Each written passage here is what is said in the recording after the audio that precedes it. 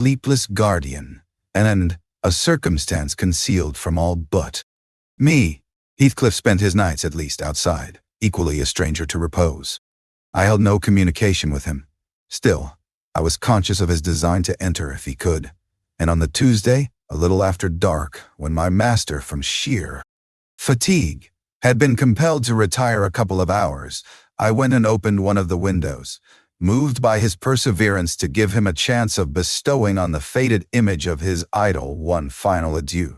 He did not omit to avail himself of the quiet opportunity, cautiously and briefly, too cautiously to betray his presence by the slightest noise. Indeed, I shouldn't have discovered that he had been there, except for the disarrangement of the drapery about the corpse face, and for observing, on the floor, a curl of light hair, fastened with a silver thread, which, on examination, I ascertained to have been taken from a locket hung round Catherine's neck. Heathcliff had opened the trinket and cast out its contents, replacing them by a black lock of his own. I twisted the two, and enclosed them together. Mr. Earnshaw was, of course, invited to attend the remains of his sister to the grave. He sent no excuse, but he never came, so that besides her husband, the mourners were wholly composed of tenants and servants. Isabella was not asked. The place of Catherine's interment, to the surprise of the villagers, was neither in the chapel under the carved monument of the Lintons, nor yet by the tombs of her own relations. Outside, it was dug on a green slope in a corner of the kirkyard, where the wall is so low that heath and bilberry plants have climbed over it from the moor, and peat mold almost buries it. Her husband lies in the same spot now, and they have each a simple headstone above, and a plain gray block at their feet to mark the graves. Chapter 17. That Friday made the last of our fine days for a month. In the evening, the weather broke. The wind shifted from south to northeast and brought rain. First, and then sleet and snow. On the morrow, one could hardly imagine that there had been 3 weeks of summer. The primroses and crocuses were hidden under wintry drifts. The larks were silent, the young leaves of the early trees smitten and blackened. And dreary, and chill, and dismal, that morrow did creep over. My master kept his room.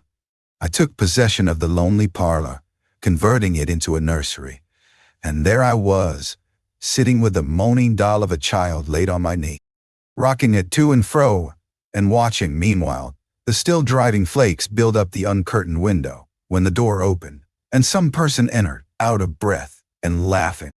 My anger was greater than my astonishment for a minute. I supposed it one of the maids, and I cried, "Have done! How dare you show your giddiness here? What would Mr. Linton say if he heard you?" "Excuse me," answered a familiar voice, "but I know Edgar is in bed, and I cannot stop myself." With that the speaker came forward to the fire, panting and holding her hand to her side. "I have run the whole way from Wuthering Heights," she continued after a pause, "except where I have flown. I couldn't count the number of falls I've had. Oh, I'm making all over. Don't be alarmed. There shall be an explanation as soon as I can give it. Only just have the goodness to step out and order the carriage to take me on to Gimmerton, and tell a servant to seek up a few clothes in my wardrobe." The intruder was Mrs. Heathcliff Dart. She certainly seemed in no laughing predicament. Her hair streamed on her shoulders, dripping with snow and water. She was dressed in the girlish dress she commonly wore, befitting her age more than her position, a low frock with short sleeves, and nothing on either head or neck. The frock was of light silk, and clung to her with wet, and her feet were protected merely by thin slippers. Add to this a deep cut under one ear, which only the cold prevented from bleeding profusely. A white face, scratched and bruised, and a frame hardly able to support itself through fatigue, and you may fancy my first fright was not much allayed when I had had leisure to examine her. "My dear young lady," I exclaimed, "I'll stir nowhere, and hear nothing. till you have removed every article of your clothes and put on dry things. And certainly you shall not go to Gimmerton tonight, so it is needless to order the carriage." "Certainly I shall," she said, "walking or riding, yet I've no objection to dress myself decently. And, see how it flows down my neck now. The fire does make it smart." She insisted on my fulfilling her directions before she would let me touch her, and not till after the coachman had been instructed to get ready, and a maid set to pack up some necessary attire, did I obtain her consent for binding the wound and helping to change her garments. "Now, Ellen," she said, when my task was finished and she was seated in an easy chair on the hearth, with a cup of tea before her, "you sit down opposite me, and put poor Catherine's baby away. I don't like to see it. You mustn't think I care little for Catherine, because I behaved so foolishly on entering. I've cried too bitterly. Yes, more than anyone else has reason to cry. We parted unreconciled. You remember, and I shan't forgive myself. But for all that, I was not going to sympathize with him. The brute beast. Oh, give me the poker. This is the last thing of his I have about me." She slipped the gold ring from her third finger and threw it on the floor. "I'll smash it," she continued, striking it with childish spite, "and then I'll burn it." And she took and dropped the misused article among the coals. "There, he shall buy another if he gets me back again. He'd be capable of coming to seek me, to tease Edgar. I dare not stay, lest that notion should possess his wicked head. And besides, Edgar has not been kind, has he? And I won't come suing for his assistance, nor will I bring him into more trouble. Necessity compelled me to seek shelter here, though if I had not learned he was out of the way, I'd have halted at the kitchen, washed my face, warmed myself, got you to bring what I wanted, and departed again to anywhere out of the reach of my accursed. That incarnate goblin! He was in such a fury. If he had caught me. It's a pity Earnshaw is not his match in strength. I wouldn't have run till I'd seen him all but demolished, had Hindley been able to do it." "Well, don't talk so fast, miss." I interrupted. "You'll disorder the handkerchief I have tied around your face and make the cut bleed again. Drink your tea and take breath and give over laughing. Laughter is sadly out of place under this roof and in your condition." "An undeniable truth," she replied. "Listen to that child. It maintains a constant wail. Send it out of my hearing for an hour. I shan't stay any longer." I rang the bell and committed it to a servant's care, and then I inquired what had urged her to escape from Wuthering Heights in such an unlikely plight, and where she meant to go as she refused remaining with us. "I ought, and I wish to remain," answered she, "to cheer Edgar, and take care of the baby, for two things, and because the Grange is my right home. But I tell you, he wouldn't let me. Do you think he could bear to see me grow fat and merry, could bear to think that we were tranquil, and not resolve on poisoning our comfort? Now, I have the satisfaction of being sure that he detests me, to the point of its annoying him seriously to have me within earshot or eyesight. I notice, when I enter his presence, the muscles of his countenance are involuntarily distorted into an expression of hatred, partly arising from his knowledge of the good causes I have to feel that sentiment for him, and partly from original aversion. It is strong enough to make me feel pretty certain that he would not chase me over England, supposing I contrived a clear escape, and therefore I must get quite away. I've recovered from my first desire to be killed by him. I'd rather he'd kill himself. He has extinguished my love effectually, and so I'm at my ease. I can recollect yet how I loved him, and can dimly imagine that I could still be loving him if, no. Even if he had doted on me, the devilish nature would have revealed its existence somehow. Catherine had an awfully perverted taste to esteem him so dearly, knowing him so well. Monster, would that he could be blotted out of creation and out of my memory. Hush, he's a human being, I said. Be more charitable. There are worse men than he is yet. He's not a human being, she retorted. And he has no claim on my charity. I gave him my heart, and he took and pinched it to death and flung it back to me. People feel with their hearts, Ellen, and since he has destroyed mine, I have not power to feel for him.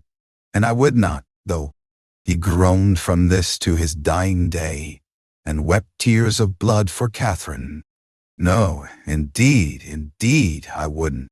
And here Isabella began to cry, but immediately dashing the water from her lashes, she recommenced.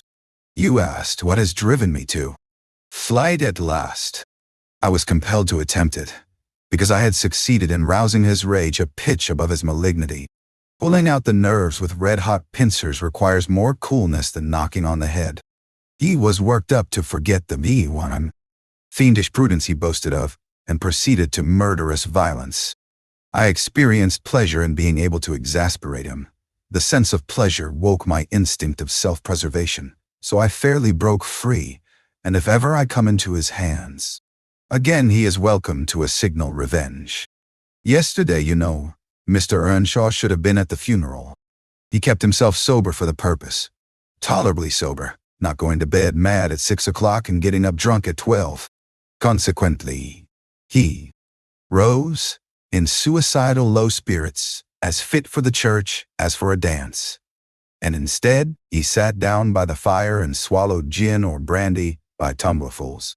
Heathcliff, I shudder to name him, has been a stranger in the house, from last Sunday till today.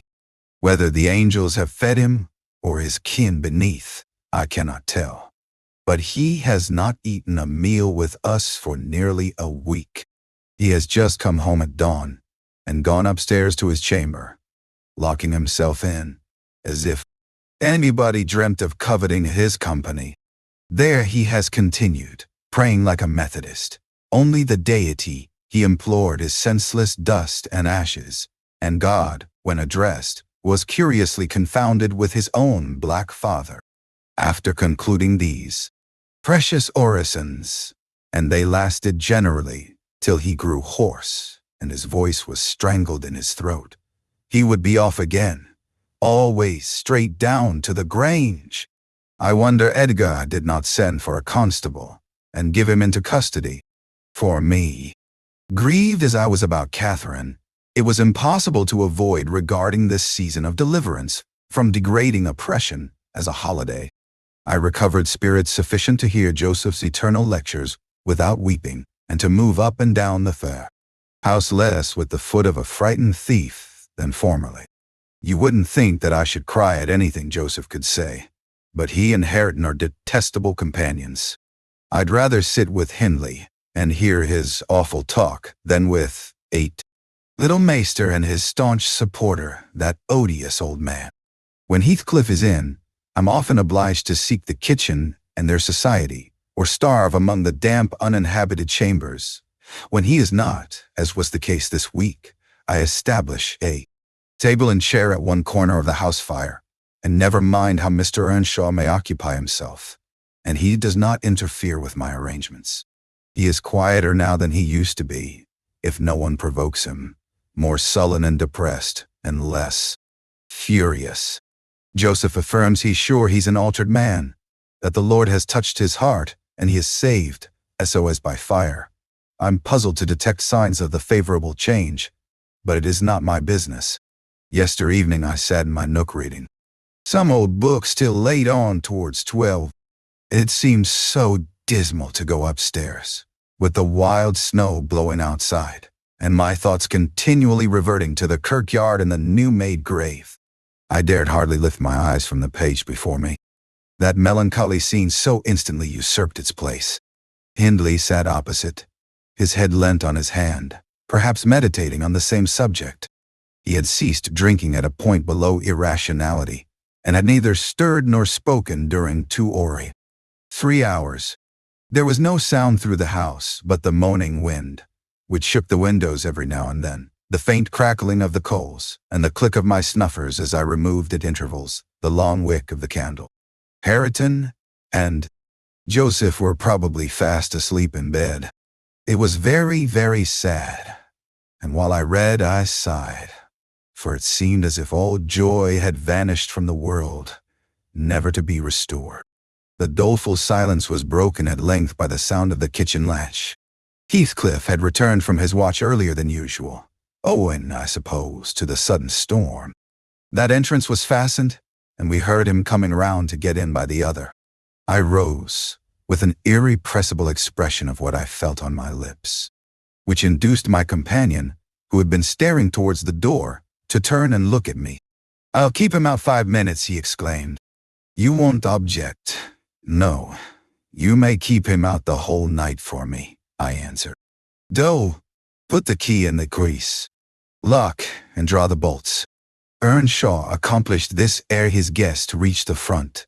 He then came and brought his chair to the other side of my table, leaning over it and searching in my eyes for a sympathy with the burning hate that gleamed from his. As he both looked and felt like an assassin, he couldn't exactly find that. But he discovered enough to encourage him to speak. "You and I," he said, "each a great debt to settle with the man out yonder. If we were neither of us cowards, we might combine to discharge it. Are you as soft as your brother? Are you willing to endure to the last, and not once attempt a repayment?" "I'm weary of enduring now," I replied, "and I'd be glad of a retaliation that wouldn't recoil on myself. But treachery and violence are spears pointed at both ends. They wound those who resort to them worse than their enemies. Treachery and violence are a just return for treachery and violence," cried Hindley. "Mrs. Heathcliff, I'll ask you to do nothing but sit still and be dumb. Tell me now, can you? I'm sure you would have as much pleasure as I in witnessing the conclusion of the fiend's existence. He'll be your death unless you overreach him, and he'll be my ruin. Damn the hellish villain. He knocks at the door as if he were master here already. Promise to hold your tongue, and before that clock strikes, it wants 3 minutes. Of one, you're a free woman." He took the implements which I described to you in my letter from his breast, and would have turned down the candle. I snatched it away, however, and seized his arm. "I'll not hold my tongue," I said. "You mustn't. Touch him. Let the door remain shut, and be quiet." "No!" I formed my resolution, "and by God, I'll execute it," cried the desperate being. "I'll do you a kindness in spite of yourself and Hareton justice, and you needn't trouble your head too. Screen me. Catherine is gone. Nobody alive would regret me, or be ashamed, though I cut my throat this minute, and it's time to make an end. I might as well have struggled with a bear, or reasoned with a lunatic. The only resource left me was to run to a lattice and warn his intended victim of the fate which awaited him. "You'd better seek shelter somewhere else tonight," I exclaimed in rather a triumphant tone. "Mr. Earnshaw has a mind to shoot you, if you persist in endeavoring to enter." "You'd better open the door, he answered, addressing me by some elegant term that I don't care to repeat. "I shall not meddle in the matter," I retorted again. "Come in and get shot, if you please. I've done my duty." With that, I shut the window and returned to my place by the fire, having too small a stock of hypocrisy at my command to pretend any anxiety for the danger that menaced him. Earnshaw swore passionately at me, affirming that I loved the villain yet, and calling me all sorts of names for the base spirit I evinced. And I, in my secret heart, and conscience never reproached me, thought what a blessing it would be for him should Heathcliff put him out of misery, and what a blessing for me should he send Heathcliff to his right abode. As I sat nursing these reflections, the casement behind me was banged onto the floor by a blow from the latter individual, and his black countenance looked blightingly through. The stanchion stood too close to suffer his shoulders to follow, and I smiled, exulting in my fancied security. His hair and clothes were whitened with snow, and his sharp cannibal teeth, revealed by cold and wrath, gleamed through the dark. "Isabella, let me in, or I'll make you repent." He gurned, as Joseph calls it. I cannot commit murder, I replied. Mr. Hindley stands sentinel with a knife and loaded pistol. Let me in by the kitchen door, he said. Hindley will be there before me, I answered. And that's a poor love of yours that cannot bear a shower of snow. We were left at peace in our beds as long as the summer moon shone. But the moment a blast of winter returns, you must run for shelter. Heathcliff, if I were you, I'd go stretch myself over her grave and die like a faithful dog. The world is surely not worth living in now, is it? You had distinctly impressed on me the idea that Catherine was the whole joy of your life. I can't imagine how you think of surviving her loss. He's there, is he? Exclaimed my companion, rushing to the gap. If I can get my arm out, I can hit him. I'm afraid, Ellen, you'll set me down as really wicked. But you don't know all, so don't judge. I wouldn't have aided or abetted an attempt on even his life for anything. Wish that he were dead I must, and therefore I was fearfully disappointed and unnerved by terror for the consequences of my taunting speech when he flung himself on Earnshaw's weapon and wrenched it from his grasp. The charge exploded, and the knife, in springing back, closed into its owner's wrist. Heathcliff pulled it away by main force, slitting up the flesh as it passed on, and thrust it dripping into his pocket. He then took a stone, struck down the division between two windows, and sprang in. His adversary had fallen senseless with excessive pain and the flow of blood that gushed from an artery or a large vein. The ruffian kicked and trampled on him and dashed his head repeatedly against the flags, holding me with one hand, meantime, to prevent me summoning Joseph. He exerted preterhuman self-denial and abstaining from finishing him completely. But getting out of breath, he finally desisted and dragged the apparently inanimate body onto the settle. There he tore off the sleeve of Earnshaw's coat and bound up the wound with brutal roughness, spitting and cursing during the operation as energetically as he had kicked before. Being at liberty, I lost no time in seeking the old servant, who, having gathered by degrees the purport of my hasty tale, hurried below, gasping, as he descended the steps two at once. What is there to do now? What is there to do now? There's this to do, thundered Heathcliff. That your master's mad, and should he last another month, I'll have him to an asylum. And how the devil did you come to fasten me out, you toothless hound? Don't stand muttering and mumbling there. Come, I'm not going to nurse him. Wash that stuff away, and mind the sparks of your candle. It is more than half brandy. And so ye've been murthering on him, exclaimed Joseph, lifting his hands and eyes in horror. If ever I see deceit like this, may the Lord. Heathcliff gave him a push onto his knees in the middle of the blood and flung a towel to him.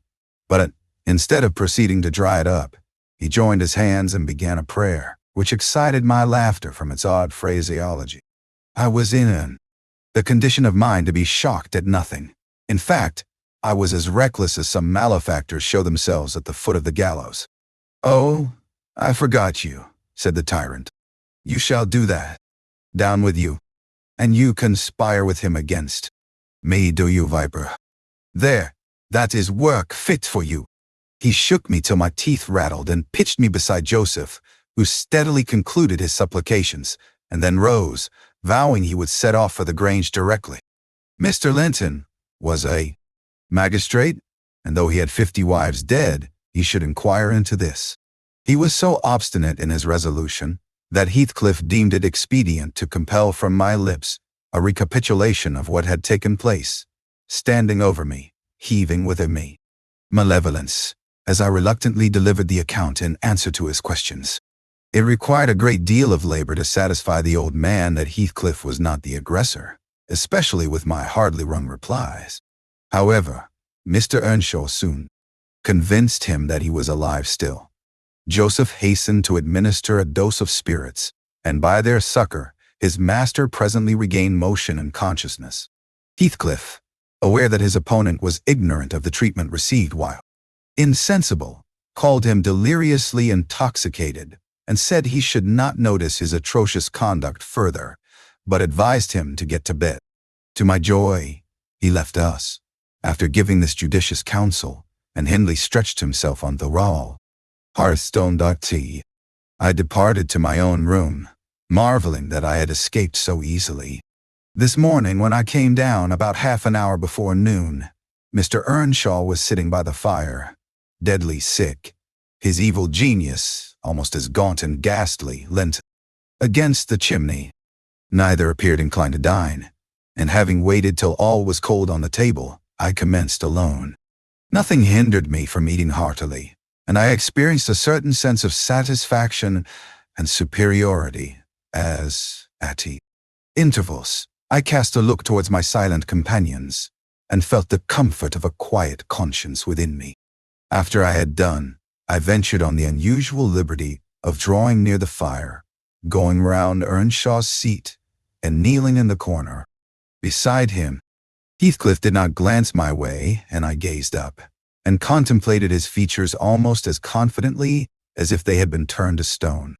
His forehead, that I once thought so manly, and that I now think so diabolical, was shaded with a heavy cloud.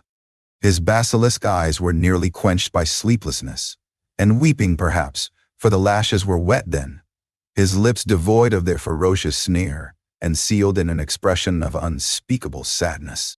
Had it been another, I would have covered my face in the presence of such grief. In his case, I was gratified, and ignoble as it seems to insult a fallen enemy, I couldn't miss this chance of sticking in a dart.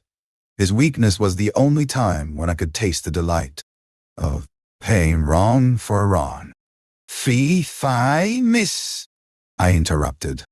One might suppose you had never opened a Bible in your life. If God afflict your enemies, surely that ought to suffice you. It is both mean and presumptuous to add your torture to his. In general, I'll allow that it would be, Ellen, she continued. But what misery laid on Heathcliff could content me, unless I have a hand in it. I'd rather he suffered less, if I might cause his sufferings, and he might know that I was the cause. Oh, I owe him so much. On only one condition can I hope to forgive him. It is, if I may take an eye for an eye, a tooth for a tooth. For every wrench of agony return a wrench, reduce him to my level. As he was the first to injure, make him the first to implore pardon, and then, why then, Ellen, I might show you some generosity. But it is utterly impossible I can ever be revenged, and therefore I cannot forgive him. Hindley wanted some water, and I handed him a glass, and asked him housed him. He was not as ill as I wish, he replied, but leaving out my arm, every inch of me is as sore as if I had been fighting with a legion of imps. Yes, no wonder, was my next remark. Catherine used to boast that she stood between you and bodily harm. She meant that certain persons would not hurt you for fear of offending her. It's well people don't rise from their grave, or last night she might have witnessed a repulsive scene. Are not you bruised and cut over your chest and shoulders? I can't say, he answered. But what do you mean? Did he dare to strike me when I was down? He trampled on and kicked you and dashed you on the ground, I whispered. And his mouth watered to tear you with his teeth. Because he's only half man, not so much, and the rest fiend. Mr. Earnshaw looked up, like me, to the countenance of our mutual foe, who, absorbed in his anguish, seemed insensible to anything around him. The longer he stood, the plainer his stood. Reflections revealed their blackness through his features. Oh, if God would but give me strength to strangle him in my last agony, I'd go to hell with joy, groaned the impatient man, writhing to rise and sinking back in despair, convinced of his inadequacy for the struggle. Nay, it's enough that he has murdered one of you, I observed aloud. At the Grange, everyone knows your sister would have been living now, had it not been for Mr. Heathcliff. After all, it is preferable to be hated than loved by him. When I recollect how happy we were, how happy Catherine was before he came, I'm fit to curse the day. Most likely, Heathcliff noticed more the truth of what was said than the spirit of the person who said it. His attention was roused, I saw, for his eyes rained down tears among the ashes, and he drew his breath in suffocating sighs. I stared full at him and laughed scornfully. The clouded windows of hell flashed a moment towards me. The fiend which usually looked out, however, was so dimmed and drowned that I did not fear to hazard another sound of derision. "Get up and be gone out of my sight," said the mourner. I guessed he uttered those words at least, though his voice was hardly intelligible.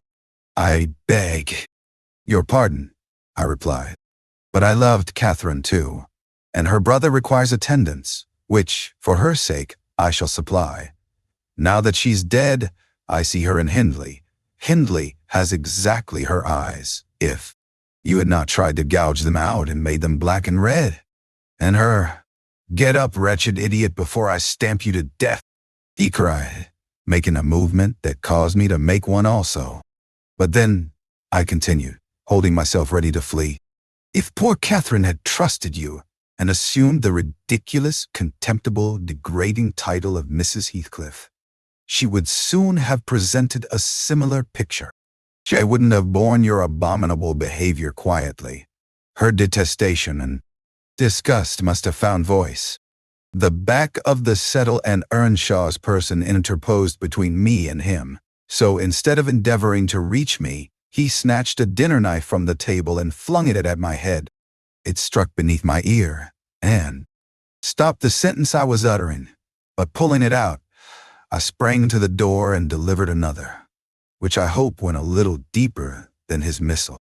The last glimpse I caught of him was a furious rush on his part, checked by the embrace of his host, and both fell locked together on the hearth. In my flight through the kitchen, I bid Joseph speed to his master. I knocked over Hareton, who was hanging a litter of puppies from a chair back in the doorway, and blessed as a soul escaped from a front purgatory, I bounded, leaped, and flew down the steep road, then, quitting its windings, shot direct across the moor, rolling over banks and wading through marshes, precipitating myself, in fact, towards the beacon light of the Grange. And far rather would I be condemned to a perpetual dwelling in the infernal regions than, even for one night, abide beneath the roof of Wuthering Heights again. Isabella ceased speaking and took a drink of tea. Then she rose, and bidding me put on her bonnet and a great shawl I had brought, and turning a deaf ear to my entreaties for her to remain another hour, she stepped onto a chair, kissed Edgar's and Catherine's portraits, bestowed a similar salute on me, and descended to the carriage, accompanied by Fanny, who yelped wild with joy at recovering her mistress. She was driven away, never to revisit this neighborhood, but a regular correspondence was established between her and my master when things were more settled. I believe her new abode was in the south, near London. There she had a son born a few months subsequent to her escape. He was christened Linton, and from the first she reported him to be an ailing, peevish creature.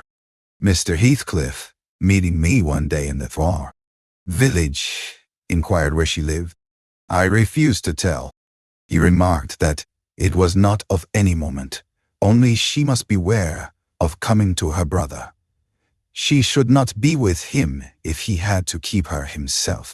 Though I would give no information, he discovered, through some of the other servants, both her place of residence and the existence of the child. Still, he didn't molest her, for which forbearance she might thank his aversion, I suppose. He often asked about the infant when he saw me, and hearing its name, smiled grimly and observed, "They wish me to hate it too, do they?" "I don't think they wish you to know anything about it," I answered. "But I'll have it," he said, "when I want it. They may reckon on that." Fortunately, its mother died before the time arrived, some 13 years after the decease of Catherine, when Linton was 12 or a little more. On the day succeeding Isabella's unexpected visit, I had no opportunity of speaking of my master. He shunned conversation and was fit for discussing nothing. When I could get him to listen, I saw it pleased him that his sister had left her husband, whom he abhorred with an intensity which the mildness of his nature would scarcely seem to allow. So deep and sensitive was his aversion that he refrained from going anywhere where he was likely to see or hear of Heathcliff. Grief, and that together, transformed him into a complete hermit. He threw up his office of magistrate, ceased even to attend church, avoided the village on all occasions, and spent a life of entire seclusion within the limits of his park and grounds, only varied by solitary rambles on the moors and visits to the grave of his wife, mostly at evening or early morning before other wanderers were abroad. But he was too good to be thoroughly unhappy long. Didn't pray for Catherine's soul to haunt him. Time brought resignation and a melancholy sweeter than common joy. He recalled her memory with ardent, tender love and hopeful aspiring to the better world, where he doubted not she was gone, and he had earthly consolation and affections also. For a few days, I said, he seemed regardless of the puny successor to the faith. Departed. That coldness melted as fast as snow in April, and ere the tiny thing could stammer a word or totter a step, it wielded a despot's scepter in his heart. It was named Catherine, but he never called it the name in full, as he had never called the first Catherine short, probably because Heathcliff had a habit of doing so. The little one was always Cathy. It formed to him a distinction from the mother, and yet a connection with her, and his attachment sprang from its relation to her, far more than from its being his own. I used to draw a comparison between him and Hindley Earnshaw, and perplex myself to explain satisfactorily why their conduct was so opposite in similar circumstances. They had both been fond husbands, and were both attached to their children, and I could not see how they shouldn't both have taken the same road, for good or evil. But I thought in my mind Hindley, with apparently the stronger head, has shown himself sadly the worse and the weaker. Mad are you? When his ship struck, the captain abandoned his post, and the crew, instead of trying to save her, rushed into riot and confusion, leaving no hope for their luckless vessel. Linton, on the contrary, displayed the true courage of a loyal and faithful soul. He trusted God, and God comforted him. One hoped, and the other despaired. They chose their own lots, and were righteously doomed to endure them. But you'll not want to hear my moralizing, Mr. Lockwood. You will judge, as well as I can, all these things. At least you'll think you will, and that's the same. The end of Earnshaw was what might have been expected. It followed fast on his sisters. There were scarcely 6 months between them.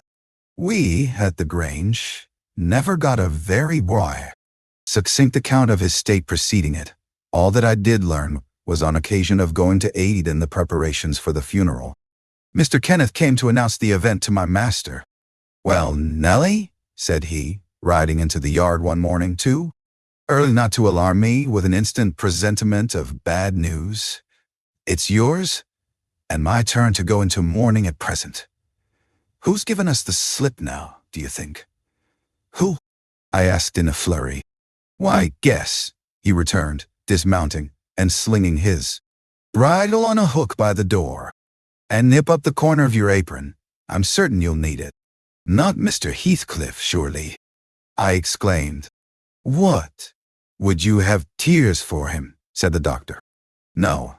Heathcliff's a tough young fellow. He looks blooming today. I've just seen him. He's rapidly regaining flesh since he lost his better half." "Who is it then, Mr. Kenneth?" I repeated impatiently. "Hindley Earnshaw. Your old friend Hindley," he replied, "and my wicked gossip, though has been too wild for me this long while." "There! I said we should draw water. But cheer up. He died true to his character, drunk as a lord. Poor lad. I'm sorry too. One can't help missing an old companion, though he had the worst tricks with him that ever man imagined, and has done me many a rascally turn. He's barely 27, it seems. That's your own age. Who would have thought you were born in 1 year? I confess this blow was greater to me than the shock of Mrs. Linton's death. Ancient associations lingered round my heart. I sat down in the porch and wept as for a blood relation, desiring Mr. Kenneth to get another servant to introduce him to the master. I could not hinder myself from pondering on the question, had he had fair play? Whatever I did, that idea would bother me. It was so tiresomely pertinacious that I resolved on requesting leave to go to Wuthering Heights and assist in the last duties to the dead. Mr. Linton was extremely reluctant to consent, but I pleaded eloquently for the friendless condition in which he lay, and I said my old master, foster brother, had a claim on my services as strong as his own. Besides, I reminded him that the child Hareton was his wife's nephew, and in the absence of nearer kin, he ought to act as its guardian, and he ought to act as its guardian, and he ought to and must inquire how few property was left, and look over the concerns of his brother-in-law. He was unfit for attending to such matters then, but he bid me speak to his lawyer, and at length permitted me to go. His lawyer had been Earnshaw's also. I called at the village, and asked him to accompany me. He shook his head, and advised that Heathcliff should be let alone, affirming, if the truth were known, Hareton would be found little else than a beggar. His father died in debt, he said. The whole property is mortgaged, and the sole chance for the natural heir is to allow him an opportunity of creating some interest in the creditor's heart, that he may be inclined to deal leniently towards him. When I reached the Heights, I explained that I had come to see everything carried on decently, and Joseph, who appeared in sufficient distress, expressed satisfaction at my presence. Mr. Heathcliff said he did not perceive that I was wanted, but I might stay and order the arrangements for the funeral, if I chose. Correctly, he remarked, that fool's body should be buried at the crossroads, without ceremony of any kind. I happened to leave him 10 minutes yesterday afternoon, and in that interval, he fastened the 2 doors of the house against me. And he has spent the night in drinking himself to death, deliberately. We broke in this morning, for we heard him snorting like a horse, and there he was, laid over the settle. Flaying and scalping would not have wakened him. I sent for Kenneth, and he came, but not till the beast had changed into carrion. He was both dead and cold and stark, and so you'll allow it was useless making more stir about him. The old servant confirmed this statement, but muttered, I'd rather he'd gone hisseln for Tut, doctor. I said had ta'en ten on a maester better nor him, and he warn't dead when I left, not a sort. I insisted on the funeral being respectable. Mr. Heathcliff said I might have my own way there too, only he desired me to remember that the money for the whole affair came out of his pocket. He maintained a hard, careless deportment, indicative of neither joy nor sorrow. If anything, it expressed a flinty gratification at a piece of difficult work successfully executed. I observed once indeed something like exultation in his aspect. It was just when the people were bearing the coffin from the house. He had the hypocrisy to represent a mourner, and previous to following with Hareton, he lifted the unfortunate child onto the table and muttered, with peculiar gusto, Now, my bonny lad, you are mine, and we'll see if one tree won't grow as crooked as another, with the same wind to twist it. The unsuspecting thing was pleased at this speech. He played with Heathcliff's whiskers and stroked his cheek, but I divined its meaning and observed tartly, That boy must go back with me to Thrushcross Grange, sir. There is nothing in the world less yours than he is. Does Linton say so? He demanded. Of course.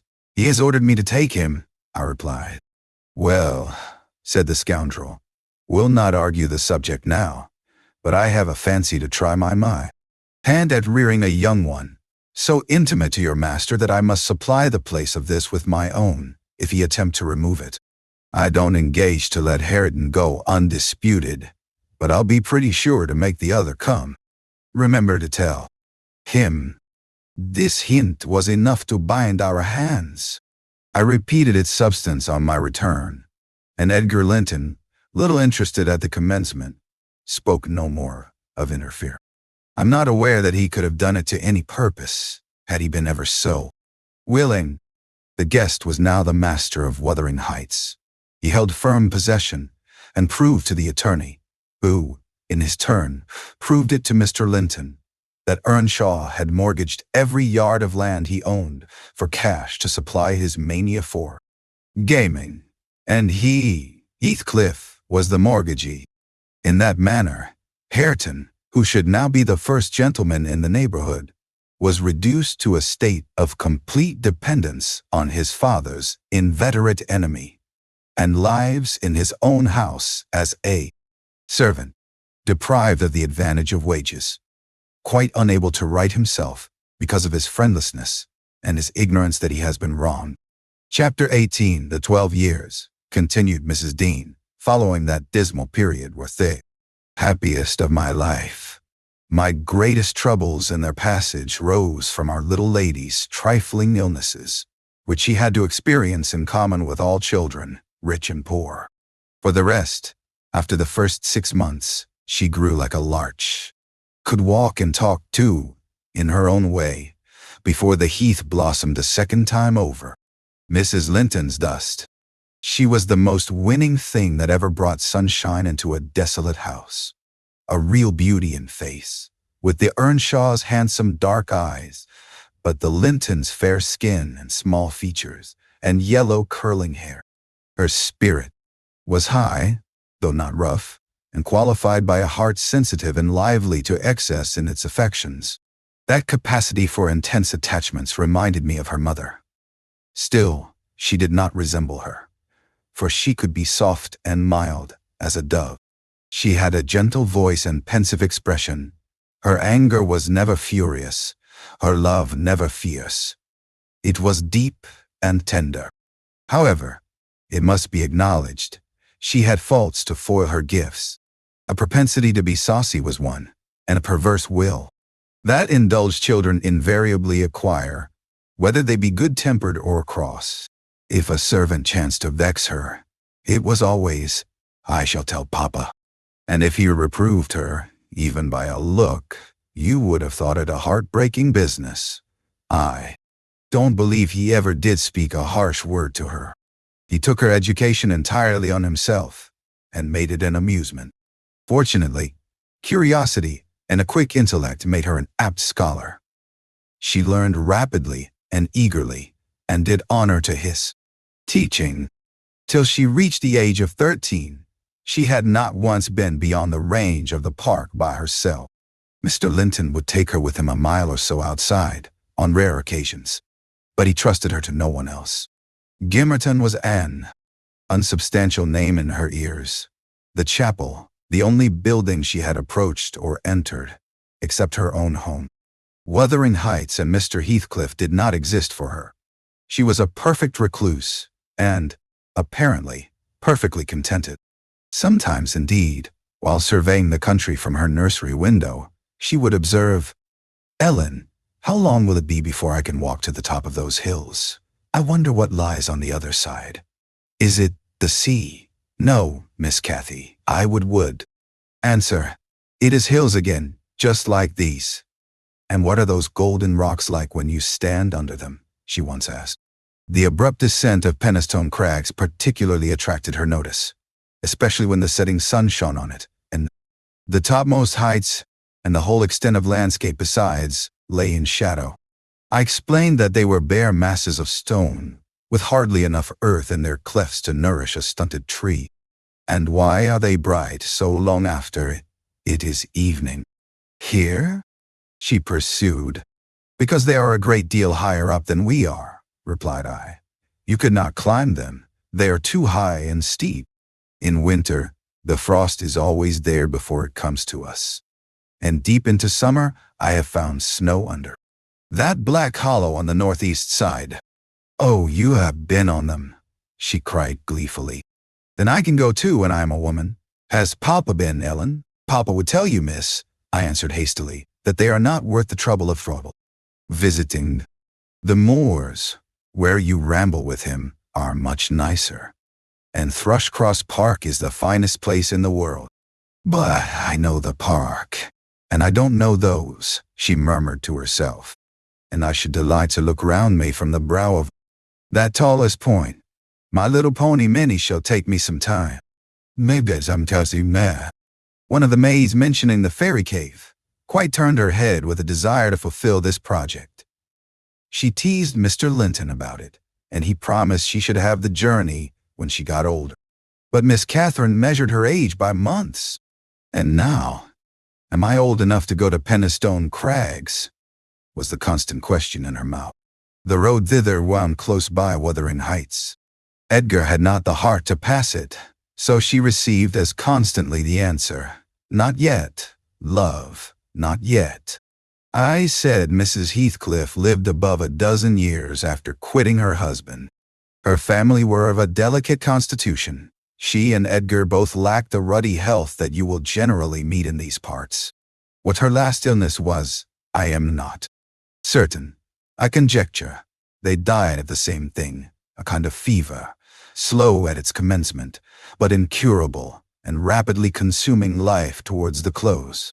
She wrote to inform her brother of the probable conclusion of a 4 months' indisposition, under which she had suffered, and entreated him to come to her, if possible. For she had much to settle, and she wished to bid him adieu and deliver Linton safely into his hands. Her hope was that Linton might be left with him, as he had been with her. His father, she would fain convince herself, had no desire to assume the burden of his maintenance or education. My master hesitated not a moment in complying with her request. Reluctant as he was to leave home at ordinary calls, he flew to answer this, commending Catherine to my peculiar vigilance in his absence, with reiterated orders that she must not wander out of the park, even under my escort. He did not calculate on her going unaccompanied. He was away 3 weeks. The first day or two, my charge sat in a corner of the library, too sad for either reading or playing. In that quiet state, she caused me little trouble, but it was succeeded by an interval of impatient, fretful weariness, and being too busy, and too old then, to run up and down amusing her, I hit on a method by which she might entertain herself. I used to send her on her travels round the grounds, now on foot, and now on a pony, indulging her with a patient audience of all her real and imaginary adventures when she returned.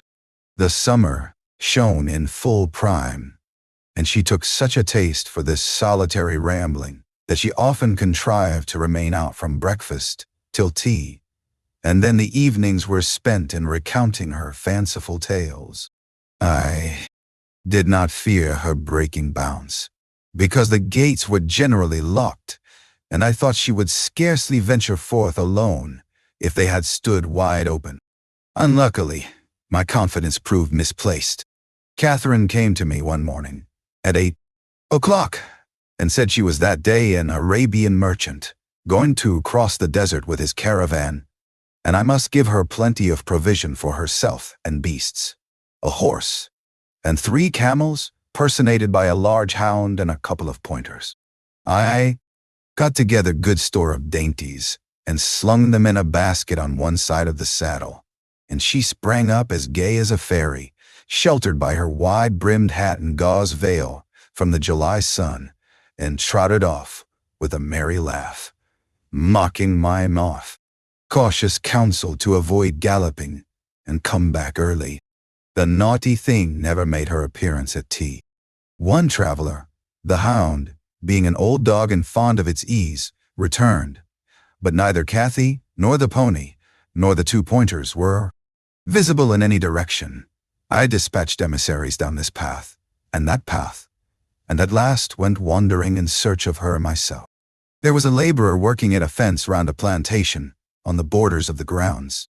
I inquired of him if he had seen our young lady. I saw her at morn, he replied.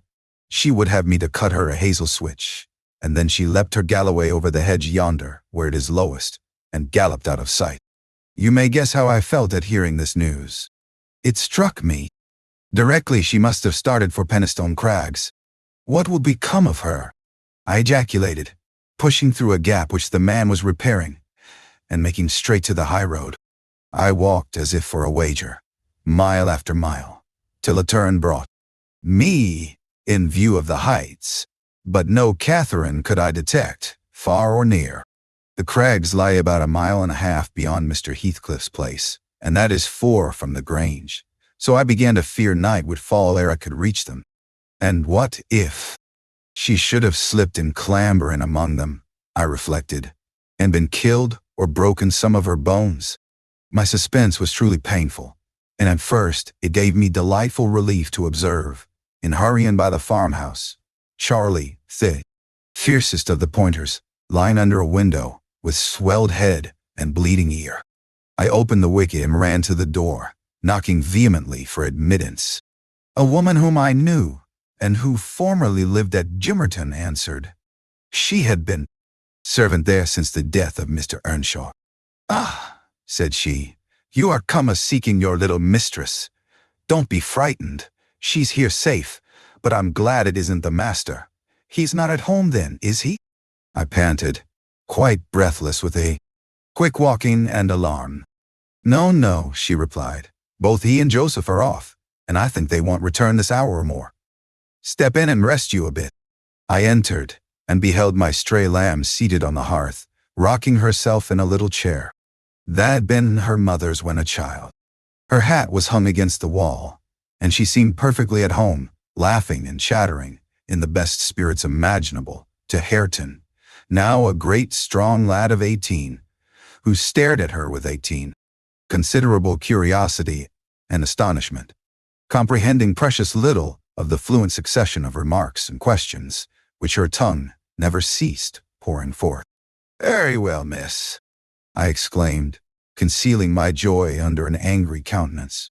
"This is your last ride till Papa comes back. I'll not trust you over the threshold again, you naughty, naughty girl." She cried, gaily, jumping up and running to my side. "I shall have a pretty story to tell tonight, and so you've found me out. Have you ever been here in your life before?" "Put that hat on and home at once," said I. "I'm dreadfully grieved at you, Miss Cathy. You've done extremely wrong. It's no use pouting and crying. That won't repay the trouble I've had, scouring the country after you. To think how Mr. Linton charged me to keep you in, and you stealing off so. It shows you are a cunning little fox, and nobody will put faith in you any more." "What have I done?" sobbed she, instantly checked. "Papa charged me nothing. He'll not scold me, Ellen. He's never cross like you." "Come, come," I repeated. "I'll tie the ribbon. Now let us have no petulance. Oh, for shame, you 13 years old, and such a baby."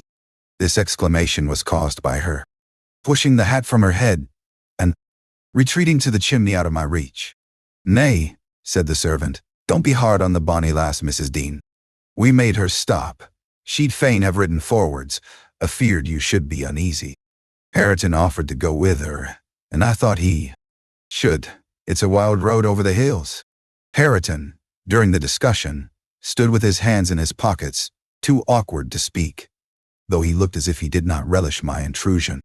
"How long am I to wait?" I continued, disregarding the woman's interference. "It will be dark in 10 minutes. Where is the pony, Miss Cathy? And where is Phoenix? I shall leave you unless you be quick. So please yourself. The pony is in the yard," she replied, "and Phoenix is shut in there. He's bitten, and so is Charlie.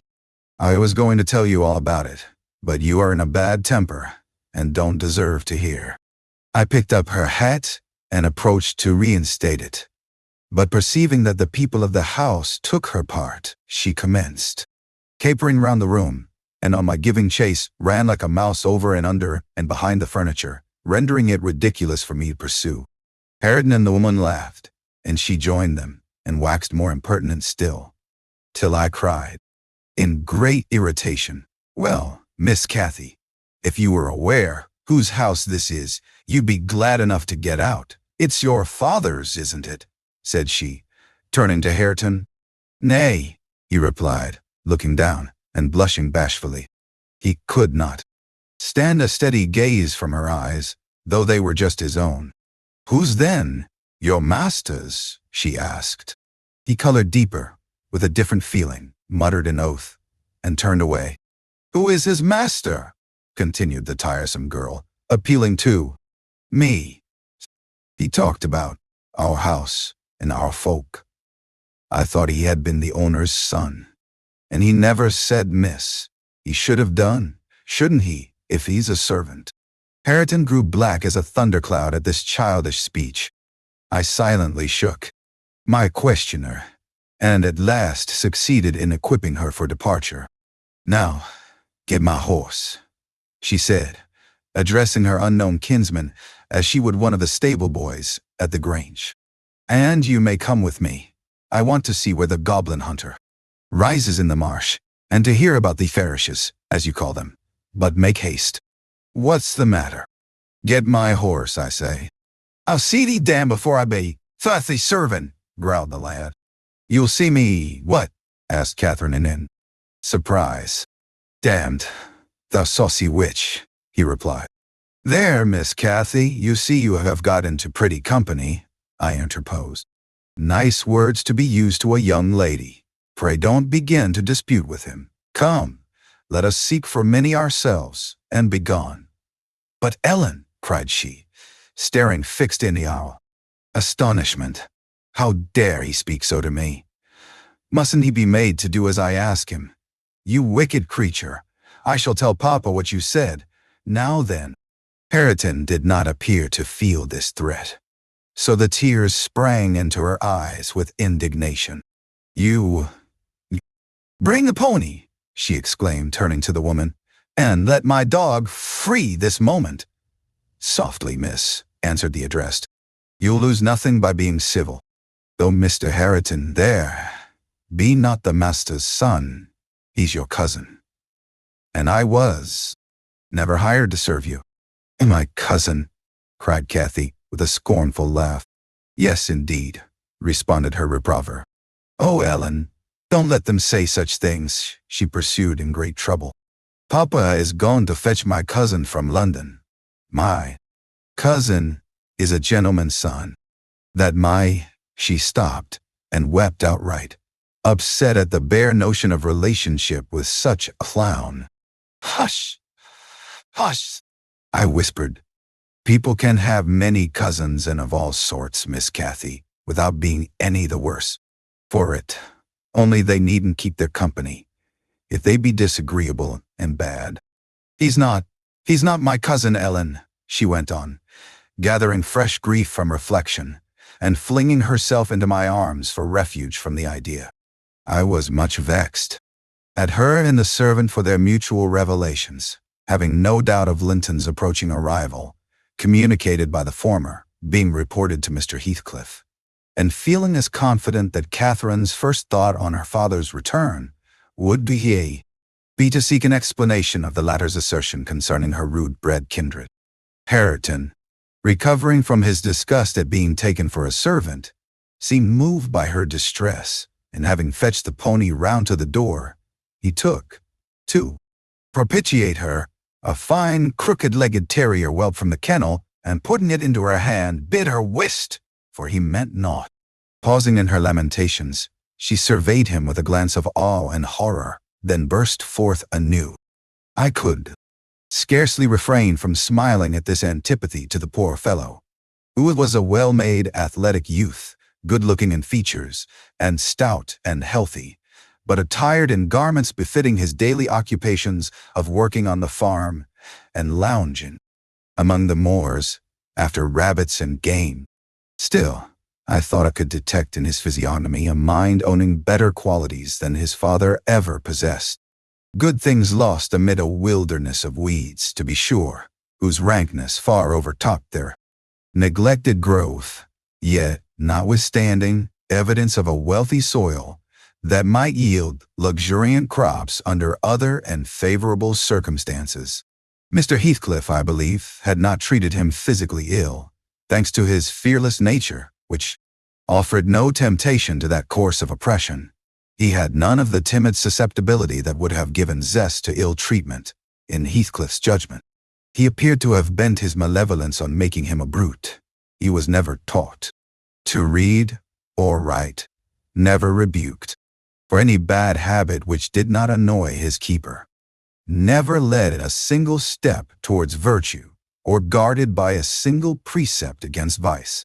And from what I heard, Joseph contributed much to his deterioration by a narrow-minded partiality which prompted him to flatter and pet him as a boy because he was the head of the old family, and as he had been in the habit of accusing Catherine Earnshaw and Heathcliff, when children, of putting the master past his patience and compelling him to seek solace in drink by what he termed their foul ways.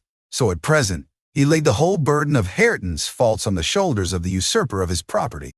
If the lad swore, he wouldn't correct him, nor however culpably he behaved. It gave Joseph satisfaction, apparently, to watch him go the worst lengths.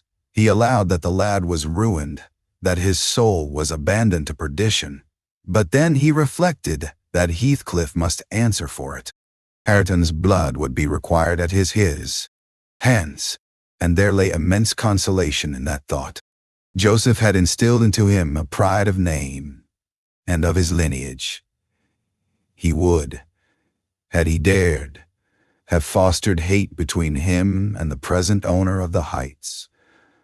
But his dread of that owner amounted to superstition, and he confined his feelings regarding him to muttered innuendos and private comminations. I don't pretend to be intimately acquainted with the mode of living customary in those days at Wuthering Heights. I only speak from hearsay, for I saw little. The villagers affirmed Mr. Heathcliff was near and a cruel, hard landlord to his tenants. But the house, inside, had regained its ancient aspect of comfort under female management, and the scenes of riot common in Hindley's time were not now enacted within its walls. The master was too gloomy to seek companionship with any people, good or bad, and he is yet. This, however, is not making progress with my story. Miss Cathy rejected the peace offering of the bot terrier and demanded her own dogs, Charlie and Phoenix. They came limping and hanging their heads, and we set out for home, sadly out of sorts, every one of us. I could not wring from my little lady how she had spent the day, except that, as I supposed, the goal of her pilgrimage was Penistone Crags, and she arrived without adventure to the gate of the farmhouse when Hareton happened to issue forth, attended by some canine followers, who attacked her train.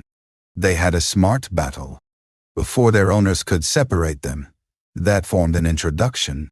Catherine told Hareton who she was and where she was going, and asked him to show her the way, finally beguiling him to accompany her. He opened the mysteries of the fairy cave and 20 other queer places.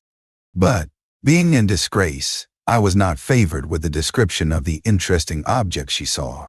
I could gather, however, that her guide had been a favorite till she hurt his feelings by addressing him as a servant, and Heathcliff's housekeeper hurt hers by calling him her cousin.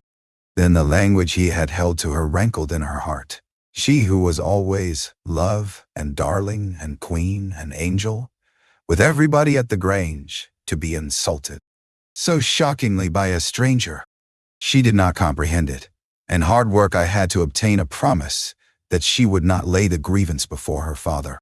I explained how he objected to the whole household at the Heights, and how sorry he would be too. Fine she had been there, but I insisted most on the fact that if she revealed my negligence of his orders, he would perhaps be so angry that I should have to leave. And Cathy couldn't bear that prospect. She pledged her word and kept it for my sake. Well, after all, she was a sweet little girl. Chapter 19. A letter, edged with black, announced the day of my master's return. Isabella was dead, and he wrote to bid me get mourning for his daughter and arrange a room and other accommodations for his youthful nephew. Catherine ran wild with joy at the idea of welcoming her father back, and indulged most sanguine anticipations of the innumerable excellencies of her real cousin. The evening of their expected arrival came. Since early morning she had been busy ordering her own small affairs. Now attired in her new black frock, poor thing. Her aunt's death impressed her with no definite sorrow. She obliged me, by constant worrying, to walk with her down through the grounds to meet them. Linton is just 6 months younger than I am, she chattered, as we strolled leisurely over the swells and hollows of mossy turf, under shadow of the trees. How delightful it would be to have him for a playfellow. Aunt Isabella sent Papa a beautiful lock of his hair. It was lighter than mine, more flaxen, and quite as fine. I have it carefully preserved in a little glass box, and I've often thought what a pleasure it would be to see its owner. Oh, I am happy, and Papa, dear, dear Papa. Come, Ellen, let us run. Come, run. She ran, and then returned and ran again, many times before my sober footsteps reached the gate. And then she seated herself on the grassy bank beside the path and tried to wait patiently. But that was impossible. She couldn't be still a minute. How long they are, she exclaimed. Ah, I see some dust on the road. They are coming. No, when will they be here? May we not go a little way? Half a mile, Ellen? Only just half a mile? Do say yes to that clump of birches at the turn. I refused, staunchly. At length her suspense was ended. The traveling carriage rolled in sight. Miss Cathy shrieked and stretched out her arms as soon as she caught her father's face looking from the window. He descended, nearly as eager as herself, and a considerable interval elapsed ere they had a thought to spare for any but themselves. While they exchanged caresses, I took a peep in to see after Linton. He was asleep in a corner, wrapped in a warm, fur-lined cloak, as if it had been winter. A pale, delicate, effeminate boy, who might have been taken for my master's younger brother, so strong was the resemblance, but there was a sickly peevishness in his aspect that Edgar Linton never had.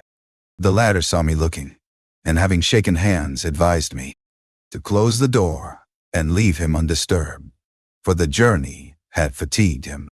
Cathy would fain have taken one glance, but her father told her to come, and they walked together up the park, while I hastened before to prepare the servants. No, darling, said Mr. Linton, addressing his daughter as they halted at the bottom of the front steps. Your cousin is not so strong or so merry as you are, and he has lost his mother, remember, a very short time since. Therefore, don't expect him to play and run about with you directly, and don't harass him much by talking. Let him be quiet this evening, at least, will you? Yes, Papa, answered Catherine, but I do want to see him, and he hasn't once looked out. The carriage stopped, and the sleeper, being roused, was lifted to the ground by his uncle. This is your cousin Cathy, Linton, he said, putting their little hands together. She's fond of you already, and mind you don't grieve her by crying tonight. Try to be cheerful now.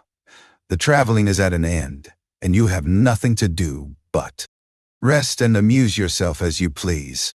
Let me go to bed then, answered the boy, shrinking from Catherine's salute, and he put his fingers to his eyes to remove incipient tears. Come, there's a good child, I whispered, leading him in. You'll make her weep too. See how sorry she is for you. I do not know whether it was sorrow for him, but his cousin put on as sad a countenance as himself, and returned to her father. All three entered, and mounted to the library, where tea was laid ready. I proceeded to remove Linton's cap and mantle, and placed him on a chair by the table. But he was no sooner seated than he began to cry afresh. My master inquired what was the matter. I can't sit on a chair, sobbed the boy. Go to the Tyrol sofa then, and Ellen shall bring you some tea, answered his uncle patiently. He had been greatly tried during the journey, I felt convinced, by his fretful, ailing charge. Linton slowly trailed himself off and lay down. Cathy carried a footstool and her cup to his side. At first she sat silent, but that could not last. She had resolved to make a pet of her little cousin, as she would have him to be, and she commenced stroking his curls and kissing his cheek and offering him tea in her saucer like a baby. This pleased him, for he was not much better. He dried his eyes and lightened into a faint smile. "Oh, he'll do very well," said the master to me, after watching them a minute. "Very well, if we can keep him, Ellen." That's human. Company of a child of his own age will instill new spirit into him soon, and by wishing for strength, he'll gain it. If we can keep him. I mused to myself, and sore misgivings came over me that there was slight hope of that. And then I thought, however will that weakling live at Wuthering Heights? Between his father and Hareton, what playmates and instructors they'll be. Our doubts were presently decided, even earlier than I expected. I had just taken the children upstairs after tea was finished and seen Linton asleep. He would not suffer me to leave him till that was the case. I had come down and was standing by the table in the hall, lighting a bedroom candle for Mr. Edgar, when a maid stepped out of the kitchen, informed me that Mr. Heathcliff's servant Joseph was at the door and wished to speak with the master. "I shall ask him what he wants first," I said, in considerable trepidation. A very unlikely hour to be troubling people, and the instant they have returned from a long journey. "I don't think the master can see him." Joseph had advanced through the kitchen as I uttered these words, and now presented himself in the hall. He was donned in his Sunday garments, with his most sanctimonious and sourest face, and holding his hat in one hand and his stick in the other, he proceeded to clean his shoes on the mat. "Good evening, Joseph," I said coldly. "What business brings you here tonight?" "It's Maester Linton I mun spake to," he answered, waving me disdainfully aside. "Mr. Linton is going to bed. Unless you have something particular to say, I'm sure he won't hear it now," I continued. "You had better sit down in there and entrust your message to me." "Which is his room?" pursued the fellow, surveying the range of closed doors. I perceived he was bent on refusing my mediation, so very reluctantly. I went up to the library and announced the unseasonable visitor, advising that he should be dismissed till next day. Mr. Linton had no time to empower me to do so, for Joseph mounted close at my heels and, pushing into the apartment, planted himself at the far side of the table, with his two fists clapped on the head of his stick, and began in an elevated tone, as if anticipating opposition. "Heathcliff has sent me for his lad, and I mun go back 'bout him." Edgar Linton was silent. A minute. An expression of exceeding sorrow overcast his features. He would have pitied the child on his own account, but recalling Isabella's hopes and fears and anxious wishes for her son, and her commendations of him to his care, he grieved bitterly at the prospect of yielding him up, and searched in his heart how it might be avoided. No plan offered itself. The very exhibition of any desire to keep him would have rendered the claimant more peremptory. There was nothing left but to resign him. However, he was not going to rouse him from his sleep. "Tell Mr. Heathcliff," he answered calmly, "that his son shall come to Wuthering Heights tomorrow. He is in bed and too tired to go the distance now. You may also tell him that the mother of Linton desired him to remain under my guardianship, and at present his health is very precarious." "Noah," said Joseph, giving a thud with his prop on the floor and assuming an authoritative air. "Noah, that means naught. Heathcliff makes no account of to mother nor ye norther, but he'll have his lad, and I mun tak him, so now ye know." "You shall not tonight," answered Linton decisively. "Walk downstairs at once and repeat to your master what I have said. Ellen, show him down. Go." And, aiding the indignant elder with a lift by the arm, he rid the room of him and closed the door. "Vera wheel!" shouted Joseph, as he slowly drew off. "To morn he's come hisseln and thrust him out if he dar." Chapter 20.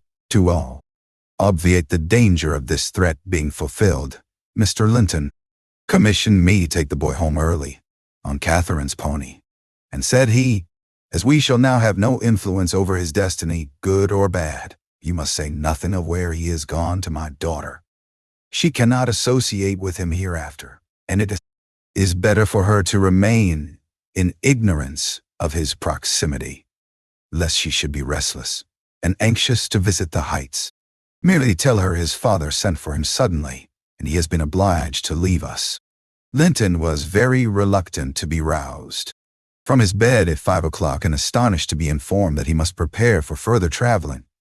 But I softened off the matter by stating that he was going to spend some time with his father, Mr. Heathcliff, who wished to see him so much. He did not like to defer the pleasure till he should recover from his late journey. "My father!" he cried, in strange perplexity. "Mama never told me I had a father. Where does he live? I'd rather stay with Uncle. He lives a little distance from the Grange," I replied. "Just beyond those hills. Not so far. But you may walk over here when you get hearty, and you should be glad to go home and to see him. You must try to love him, and he will love you. But why love you? But why you? Have I not heard of him before?" asked Linton. "Why didn't Mama and he live together, as other people do?" "He had business to keep him in the north," I answered, "and your mother's health required her to reside in the south." "And why didn't Mama speak to me about him?" persevered the child. "She often talked of Uncle, and I learned to love him long ago. How am I to love Papa? I don't know him." "All children love their parents," I said. "Your mother, perhaps, thought you would want to be with him if she mentioned him often to you. Let us make haste. An early ride on such a beautiful morning is much preferable to an hour's more sleep." "A shade to go with us?" he demanded. "The little girl I saw yesterday?" "Not now," replied I. "Is Uncle?" he continued. "No, I shall be your companion there," I said. Linton sank back on his pillow and fell into a brown study. "I won't go without Uncle," he cried at length. "I can't tell where you mean to take me." I attempted to persuade him of the naughtiness of showing reluctance to meet his father. Still, he obstinately resisted any progress towards dressing, and I had to call for my master's assistance in coaxing him out of bed. The poor thing was finally got off, with several delusive assurances that his absence should be short, that Mr. Edgar and Cathy would visit him, and other promises, equally ill-founded, which I invented and reiterated at intervals throughout the way. The pure heather-scented air, the bright sunshine, and the gentle canter of Minnie relieved his despondency after a while. He began to put questions concerning his new home and its inhabitants with greater interest and liveliness. "Is Wuthering Heights as pleasant a place as Thrushcross Grange?" he inquired, turning to take a last glance into the valley, whence a light mist mounted and formed a fleecy cloud on the skirts of the blue. "It is not so buried in trees," I replied, "and it is not quite so large, but you can see the country beautifully all round, and the air is healthier for you, fresher and drier. You will, perhaps, think the building old and dark at first, though it is a respectable house, the next best in the neighborhood, and you will have such nice rambles on the moors. Hareton Earnshaw, that is, Miss Cathy's other cousin, and so yours in a manner, will show you all the sweetest spots, and you can bring a book in fine weather, and make a green hollow your study, and now and then your uncle may join you in a walk. He does frequently walk out on the hills." "And what is my father like?" I asked. "Is he as young and handsome as Uncle?" "He's as young," said I, "but he has black hair and eyes, and looks sterner, and he is taller and bigger altogether. He'll not seem to you so gentle and kind at first, perhaps, because it is not his way. Still, mind you, be frank and cordial with him, and naturally he'll be fonder of you than any uncle, for you are his own." "Black hair and eyes," mused Linton. "I can't fancy him. Then I am not like him, am I?" "Not much," I answered.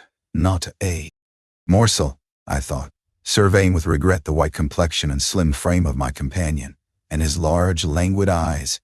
His mother's eyes, save that, unless a morbid touchiness kindled them a moment, they had not a vestige of her sparkling spirit. "How strange that he should never come to see Mamma and me," he murmured. "Has he ever seen me? If he has, I must have been a baby. I remember not a single thing about him." "Why, Master Linton," said I, 300 miles is a great distance, and 10 years seem very different in length to a grown-up person compared with what they do to you. It is probable Mr. Heathcliff proposed going from summer to summer, but never found a convenient opportunity, and now it is too late. Don't trouble him with questions on the subject. It will disturb him for no good." The boy was fully occupied with his own cogitations for the remainder of the ride, till we halted before the farmhouse garden gate. I watched to catch his impressions in his countenance. He surveyed the carved front and low-browed lattices, the straggling gooseberry bushes and crooked firs, with solemn intentness, and then shook his head. His private feelings entirely disapproved of the exterior of his new abode. But he had sense to postpone complaining. There might be compensation within. Before he dismounted, I went and opened the door. It was 6:30. The family had just finished breakfast. The servant was clearing and wiping down the table. Joseph stood by his master's chair telling some tale concerning a lame horse, and Hareton was preparing for the hayfield. "Hello, Nellie," said Mr. Heathcliff when he saw me. "I feared I should have to come down and fetch my property myself. You've brought it, have you? Let us see what we can make of it." He got up and strode to the door. Hareton and Joseph followed in gaping curiosity. Poor Linton ran a frightened eye over the faces of the three. "Surely," said Joseph after a grave inspection, "he is swap. Oui, meester, and yon's his lass." Heathcliff, having stared his son into an ague of confusion, uttered a scornful laugh. "God, what a beauty! What a lovely, charming thing!" he exclaimed. "Haven't they reared it on snails and sour milk, Nellie? Oh, damn my soul! But that's worse than I expected, and the devil knows I was not sanguine." I bid the trembling and bewildered child get down and enter. He did not thoroughly comprehend the meaning of his father's speech, or whether it were intended for him. Indeed, he was not yet certain that the grim, sneering stranger was his father. But he clung to me with growing trepidation, and on Mr. Heathcliff's taking a seat and bidding him come hither, he hid his face on my shoulder and wept. "Dite. "Tut, too," said Heathcliff, stretching out a hand and dragging him roughly between his knees, and then holding up his head by the chin. "None of that nonsense. We're not going to hurt thee, Linton. Isn't that thy name? Thou art thy mother's child entirely? Where's my share in the pooling chicken?"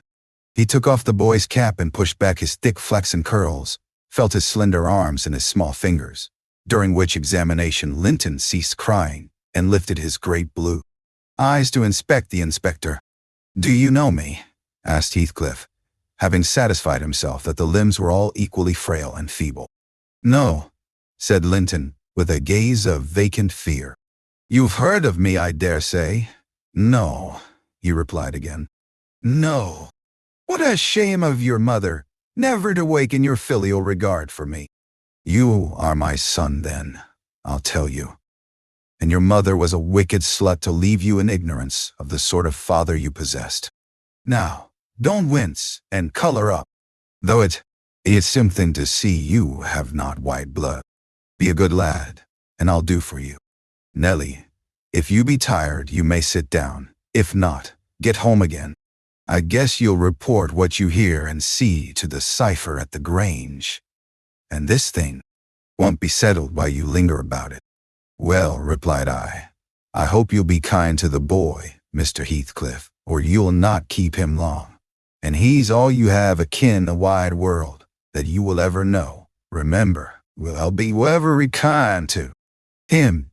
You needn't fear," he said, laughing. "Only nobody else must be kind to him. I'm jealous of monopolizing his affection. And to begin my kindness, Joseph, bring the lad some breakfast. Hareton, you infernal calf, begone to your work. Yes, Nell, he added when they had departed. My son is prospective owner of your place, and I should not wish him to die till I was certain of being his successor. Besides, he's mine, and I want the triumph of seeing me descendant, fairly lord of their estates, my child hiring their children to till their fathers' lands for wages. That is the sole consideration which can make me endure the whelp.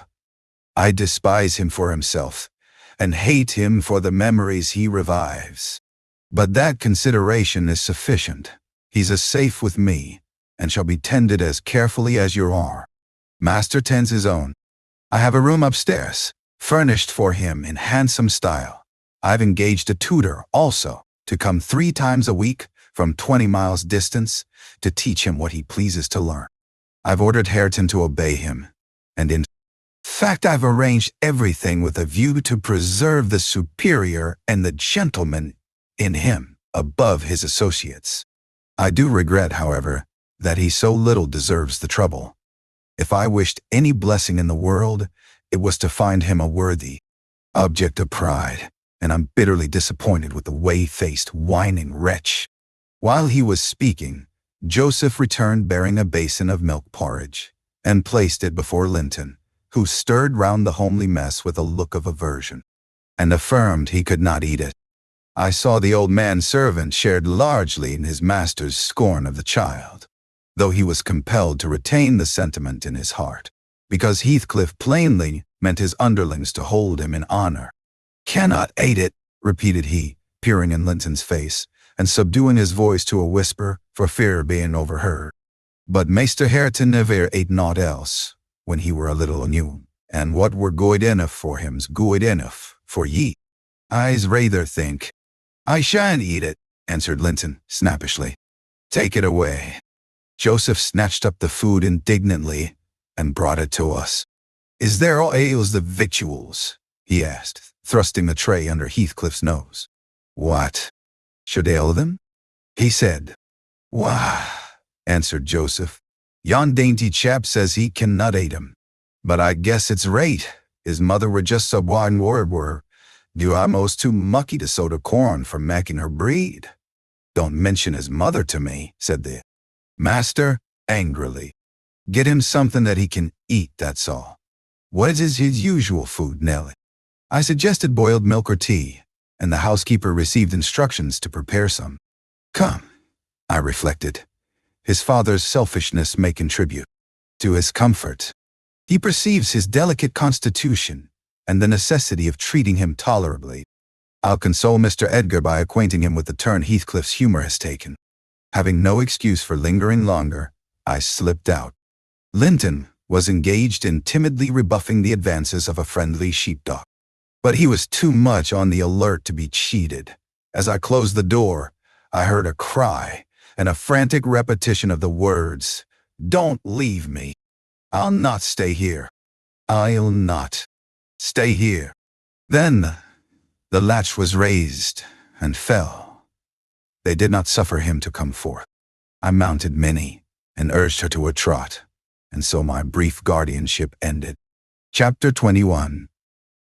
We had sad work with little Cathy that day. She rose in high glee, eager to join her cousin, and such passionate tears and lamentations followed the news of his departure that Edgar himself was obliged to soothe her by affirming he'll should come back soon.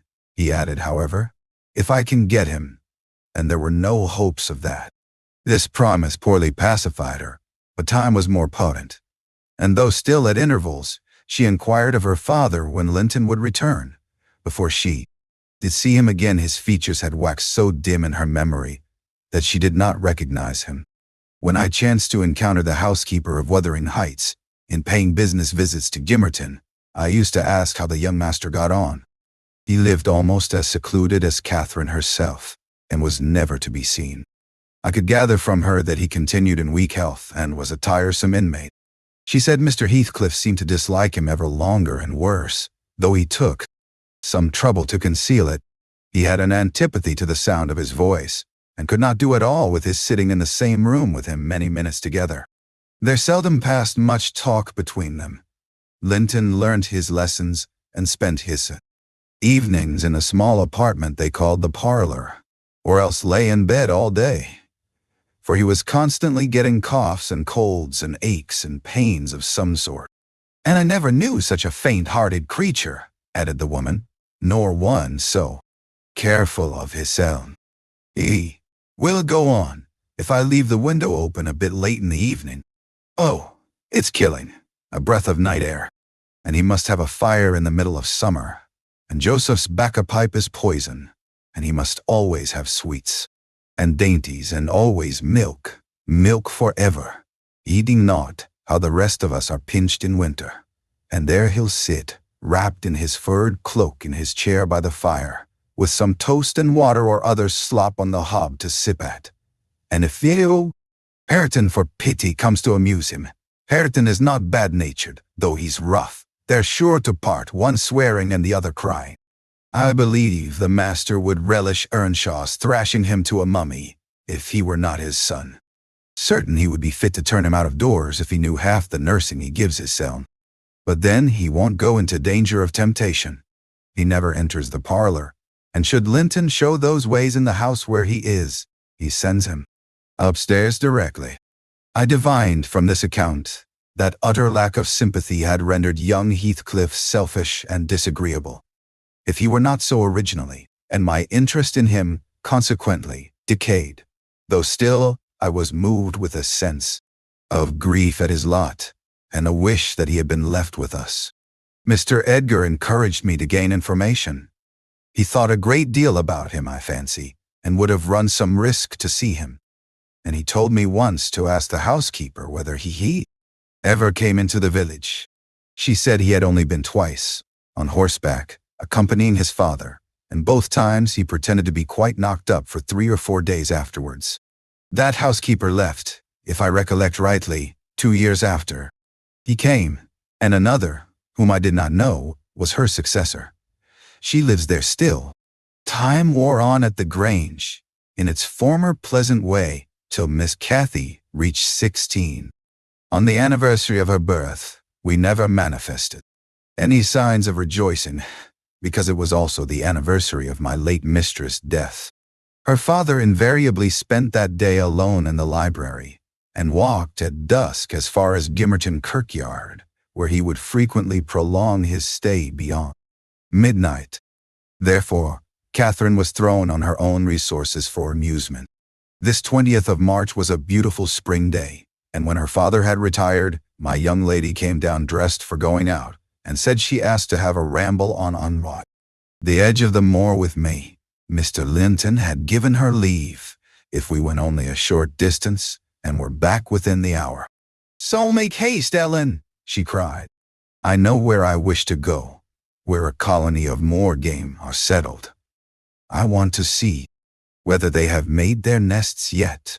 "That must be a good distance up," I answered. "They don't breed on the edge of the moor." "No, it's not," she said. "I've gone very near with Papa."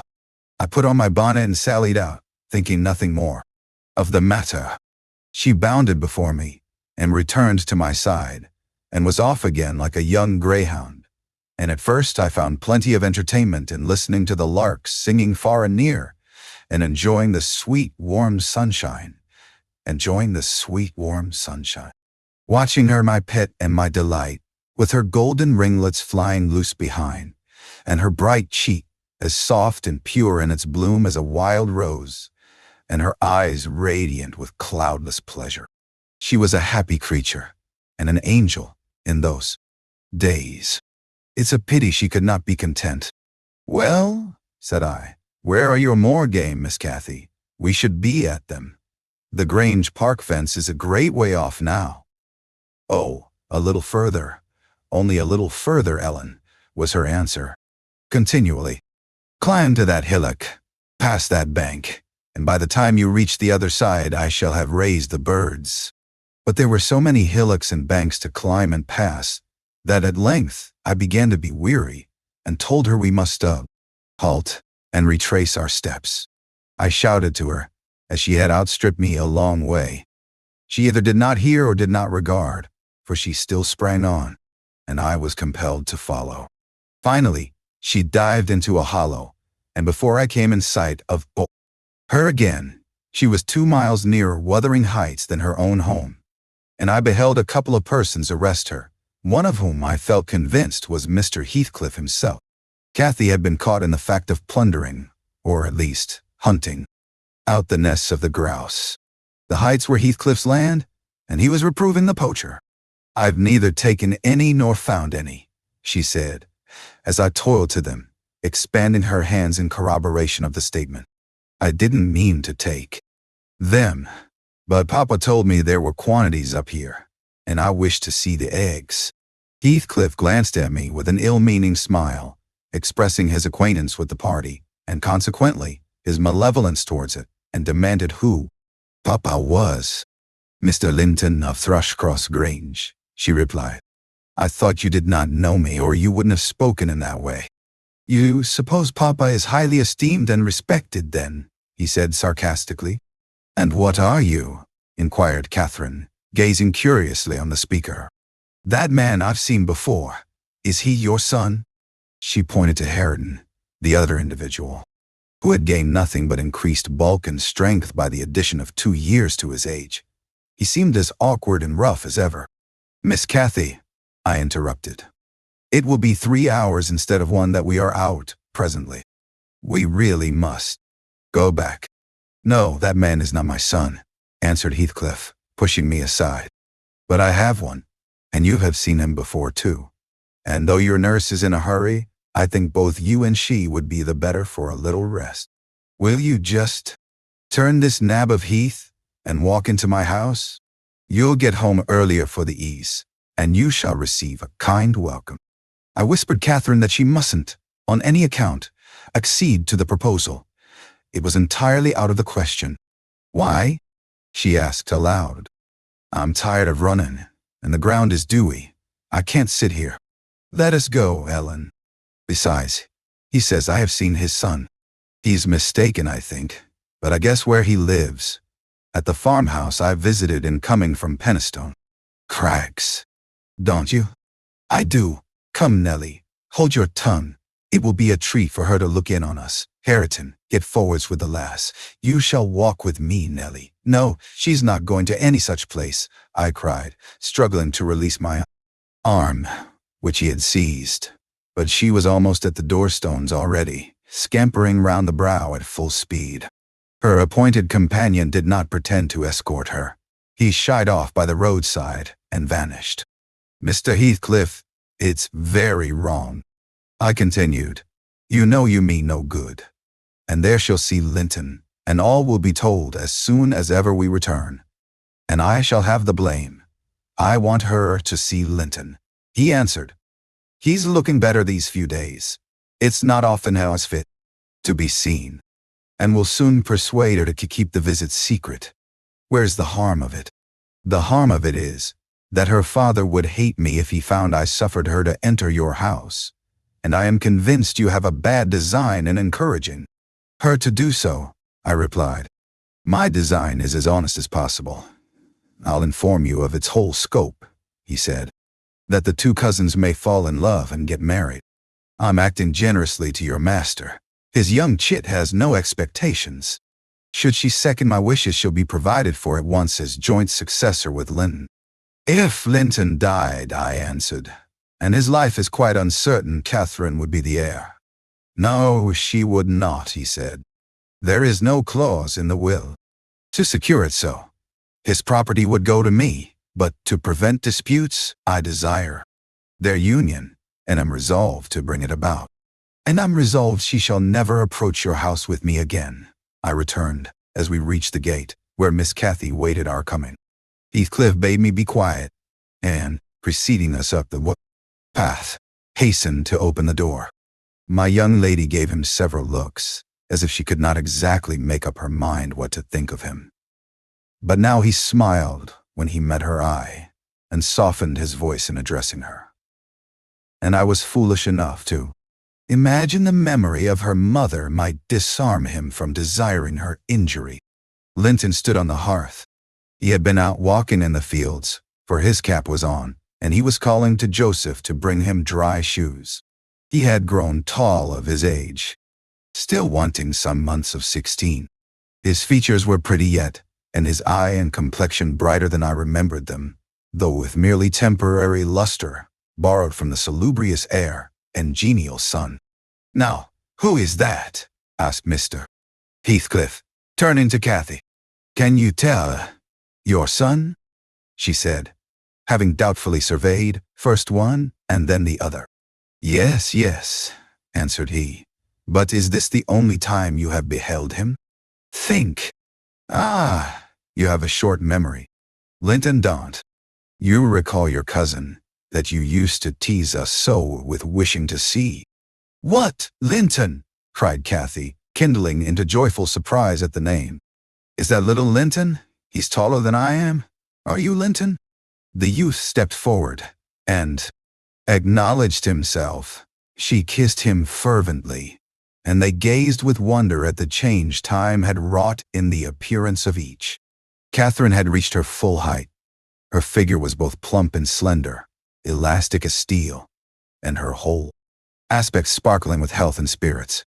Linton's looks and movements were very languid, and his form extremely slight, but there was a grace in his manner that mitigated these defects and rendered him not unpleasing.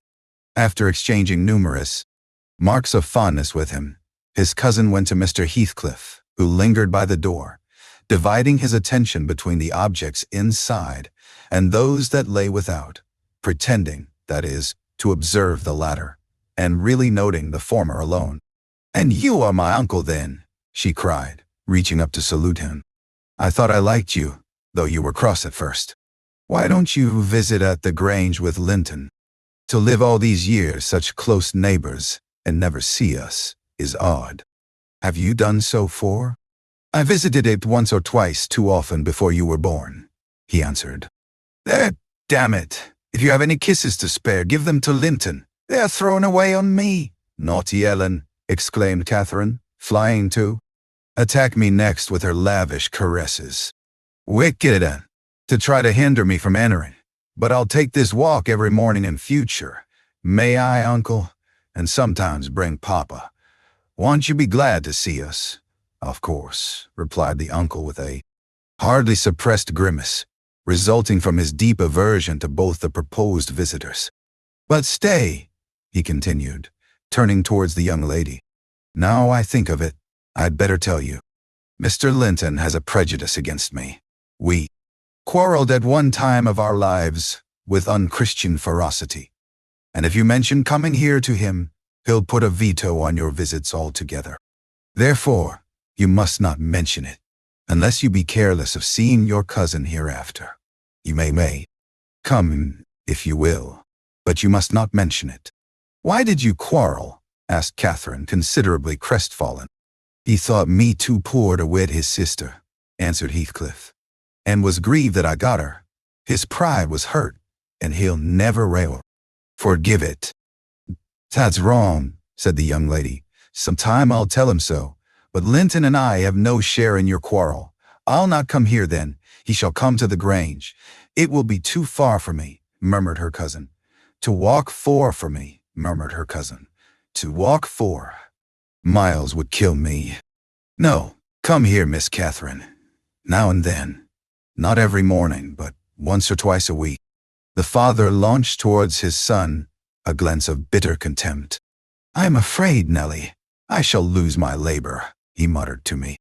"Miss Catherine, as the ninny calls her, will discover his value and send him to the devil. Now, if it had been Hareton, do you know that 20 times a day I covet Hareton with all his degradation? I'd have loved the lad had he been someone else. But I think he's safe from her. I'll pit him against that paltry creature, unless it bestir itself briskly. We calculate it will scarcely last till it is 18. Oh, confound the vapid thing. He's absorbed in drying his feet, and never looks at her. Linton. Yes, father, answered the boy. Have you nothing to show your cousin anywhere about? Not even a rabbit or a weasel's nest? Take her into the garden, before you change your shoes, and into the stable to see your horse. Wouldn't you rather sit here? Asked Linton, addressing Cathy in a tone which expressed reluctance to move again. I don't know, she replied, casting a longing look to the door and evidently eager to be active. He kept his seat and shrank closer to the fire. Heathcliff rose and went into the kitchen and from thence to the yard, calling out for Hareton. Hareton responded, and presently the two re-entered. The young man had been washing himself, as was visible by the glow on his cheeks and his wetted hair. Oh, I'll ask you, uncle, cried Miss Cathy, recollecting the housekeeper's assertion. That is not my cousin, is he? Yes, he replied. Your mother's nephew. Don't you like him? Catherine looked queer. Is he not handsome, lad? He continued. The uncivil little thing stood on tiptoe and whispered a sentence in Heathcliff's ear. He laughed. Hareton darkened. I perceived he was very sensitive to suspected slights, and had obviously a dim notion of his inferiority. But his master or guardian chased the frown by exclaiming, You be the favorite among us, Hareton. She says you are a, what was it? Well, something very flattering. Here, you go with her around the farm, and behave like a gentleman, mind. Don't use any bad words, and don't stare when the young lady is not looking at you, and be ready to hide your face when she is, and when you speak, say your words. Slowly, and keep your hands out of your pockets. Be off and entertain her as nicely as you can. He watched the couple walking past the window. Earnshaw had his countenance completely averted from his companion. He seemed studying the familiar landscape with a stranger's and an artist's interest. Catherine took a sly look at him, expressing small admiration.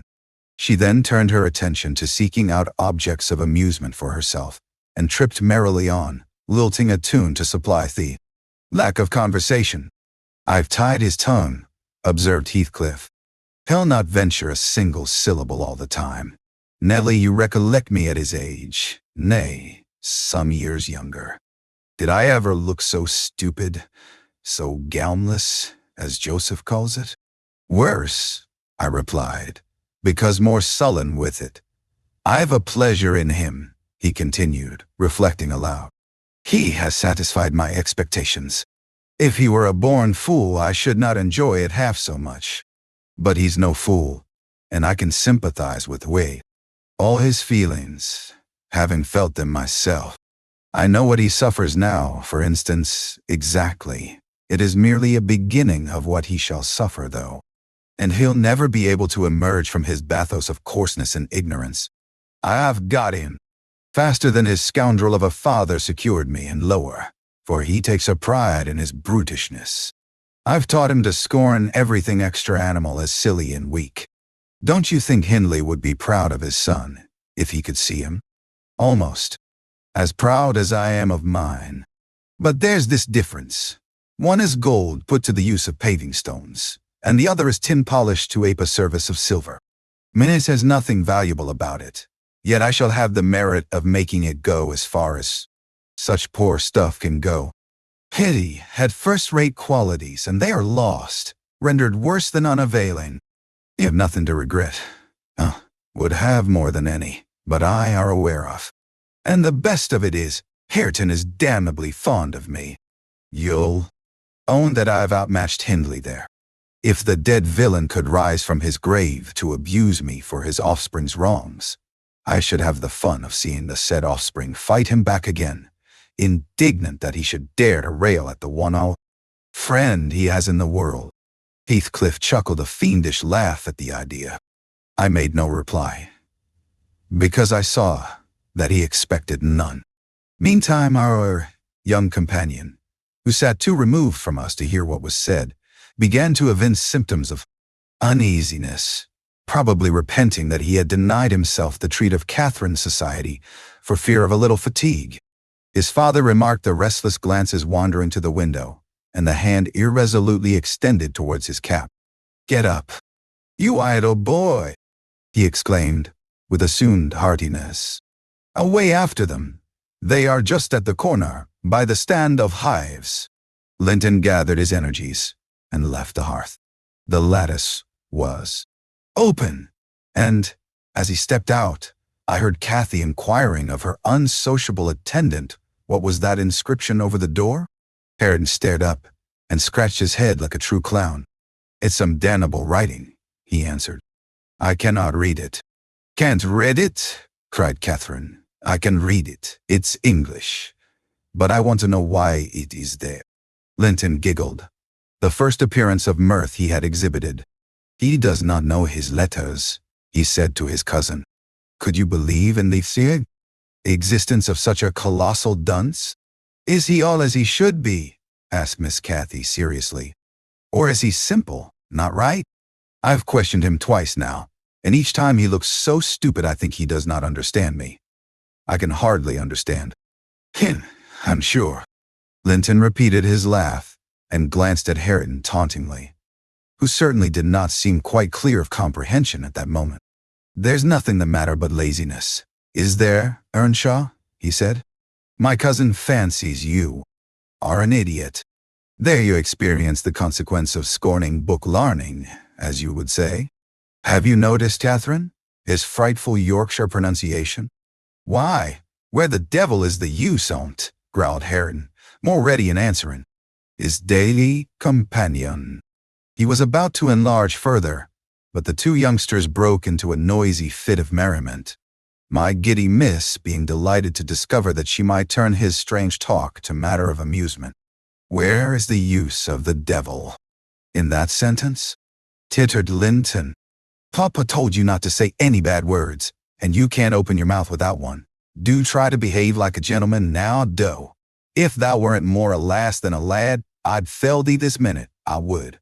Pitiful thee this minute."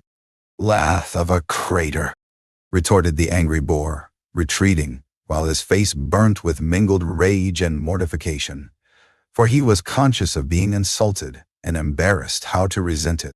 Mr. Heathcliff, having overheard the conversation, as well as I, smiled when he saw him go, but immediately afterwards cast a look of singular aversion on the flippant pair, who remained chattering in the doorway, the boy finding animation enough while discussing Hareton's faults and deficiencies, and relating anecdotes of his goings-on, and the girl relishing his pert and spiteful sayings, without considering the ill nature they evinced.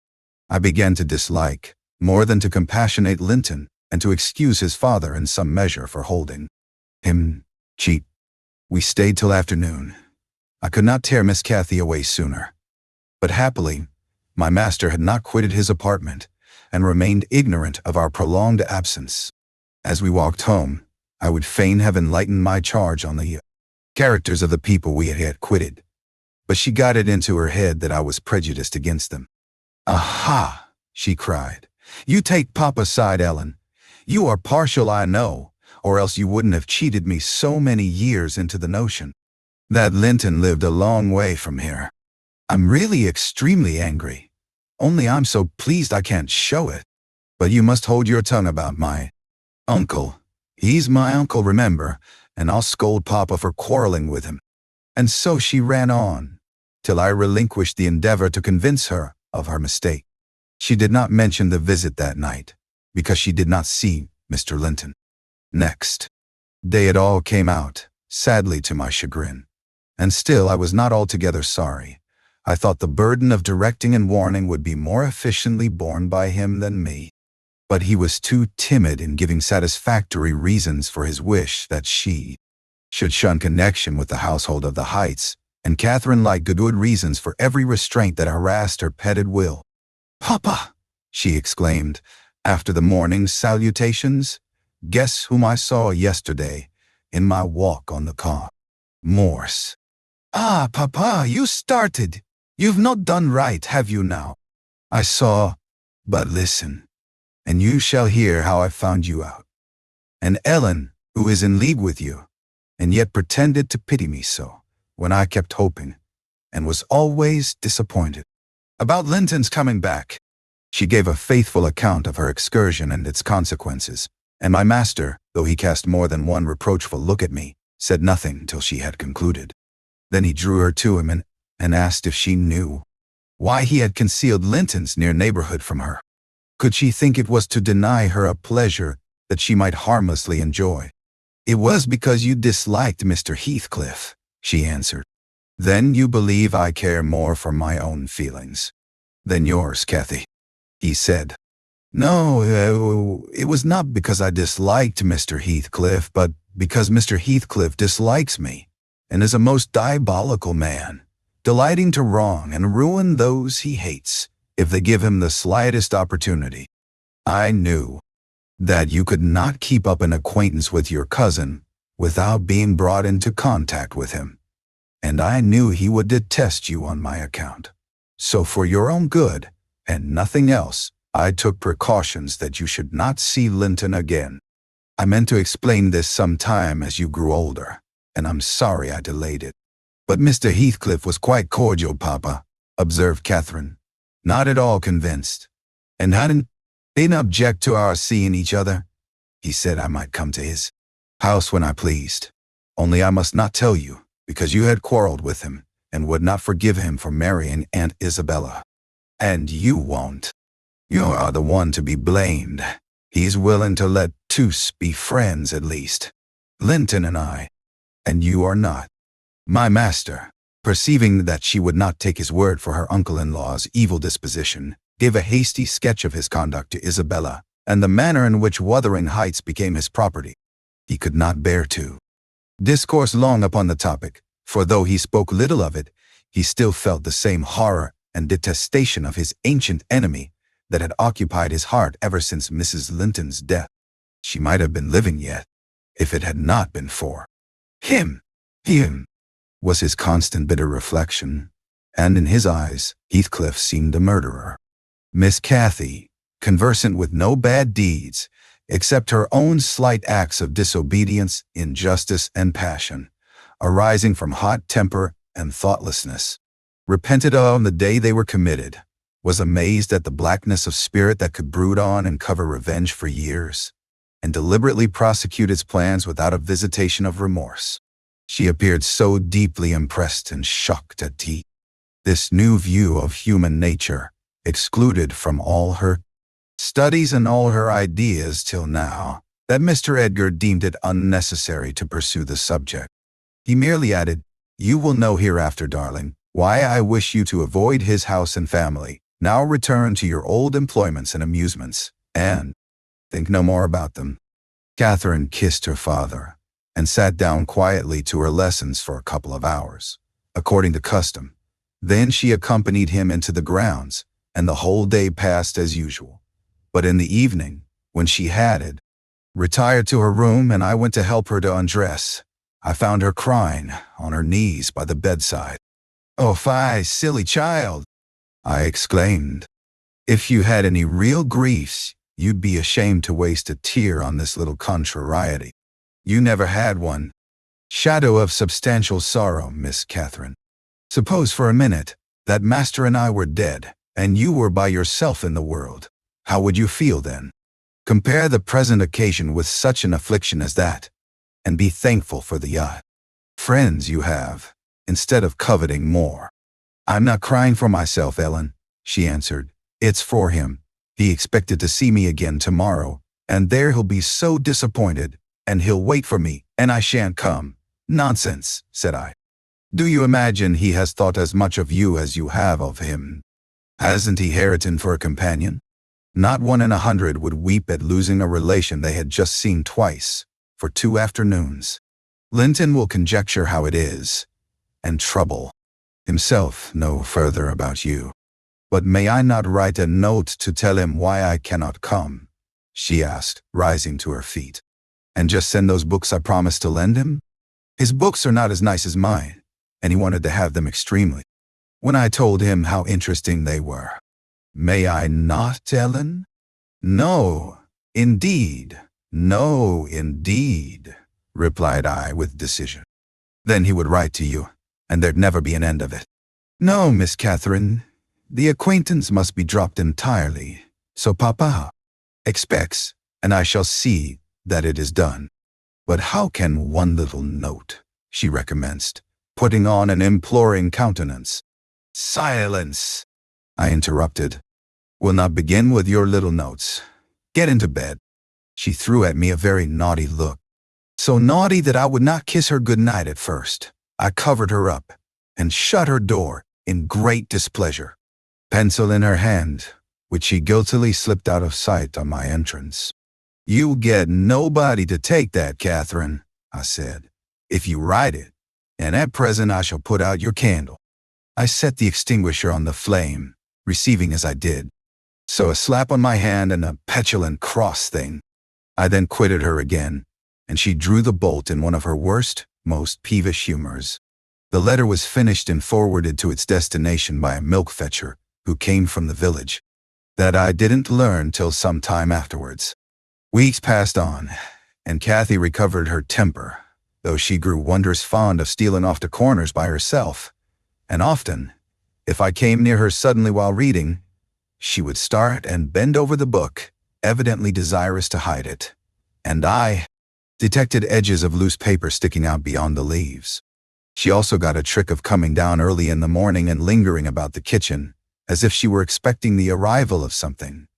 And she had a small drawer in a cabinet in the library, which she would trifle over for hours, and whose key she took special care to remove when she left it.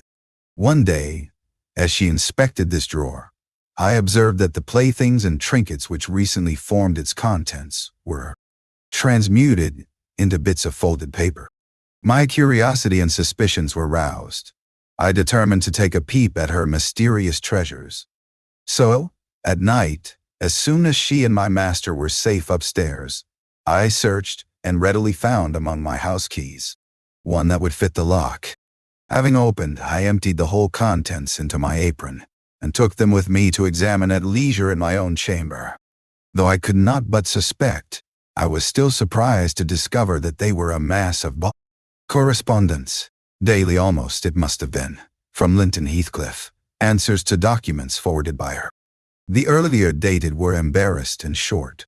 Gradually, however, they expanded into copious love letters, foolish, as the age of the writer rendered natural, yet with touches here and there, which I thought were borrowed from a more experienced source. Some of them struck me as singularly odd compounds of ardor and flatness, commencing in strong feeling and concluding in the fieful, affected, wordy style that a schoolboy might use to a fancied incorporeal sweetheart. Whether they satisfied Cathy, I don't know, but they appeared very worthless trash to me. After turning over as many as I thought proper, I tied them in a handkerchief and set them aside, relocking the vacant drawer. Following her habit, my young lady descended early and visited the kitchen.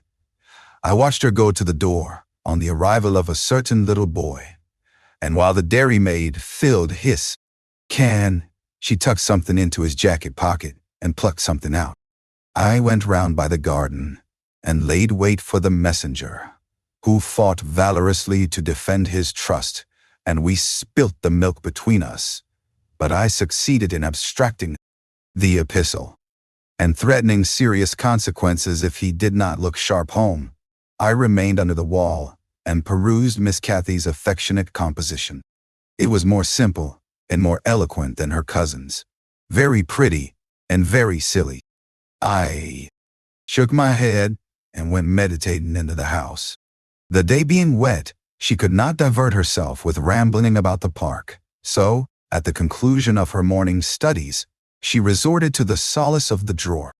Her father sat reading at the wine table, and I on purpose had sought a bit of work in some unripped fringes of the window curtain, keeping my eye steadily fixed on her proceedings. Never did any bird flying back to a plundered nest, which it had left brimful of chirping young ones, express more complete despair in its anguished cries and flutterings than she by her single "oh," and the change that transfigured her late happy countenance. Mr. Linton looked up. "What is the matter, love? Have you hurt yourself?" said His tone and look assured her he had not been the discoverer of the hoard. "No, Papa," she gasped. "Ellen, Ellen, come upstairs. I'm sick." I obeyed her summons and accompanied her out. "Oh, Ellen, you have got them," she commenced immediately, dropping on her knees when we were enclosed alone.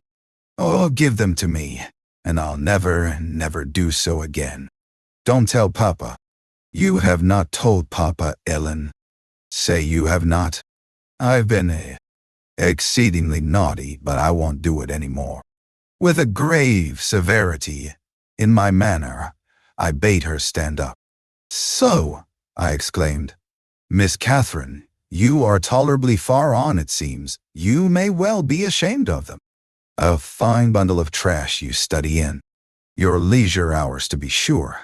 Why, it's good enough to be printed. And what do you suppose the master will think when I display it before him? I haven't shown it yet, but you needn't imagine I shall keep your ridiculous secrets. For shame. And you must have led the way in writing such absurdities. He would not have thought of beginning, I'm certain." I didn't, sobbed Cathy, fit to break her heart. "I didn't once think of loving him till—" "Loving," cried I as scornfully as I could utter the word. "Loving. Did anybody ever hear the like?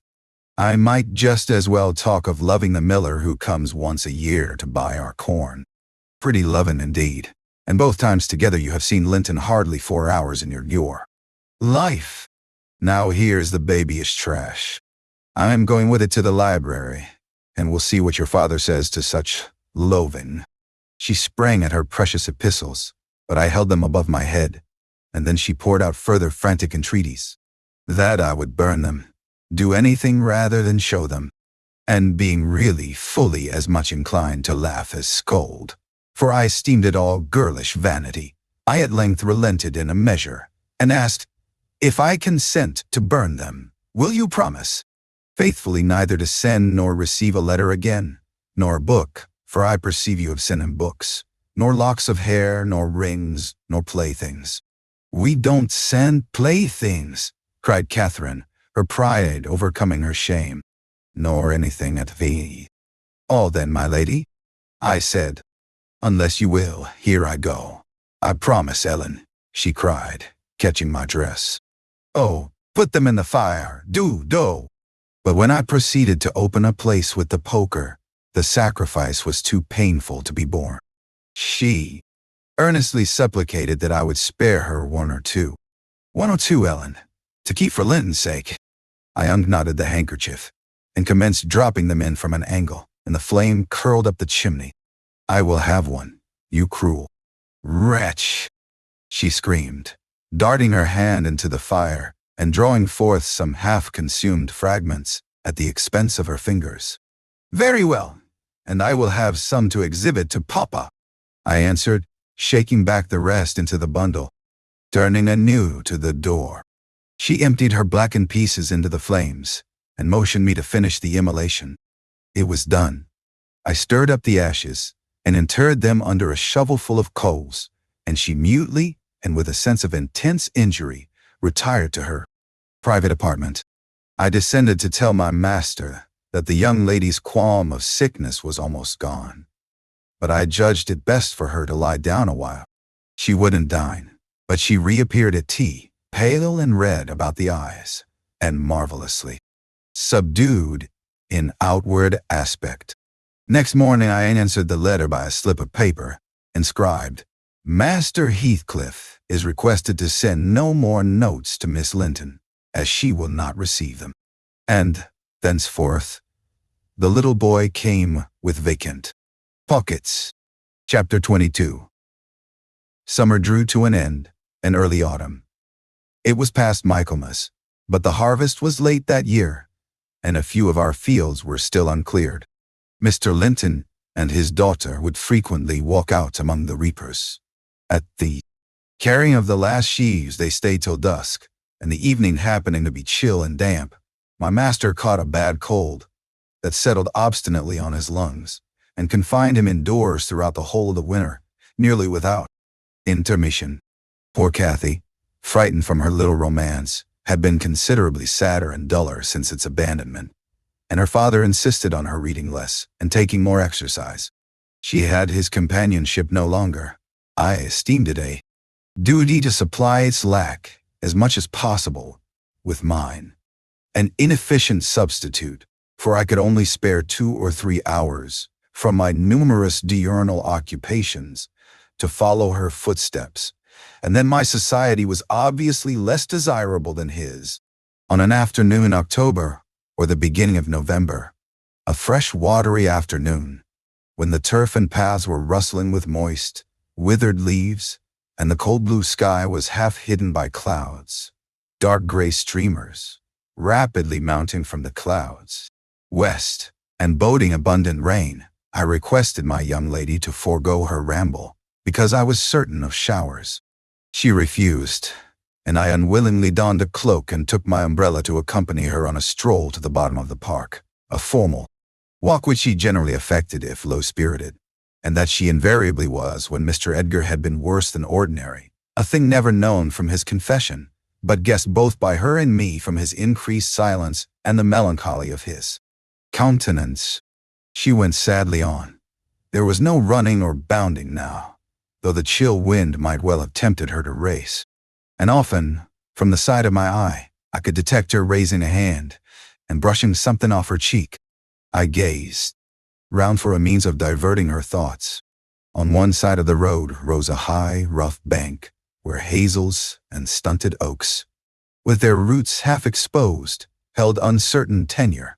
The soil was too loose for the latter, and strong winds had blown some nearly horizontal. In summer, Miss Catherine delighted to climb along these trunks and sit in the branches, swinging 20 feet above the ground, and I, pleased with her agility and her light, childish heart, still considered it proper to scold every time I caught her at such an elevation, but so that she knew there was no necessity for descending. From dinner to tea, she would lie in her breeze-rocked cradle, doing nothing except singing old songs, my nursery lore, to herself, or watching the birds, joint tenants, feed and entice their young ones to fly, or nestling with closed lids, half thinking, half dreaming, happier than words can express. "Look, miss," I exclaimed, pointing to a nook under the roots of one twisted tree. "Winter is not here yet. There's a little flower up yonder, the last bud from the multitude of bluebells that clouded those turf steps in July with a lilac mist. Will you clamber up and pluck it to show to Papa?" Cathy stared a long time at the lonely blossom trembling in its earthy shelter, and replied, at length, "No, I'll not touch it." "But it looks melancholy, does it not, Ellen?" "Yes," I observed, "about as starved and sackless as you. Your cheeks are bloodless. Let us take hold of hands and run. You're so low, I dare say I shall keep up with you." "No," she repeated, and continued sauntering on, pausing at intervals to muse over a bit of moss, or a tuft of blanched grass, or a fungus spreading its bright orange among the heaps of brown foliage. And ever and anon, her hand was lifted to her averted face. "Catherine, why are you crying, love?" I asked, approaching and putting my arm over her shoulder. "You mustn't cry because Papa has a cold. Be thankful. It is nothing worse." She now put no further restraint on her tears. Her breath was stifled by sobs. "Oh, it will be something worse," she said. "And what shall I do when Papa and you leave me, and I am by myself? I can't forget your words, Ellen. They are always in my ear. How life will be changed, how dreary the world will be, when Papa and you are dead. None can tell whether red. You won't die before us," I replied. "It's wrong to anticipate evil. We'll hope there are years and years to come before any of us go. Master is young, and I am strong, and hardly 45. My mother lived till 80, a canty dame to the last. And suppose Mr. Linton were spared till he saw 60, That would be more years than you have counted, miss. And would it not be foolish to mourn a calamity above 20 years beforehand? But Aunt Isabella was younger than Papa, she remarked, gazing up with timid hope to seek further consolation. Aunt Isabella had not you and me to nurse her, I replied. She wasn't as happy as Master. She hadn't as much to live for. All you need do is to wait well on your father and cheer him by letting him see you cheerful, and avoid giving him anxiety on any subject. Mind that, Cathy.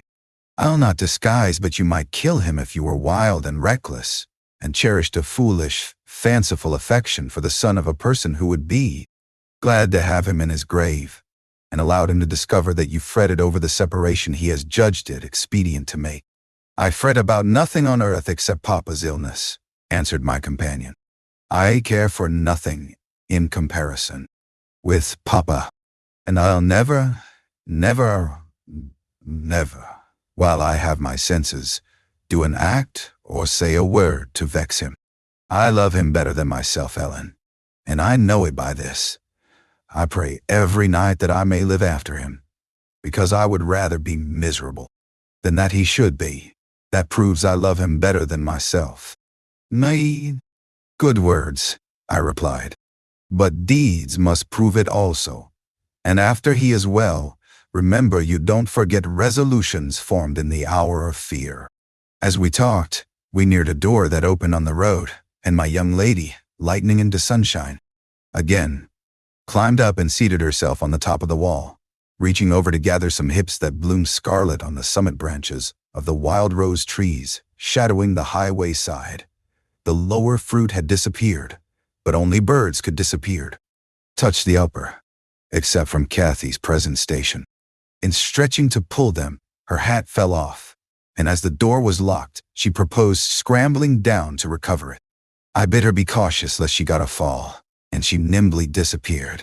But the return was no such easy matter. The stones were smooth and neatly cemented, and the rose bushes and blackberry stragglers could yield no assistance in reascending. I, like a fool, didn't recollect that till I heard her laughing and exclaiming, "Ellen, you'll have to fetch the key, or else I must run around to the porter's lodge. I can't scale the ramparts on this side." "Stay where you are," I answered. "I have my bundle of keys in my pocket. Perhaps I may manage to open it. If not, I'll go."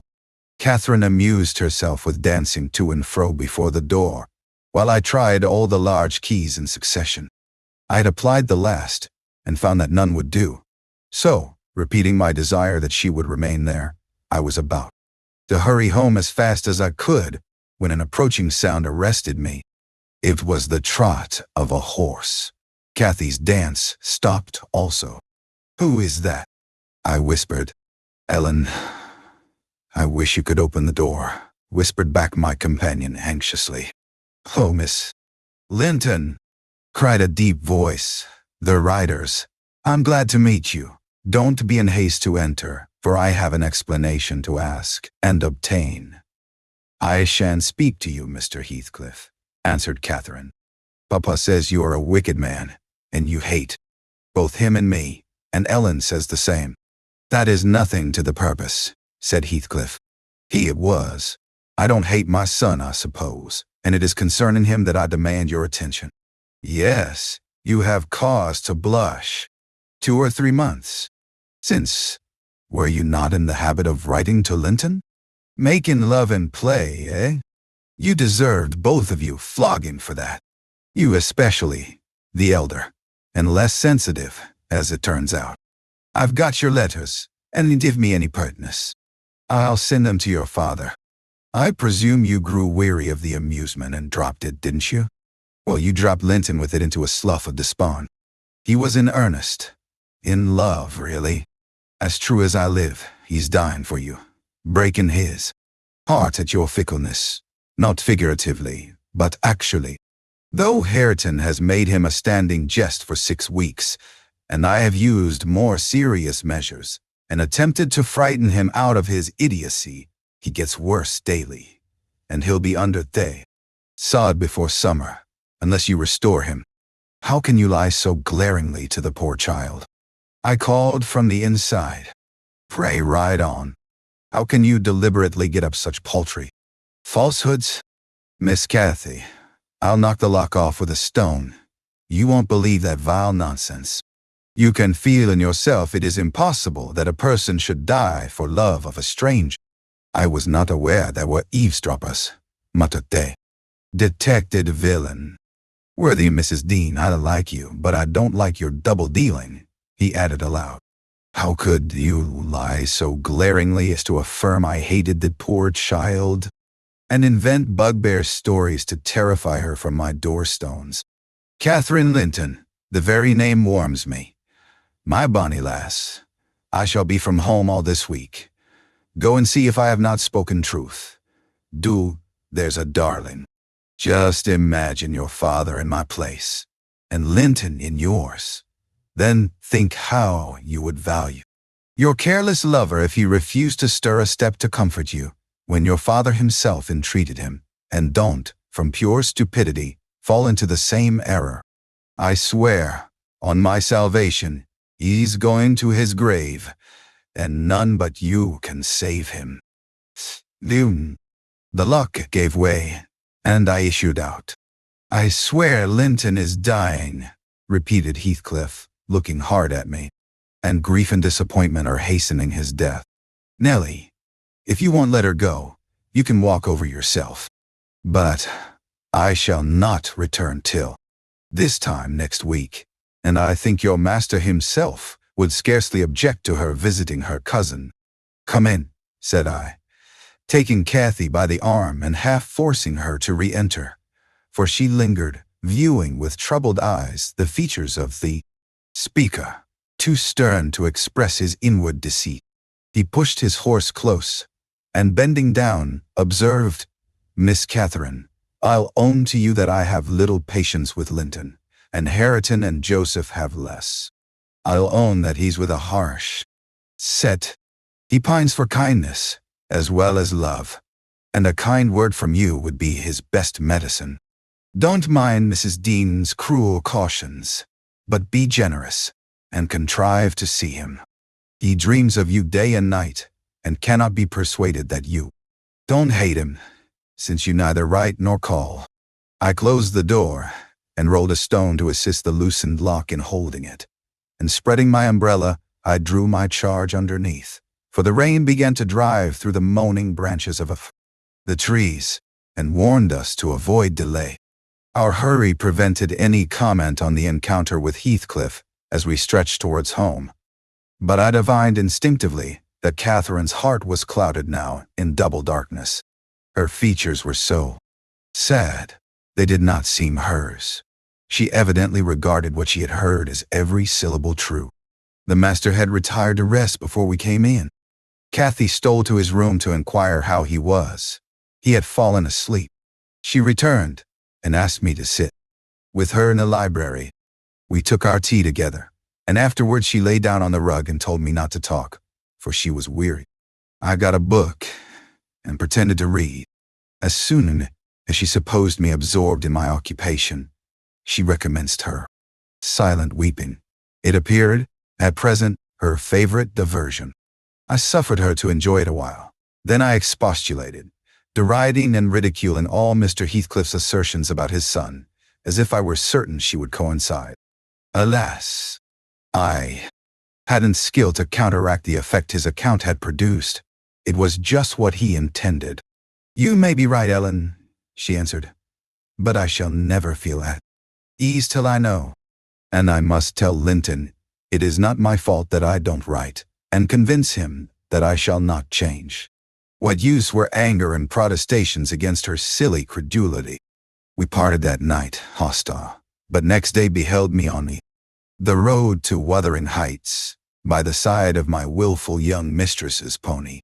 I couldn't bear to witness her sorrow, to see her pale, dejected countenance and heavy eyes, and I yielded, in the faint hope that Linton himself might prove, by his reception of us, how little of the tale was founded on fact. Chapter 23.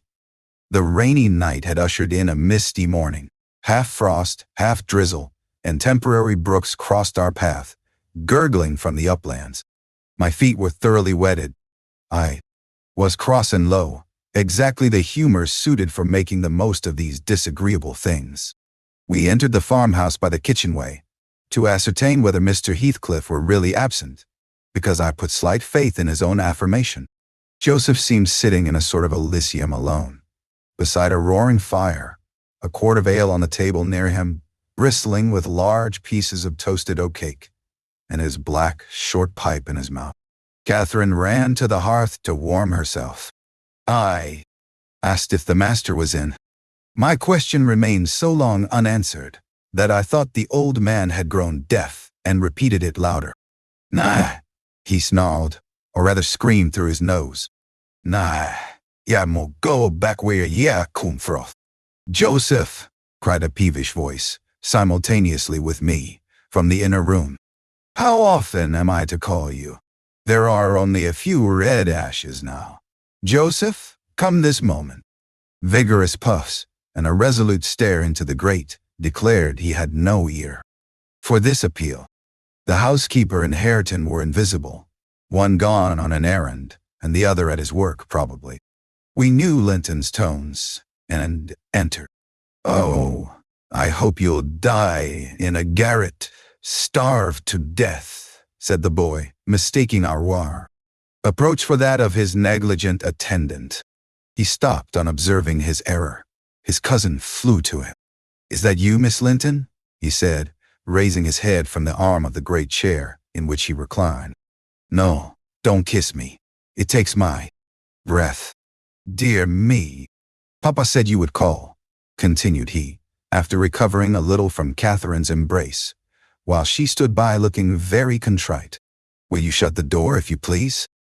You left it open, and those detestable creatures won't bring coals to the fire.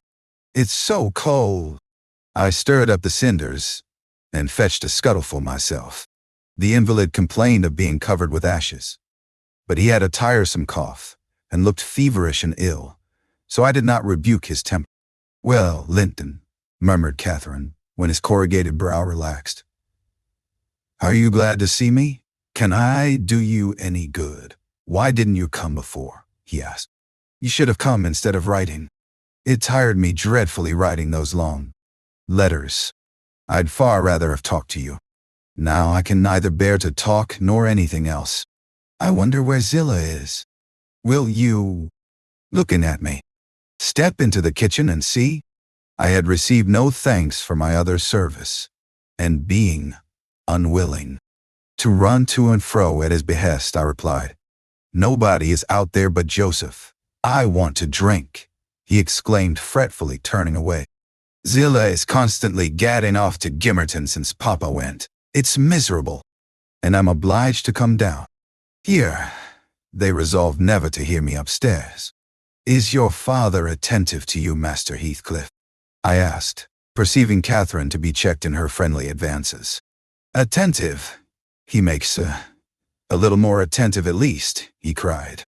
They wretches. Do you know, Miss Linton, that brute Hareton laughs at me. I hate him. Indeed, I hate them all. They are odious beings.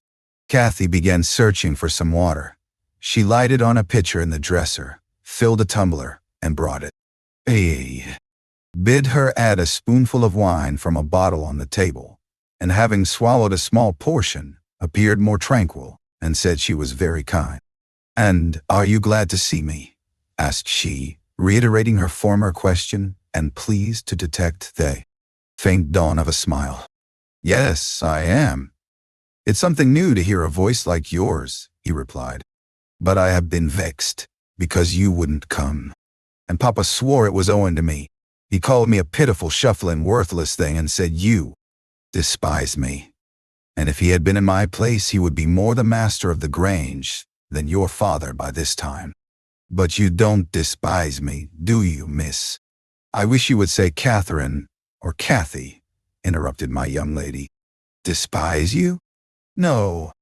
Next to Papa and Ellen, I love you better than anybody living.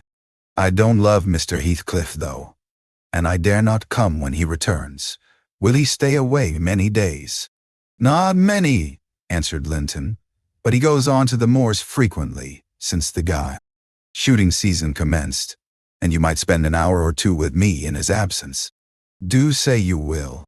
I think I should not be peevish with you.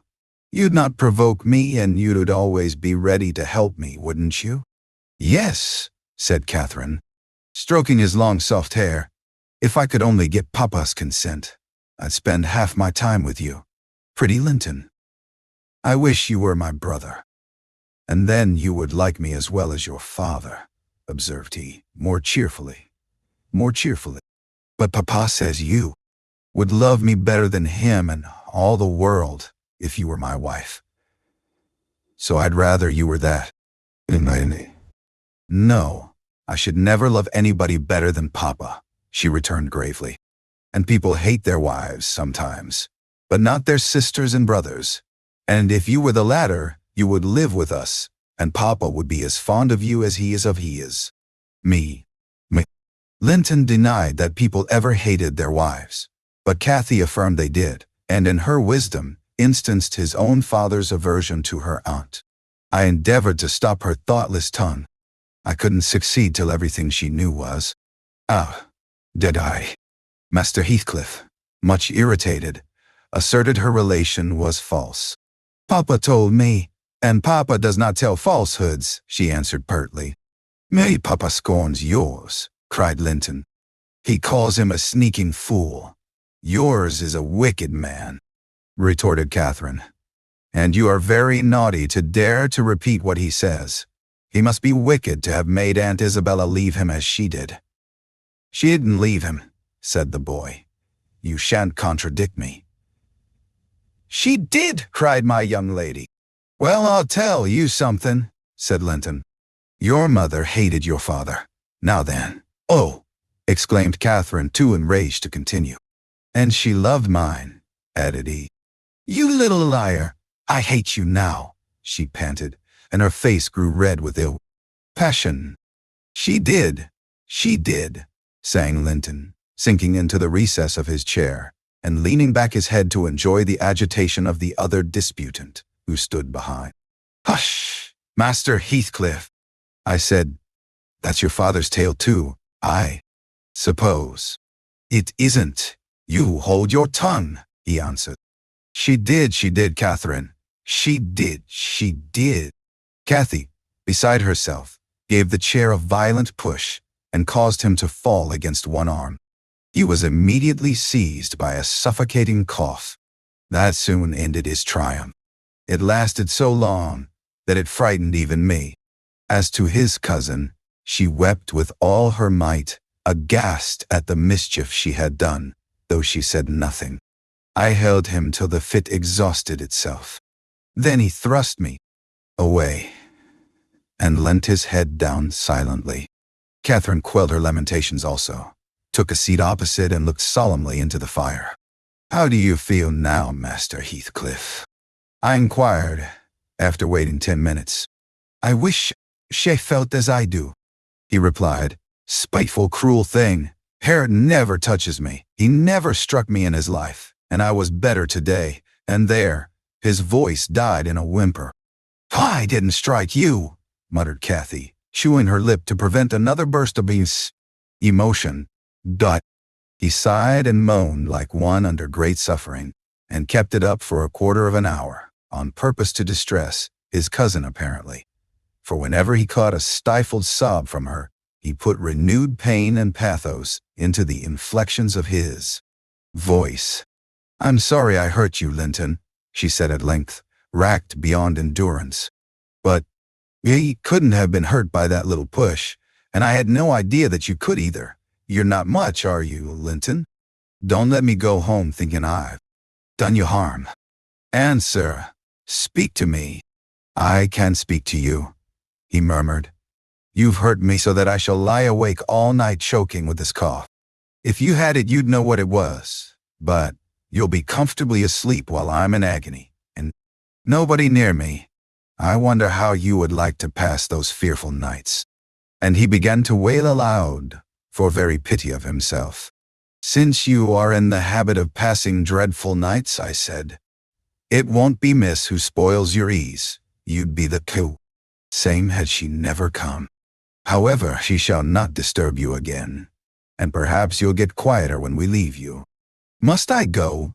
Asked Catherine dolefully, bending over him. Do you want me to go, Linton? You can't alter what you've done, he replied pettishly, shrinking from her. Unless you alter it for the worse by teasing me into a fever. Well then, I must go, she repeated. Let me alone, at least, said he. I can't bear your talking. She lingered, and resisted my persuasions, to departure a tiresome while. But as he neither looked up nor spoke, she finally made a movement to the door, and I followed. We were recalled by a scream. Linton had slid from his seat onto the hearthstone, and lay writhing in the mirror. Perverseness of an indulged plague of a child, determined to be as grievous and harassing as it can. I thoroughly gauged his disposition from his behavior, and saw at once it would be folly to attempt humoring him.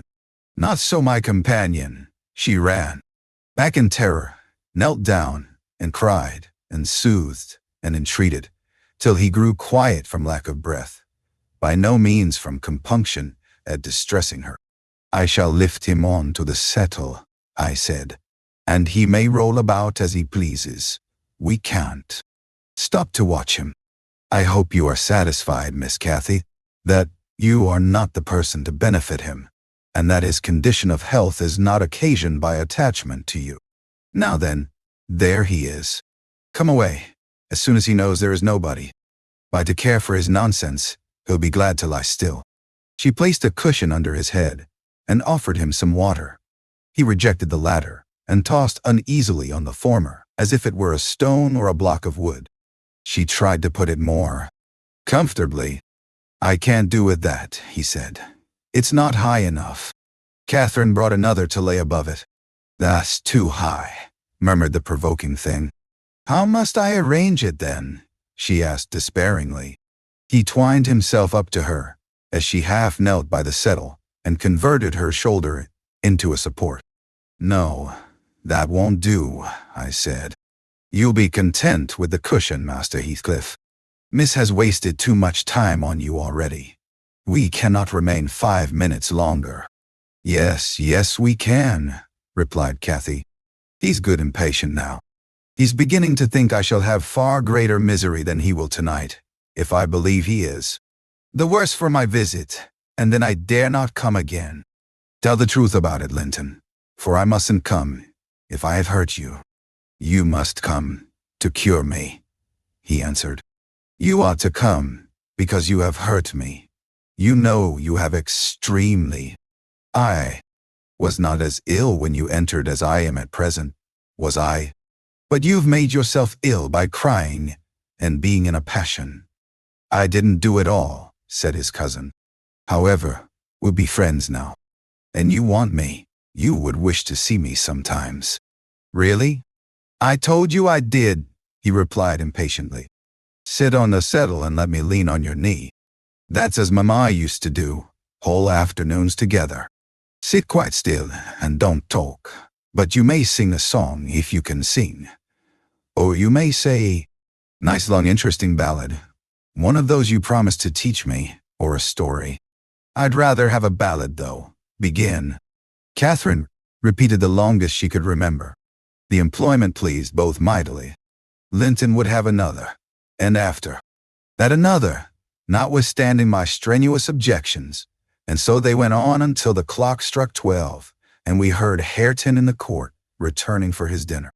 And tomorrow, Catherine, will you be here tomorrow? Asked young Heathcliff, holding her frock as she rose reluctantly. No, I answered, nor next day neither. She, however, gave a different response evidently, for his forehead cleared as she stooped and whispered in his ear. You won't go tomorrow, recollect, miss. I commenced when we were out of the house. You are not dreaming of it, are you? She smiled. Oh, I'll take good care, I continued. I'll have that lock mended, and you can escape by no way else. I can get over the wall, she said, laughing.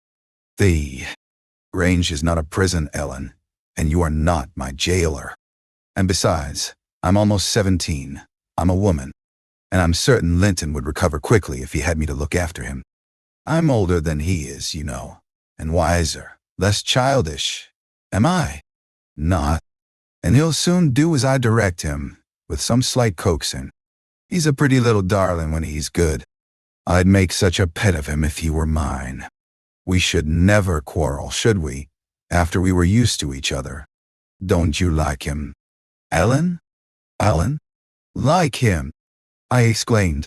The worst-tempered bit of a sickly slip that ever struggled into its teens. Happily, as Mr. Heathcliff conjectured, he'll not win 20. I doubt whether he'll see spring indeed. And small loss to his family whenever he drops off. And lucky it is for us that his father took him. The kinder he was treated, the more tedious and selfish he'd be. I'm glad you have no chance of having him for a husband, Miss Catherine. My companion waxed serious at hearing this speech. To speak of his death so regardlessly wounded her feelings. He's younger than I, she answered, after a protracted pause of meditation. And he ought to live the longest. He will. He must live as long as I do. He's as strong now as when he first came into the north. I'm positive of that. It's only a cold that ails him, the same as Papa has. You say Papa will get better. And why shouldn't he? Well, well, I cried. After all, we needn't trouble ourselves. For listen, miss, and mind I'll keep my word, if you attempt going to Wuthering Heights again, with or without me, I shall inform Mr. Linton, and, unless he allow it, the intimacy with your cousin must not be revived. It has been revived, muttered Cathy sulkily. Must not be continued then, I said. We'll see, was her reply, and she set off at a gallop, leaving me to toil in the rear. We both reached home before our dinner time. My master supposed we had been wandering through the park, and therefore he demanded no explanation of our absence. As soon as I entered, I hastened to change my soaked shoes and stockings, but sitting such a while at the Heights had done them mischief. On the succeeding morning I was laid up, and during 3 weeks I remained incapacitated for attending to my duties. A calamity never experienced prior to that period, and never, I am thankful to say, since. My little mistress behaved like an angel in coming to wait on me and cheer my solitude. The confinement brought me exceedingly low. It is wearisome to a stirring, active body, but few have slighter reasons for complaint than I had. The moment Catherine left Mr. Linton's room, she appeared at my bedside. Her day was divided between us. No amusement usurped a minute. She neglected her meals, her studies, and her play. And she was the fondest nurse that ever watched. She must have had a warm heart when she loved her father so to give so much to me. I said her days were divided between us, but the master retired early, and I generally needed nothing after 6 o'clock. Thus, the evening was her own. Poor thing. I never considered what she did with herself after tea. And though frequently, when she looked in to bid me good night, I remarked a fresh color in her cheeks and a pinkness over her slender fingers instead of horror.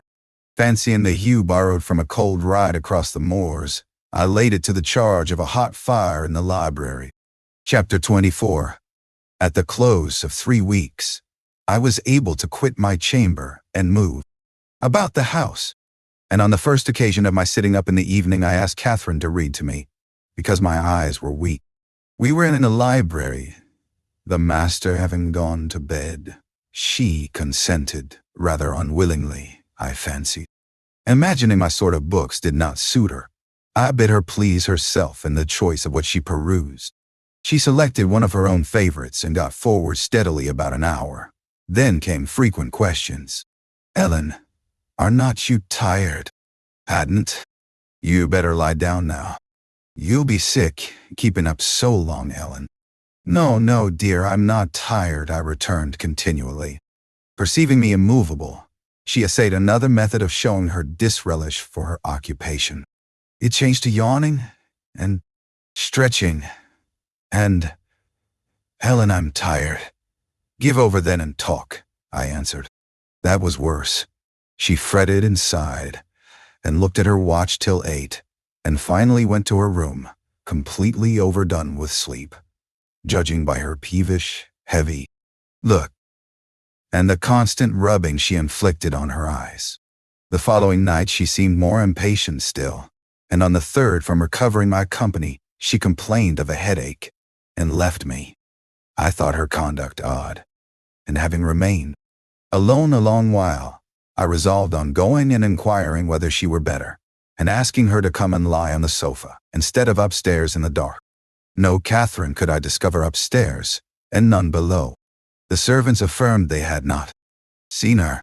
I listened at Mr. Edgar's door. All was silence. I returned to her apartment, extinguished my candle, and seated myself in the window. The moon shone bright. A sprinkling of snow covered the ground, and I reflected that she might, possibly, have taken it into her head to walk about the garden for refreshment. I did detect a figure creeping along the inner fence of the park, but it was not my young mistress. On its emerging into the light, I recognized one of the grooms. Stood a considerable period, viewing the carriage road through the grounds, then started off at a brisk pace, as if he had detected something, and reappeared presently, leading Mrs. Pony, and there she was, just dismounted, and walking by its side. The man took his charge stealthily across the grass towards the stable. Cathy entered by the casement window of the drawing room, and glided noiselessly up to where I awaited her. She put the door gently to, slipped off her snowy shoes, untied her hat, and was proceeding, unconscious of my espionage, to lay aside her mantle, when I suddenly rose and revealed myself.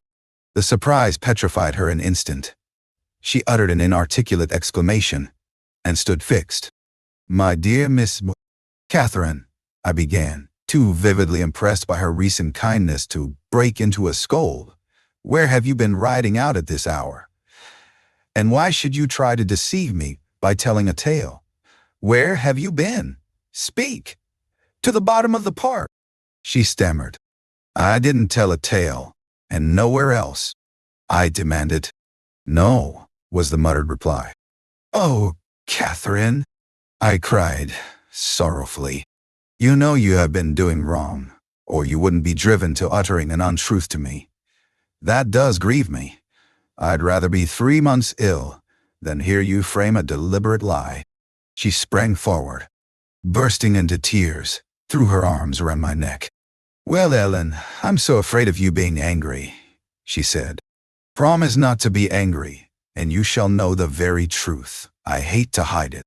We sat down in the window seat. I assured her I would not scold, whatever her secret might be, and I guessed it, of course. So she commenced. "I've been to Wuthering Heights, Ellen, and I've never missed going a day since you fell ill, except thrice before, and twice after you left your room. I gave Michael books and pictures to prepare Minnie every evening, and to put her back in the stable. You mustn't scold him either, mind. I was at the Heights by 6:30, and generally stayed till 8:30, and then galloped home. It was not to amuse myself that I went. I was often wretched all the time. Now and then I was happy, once in a week perhaps. At first, I expected there would be sad work persuading you to let me keep my word to Linton, for I had engaged to call again next day, when we quitted him. But as you stayed upstairs on the morrow, I escaped that trouble. While Michael was refastening the lock of the park door in the afternoon, I got possession of the key and told him how my cousin wished me to visit, because he was sick and couldn't come to the Grange, and how Papa would object to my going. And then I negotiated with him about the pony. He is fond of reading, and he thinks of leaving soon to get married, so he offered, if I would lend him books out of the library to do what I wished. But I preferred giving him my own, and that satisfied him better. On my second visit, Linton seemed in lively spirits, and Zillah, that is their housekeeper, made us a clean room and a good fire, and told us that, as Joseph was out at a prayer meeting, and Hareton Earnshaw was off with his dogs, robbing our woods of pheasants. As I heard afterwards, we might do what we liked. She brought me some warm wine and gingerbread, and appeared exceedingly good-natured, and Linton sat in the armchair, and I in the little rocking chair on the hearthstone, and we laughed and talked so merrily, and found so much to say. We planned where we would go, and what we would do in summer. I needn't repeat that, because you would call it silly. One time, however, we were near quarreling. He said the pleasantest manner of spending a hot July day was lying from morning till evening on a bank of heath in the middle of the moors, with the bees humming dreamily about among the bloom, and the larks singing high up overhead, and the blue sky and bright sun shining steadily and cloudlessly. That was his most perfect idea of heaven's happiness. Mine was rocking in a rustling green tree, with a west wind blowing, and bright white clouds flitting rapidly above, and not only larks but throstles and blackbirds and linnets and cuckoos pouring out music on every side, and the moors seen at a distance, broken into cool dusky dells, but close by, great swells of long grass undulating in waves to the breeze, and woods and sounding water, and the whole world awake and wild with joy. He wanted all to lie in an ecstasy of peace. I wanted all to sparkle and dance in a glorious jubilee. I said his heaven would be only half alive, and he said mine would be drunk. I said I should fall asleep in his, and he said he could not breathe in mine, and began to grow very snappish.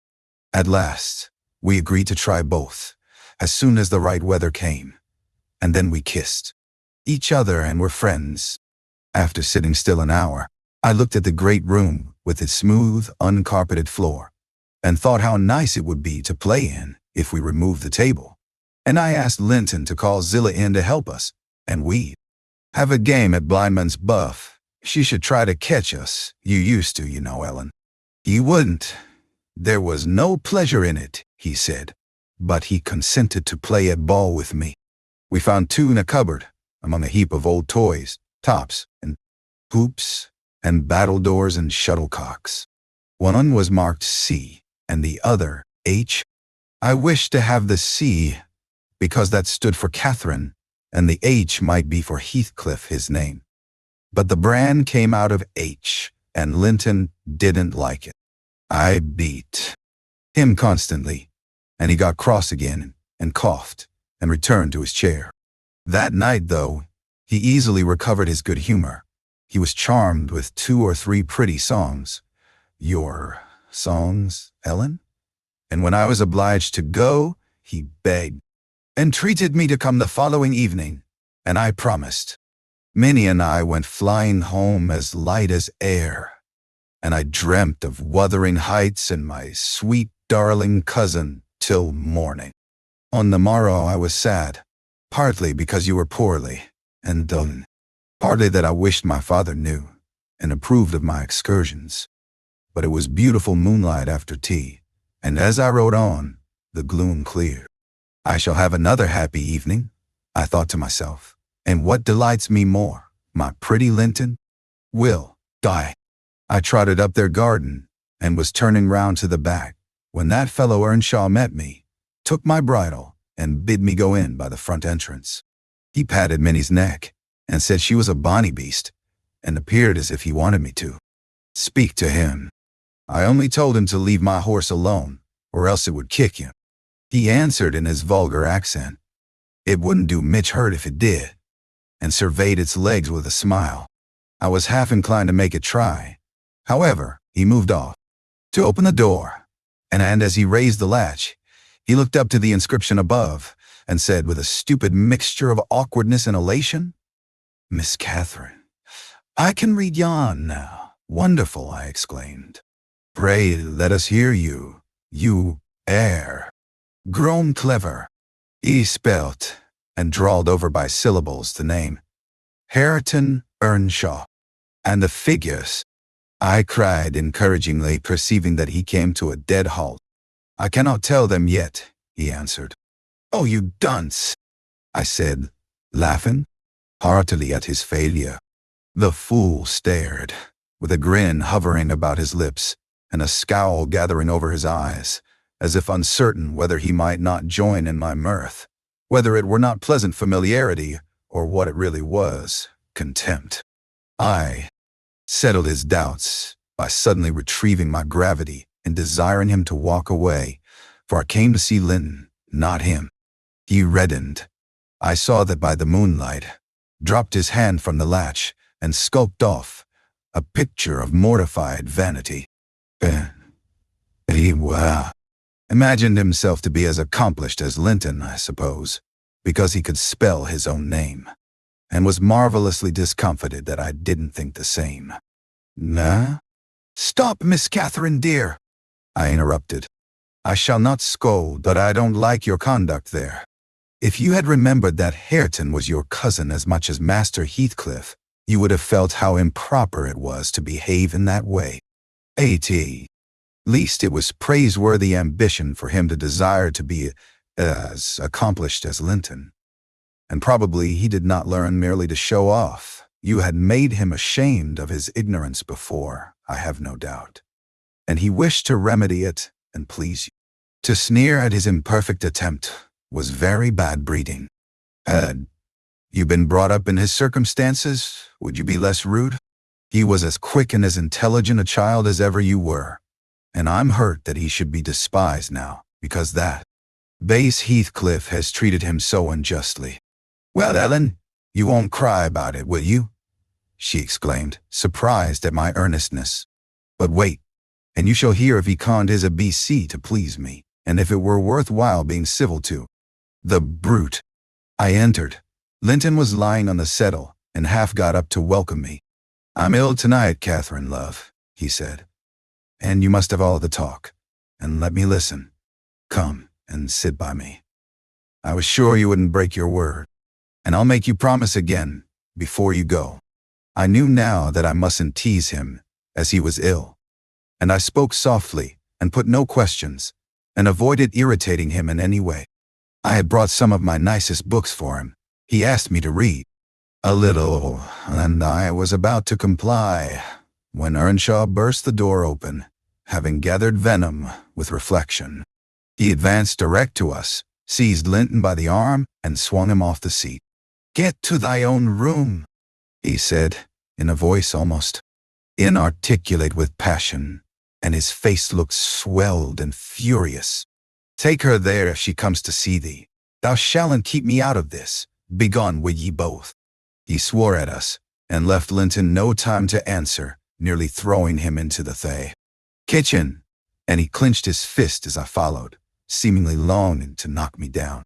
I was afraid for a moment, and I let one volume fall. He kicked it after me and shut us out. I heard a malignant, crackly laugh by the fire, and turning, beheld that odious Joseph standing rubbing his bony hands and quivering. I were sure he'd sarve ye out. He's a grand lad. He's gettin' to rate spirit in him. He knows as weel as I do, who sud be maester yonder. Ek. He mated. Ye skift properly. Ek. Where must we go? I asked of my cousin, disregarding the old wretch mockery. Linton was white and trembling. He was not pretty then, Ellen. Oh no, he looked frightful, for his thin face and large eyes were wrought into an expression of frantic, powerless fury. He grasped the handle of the door and shook it. It was fastened inside. "If you don't let me in, I'll kill you. If you don't let me in, I'll kill you," he rather shrieked and said. Devil, I'll kill you. Joseph uttered his croaking laugh again. That's the father," he cried. "That's father. We've allus some new either side in us. Never heed, Hareton, lad. Do not be feared. He cannot get at thee." I took hold of Linton's hands and tried to pull him away, but he shrieked so shockingly that I dared not proceed. At last, his cries were choked by a dreadful fit of coughing. Blood gushed from his mouth, and he fell on the ground. I ran into the yard, sick with terror, and called for Zillah as loud as I could. She soon heard me. She was milking the cows in a shed behind the barn, and hurrying from her work, she inquired what there was to do. I hadn't breath to explain. Dragging her in, I looked about for Linton. Earnshaw had come out to examine the mischief he had caused, and he was then conveying the poor thing upstairs. Zillah and I ascended after him, but he stopped me at the top of the steps and said I shouldn't go in. I must go home. I exclaimed that he had killed Linton, and I would even enter. Joseph locked the door and declared I should do no such stuff, and asked me whether I were born to be as mad as him. I stood crying till the housekeeper reappeared. She affirmed he would be better in a bit, but he couldn't do with that. Shrieking and din, and she took me and nearly carried me into the house. Ellen, I was ready to tear my hair off my head.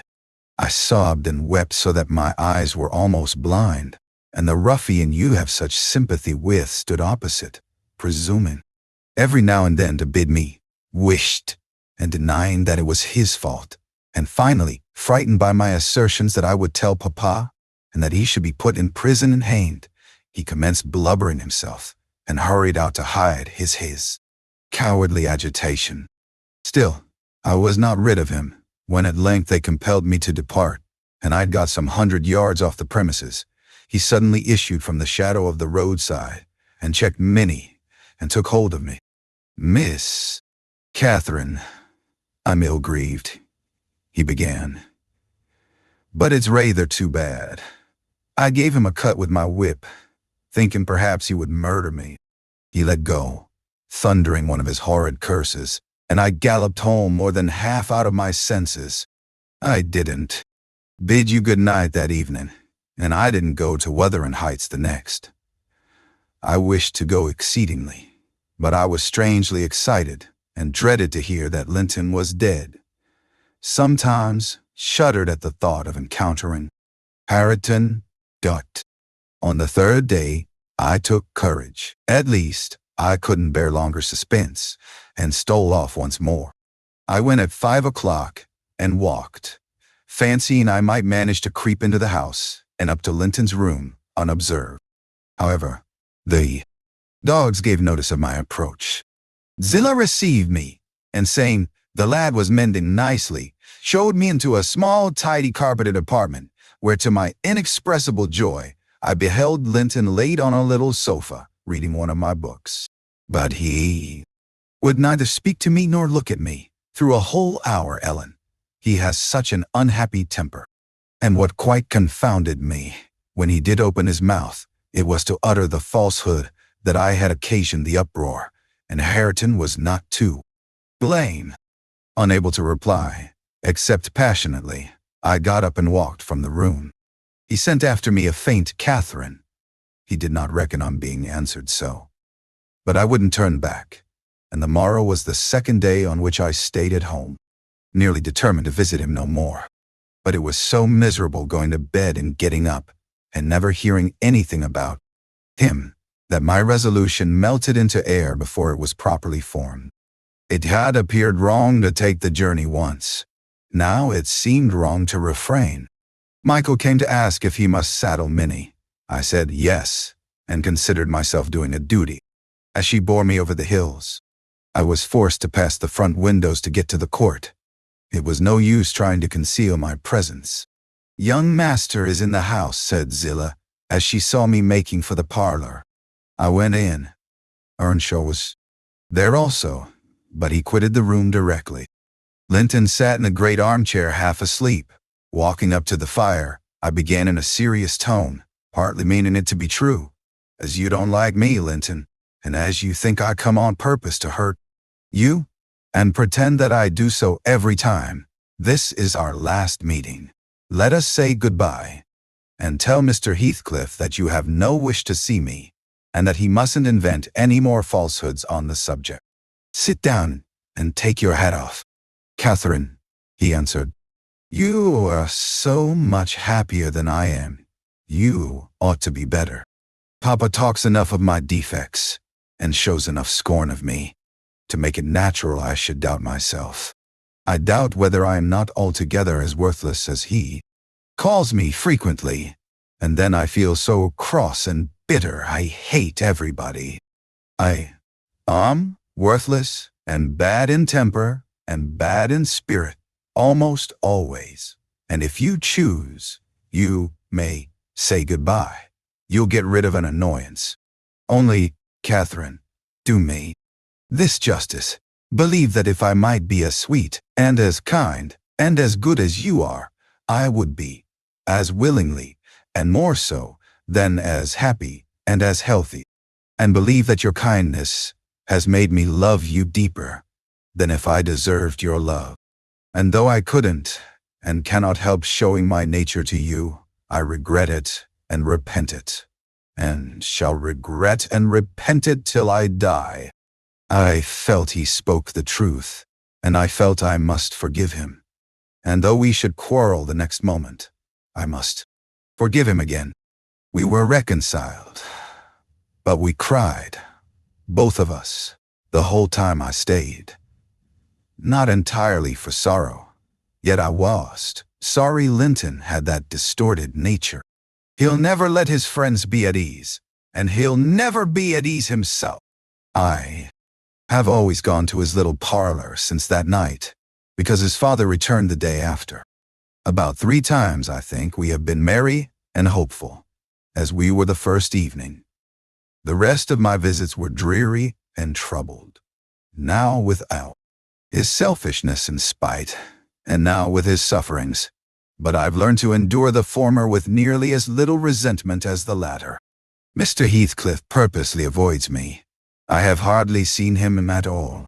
Last Sunday, indeed, coming earlier than usual, I heard him abusing poor Linton cruelly for his conduct of the night before. I can't tell how he knew of it, unless he listened. Linton had certainly behaved provokingly. However, it was the business of nobody but me, and I interrupted Mr. Heathcliff's lecture by entering in and telling him so. He burst into a laugh and went away, saying he was glad I took that view of the matter. Since then, I've told Linton he must whisper his bitter things. Now, Ellen, you have heard all. I can't be prevented from going to Wuthering Heights, except by inflicting misery on 2 people. Whereas, if you'll only not tell Papa, my going need disturb the tranquility of none. You'll not tell, will you? It will be very heartless if you do. I'll make up my mind on that point by tomorrow, Miss Catherine. I replied. It requires some study, and so I'll leave you to your rest, and go think it over. I thought it over aloud, in my master's presence, walking straight from her room to his, and relating the whole story, with the exception of her conversations with her cousin, and any mention of Hareton. Mr. Linton was alarmed and distressed, more than he would acknowledge to me. In the morning, Catherine learnt my betrayal of her confidence, and she learnt also that her secret visits were to end. In vain, she wept and writhed against the interdict, and implored her father to have pity on Linton. All she got to comfort her was a promise that he would write and give him leave to come to the Grange when he pleased, but explaining that he must no longer expect to see Catherine at Wuthering Heights. Perhaps, had he been aware of his nephew's disposition and state of health, he would have seen fit to withhold even that slight consolation. Chapter 25. These things happened last winter, sir, said Mrs. Dean, hardly more than a year ago. Last winter, I did not think, at another 12 months' end, I should be amusing a stranger to the family with relating them. Yet, who knows how long you'll be a stranger? You're too young to rest always contented, living by yourself, and I some way fancy no one could see Catherine Linton and not love her. You smile, but why do you look so lively and interested when I talk about her? And why have you asked me to hang her picture over your fireplace? And why? Stop, my good friend, I cried. It may be very possible that yet should love her, but would she love me? I doubt it too much to venture my tranquility by running into temptation. And then my home is not here. I'm a fool. The busy world and to its arms I must return. Go on. Was Catherine obedient to her father's commands? She was, continued the housekeeper. Her affection for him was still the chief sentiment in her heart, and he spoke without anger. The deep tenderness of one about to leave his treasure amid perils and foes, where his remembered words would be the only aid that he could bequeath to guide her. He said to me, a few days afterwards, I wish my nephew would write, Ellen, or call. Tell me, sincerely, what you think of him. Is he changed for the better, or is there a prospect of improvement as he grows a man? He's very delicate, sir, I replied, and scarcely likely to reach manhood. But this I can say, he does not resemble his father, and if Miss Catherine had the misfortune to marry him, he would not be beyond her control, unless she were extremely and foolishly indulgent. However, master, you'll have plenty of time to get acquainted with him and see whether he would suit her. It wants 4 years and more to his being of age. Edgar sighed, and walking to the window, looked out towards Gimmerton Kirk. It was a misty afternoon, but the February sun shone dimly, and we could just distinguish the 2 fir trees in the yard, and the sparely scattered gravestones. I've prayed often, he half soliloquized, for the approach of what is coming, and now I begin to shrink and fear it. I thought the memory of the hour I came down that glen a bridegroom would be less sweet than the anticipation that I was soon, in a few months, or possibly weeks, to be carried up and laid in its lonely hollow. Ellen, I've been very happy with my little Cathy. Through winter nights and summer days, she was a living hope at my side. But I've been as happy musing by myself among those stones, under that old church, lying through the long June evenings on the green mound of her mother's grave, and wishing, yearning for the time when I might lie beneath it. What can I do for Cathy? How must I quit her? I'd not care one moment for Linton being Heathcliff's son, nor for his taking her from me, if he could console her for my loss. I'd not care that Heathcliff gained his ends, and triumphed in robbing me of my last blessing. But should Linton be unworthy, only a feeble tool to his father, I cannot abandon her to him. And, hard though it be to crush her buoyant spirit, I must persevere in making her sad while I live, and leaving her solitary when I die. Darling! I'd rather resign her to God, and lay her in the earth before me. Resign her to God as it is, sir, I answered, and if we should lose you, which may he forbid, under his providence I'll stand her friend and counselor to the last. Miss Catherine is a good girl. I don't fear that she will go willfully wrong, and people who do their duty are always finally rewarded. Spring advanced, yet my master gathered no real strength, though he resumed his walks in the grounds with his daughter. To her inexperienced notions, this itself was a sign of convalescence, and then his cheek was often flushed, and his eyes were bright. She felt sure of his recovering. On her 17th birthday, he did not visit the churchyard. It was raining, and I observed, "You will surely not go out tonight, sir." He answered, "No, I'll defer it this year a little longer." He wrote again to Linton, expressing his great desire to see him, and had the invalid been presentable, I've no doubt his father would have permitted him to come. As it was, being instructed, he returned an answer, intimating that Mr. Heathcliff objected to his calling at the Grange, but his uncle's kind remembrance delighted him, and he hoped to meet him sometimes in his rambles, and personally to petition that his cousin and he might not remain long so utterly divided. That part of his letter was simple, and probably his own. Heathcliff knew he could plead eloquently for Catherine's company then. "I do not ask," he said, "that she may visit here, but am I never to see her, because my father forbids me to go to her home, and you forbid her to come to mine? Do now and then ride with her towards the heights, and let us exchange a few words in your presence. We have done nothing to deserve this separation, and you are not angry with me. You have no reason to dislike me, you allow yourself. Dear uncle, send me a kind note tomorrow, and leave to join you anywhere you please, except at Thrushcross Grange. I believe an interview would convince you that my father's character is not mine. He affirms I am more your nephew than his son, and though I have faults which render me unworthy of Catherine, she has excused them, and for her sake you should also. You inquire after my health. It is better, but while I remain cut off from all hope and doomed to solitude, or the society of those who never did and never will like me, how can I be cheerful and well?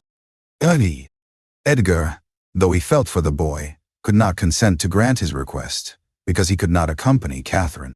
He said in summer perhaps they might meet. Meantime, he wished him to continue writing at intervals, and engaged to give him what advice and comfort he was able by letter, being well aware of his hard position in his family. Linton complied, and had he been unrestrained, would probably have spoiled all by filling his epistles with complaints and lamentations.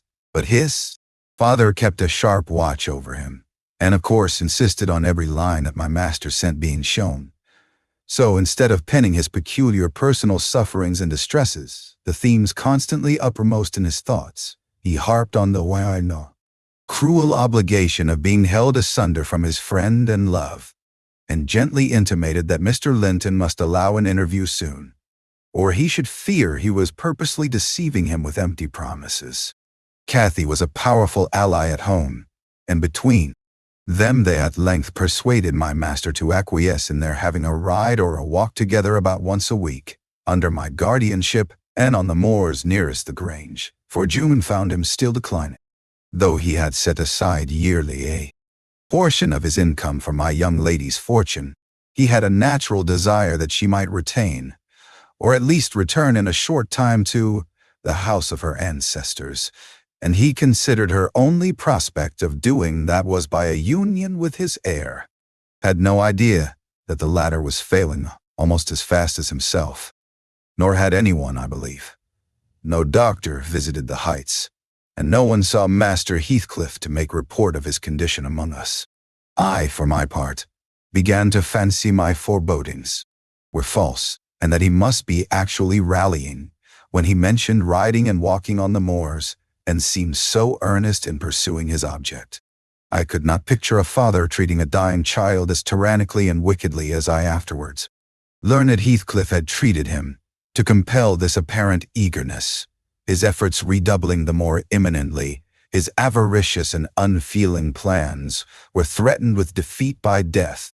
Chapter 26. Summer was already past its prime, when Edgar reluctantly yielded his assent to their entreaties, and Catherine and I set out on our first ride to join her cousin. It was a close, sultry day, devoid of sunshine, but with a sky too dappled and hazy to threaten rain. And our place of meeting had been fixed at the Guidestone, by the crossroads. On arriving there, however, a little herd boy, dispatched as a messenger, told us that Maester Linton were just o' this side on Heights, and he'd be Mitch obleeged to us to gang on a bit further. Then Master Linton has forgot the first injunction of his uncle, I observed. He bid us keep on the Grange land, and here we are off at once. Well, we'll turn our horses' heads round when we reach him, answered my companion. Our excursion shall lie towards home. But when we reached him, and that was scarcely a quarter of a mile from his own door, we found he had no horse, and we were forced to dismount and leave ours to graze. He lay on the heath, awaiting our approach, and did not rise till we came within a few yards. Then he walked so feebly and looked so pale that I immediately exclaimed, "Why, Master Heathcliff, you are not fit for enjoying a ramble this morning. How ill you do look." Catherine surveyed him with grief and astonishment. She changed the ejaculation of joy on her lips to one of alarm, and the congratulation on their long-postponed meeting to an anxious inquiry whether he were worse than usual. "No, better," he panted, trembling, and retaining her hand as if he needed its support, while his large blue eyes wandered timidly over her. the hollowness round them transforming to haggard wildness the languid expression they once possessed. "But you have been worse," persisted his cousin. "Worse than when I saw you last. You are thinner, and—" "I'm tired," he interrupted hurriedly. "It is too hot for walking. Let us rest here. And in the morning, I often feel sick. Papa says I grow so fast." Badly satisfied, Cathy sat down, and he reclined beside her. "This is something like your paradise," said she, making an effort at cheerfulness. "You recollect the 2 days we agreed to spend in the place, and weigh each thought pleasantest? This is nearly yours, only there are clouds, but then they are so soft and mellow. It is nicer than sunshine. Next week, if you can, we'll ride down to the Grange Park and try mine." Linton did not appear to remember what she talked of, and he had evidently great difficulty in sustaining any kind of conversation. His lack of interest in the subject she started, and his equal incapacity to contribute to her entertainment, were so obvious that she could not conceal her disappointment. An indefinite alteration had come over his whole person and manner. The pettishness that might be caressed into fondness had yielded to a listless apathy.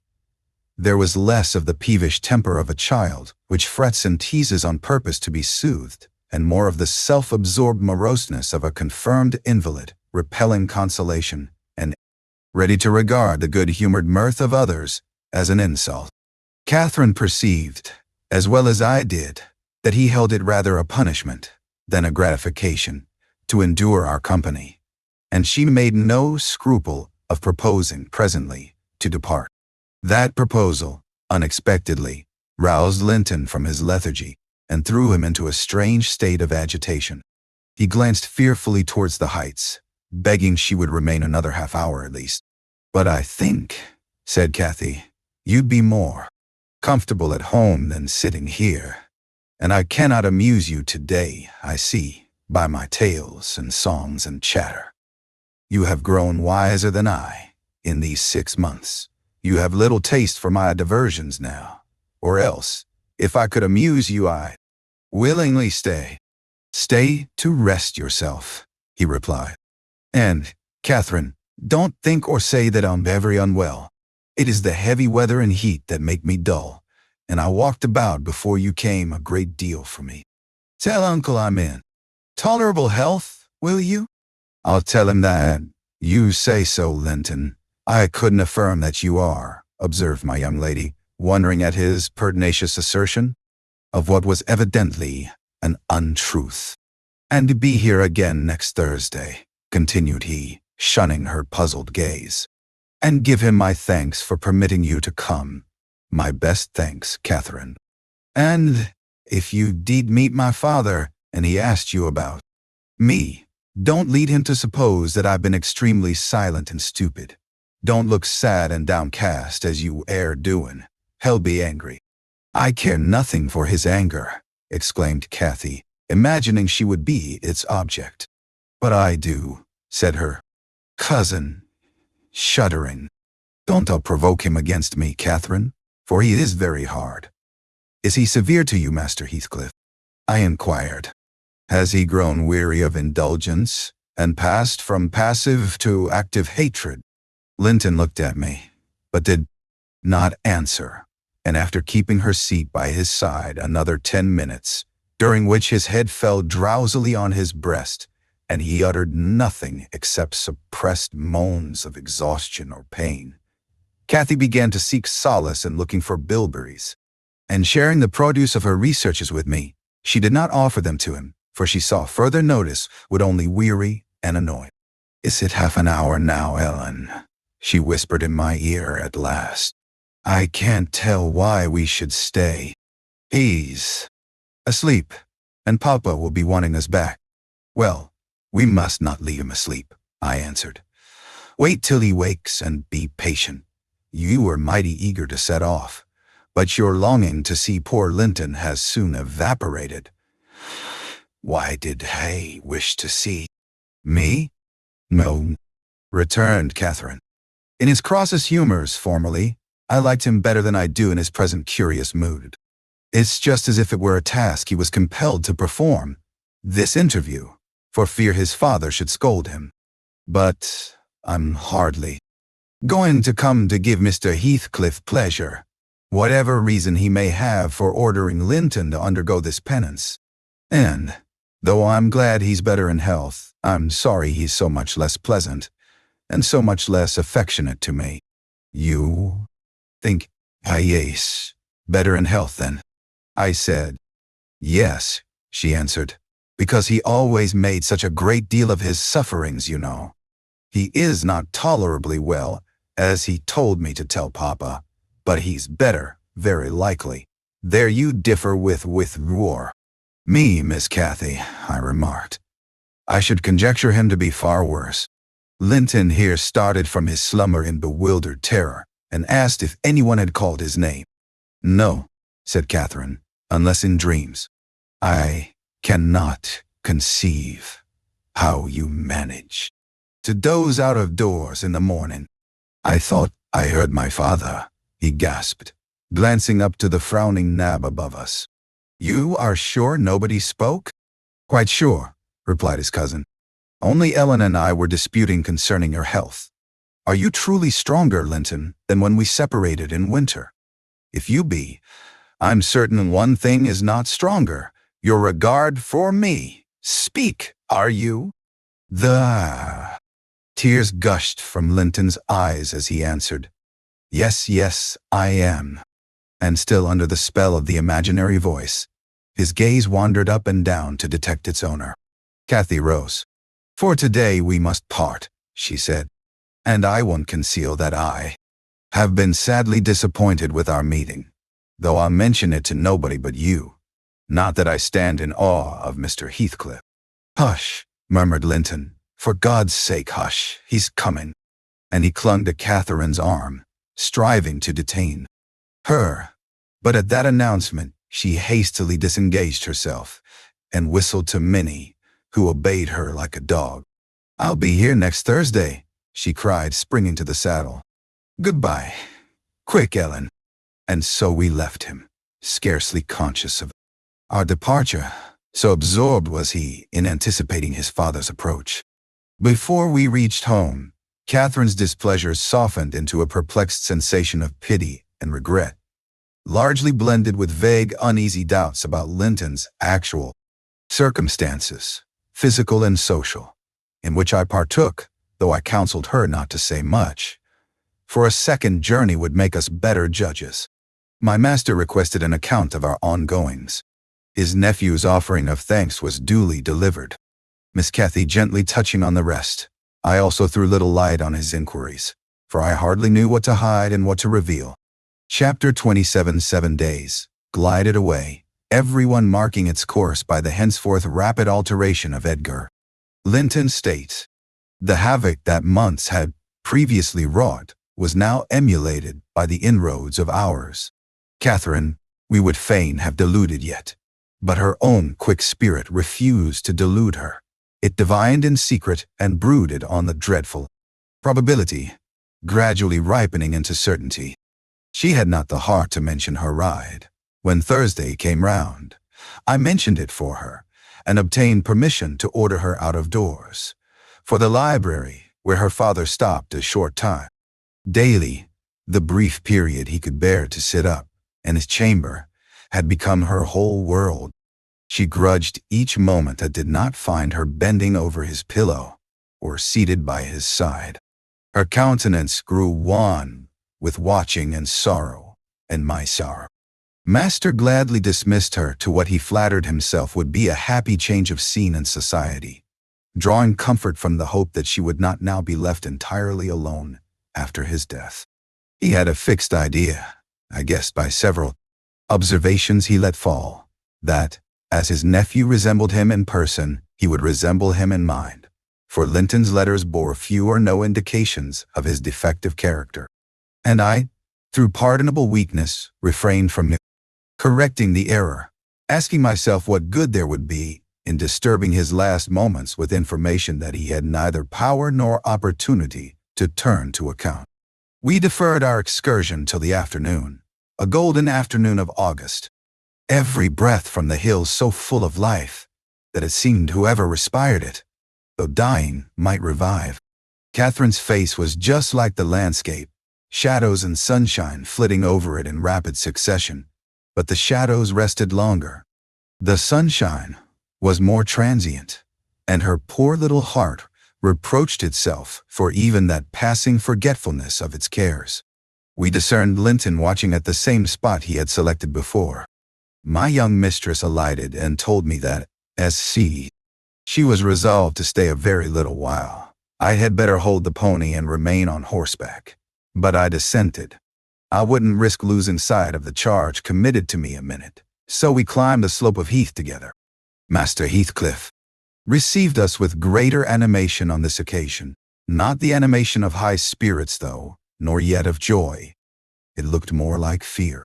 "It is late," he said, speaking short and with difficulty. "Is not your father very ill?"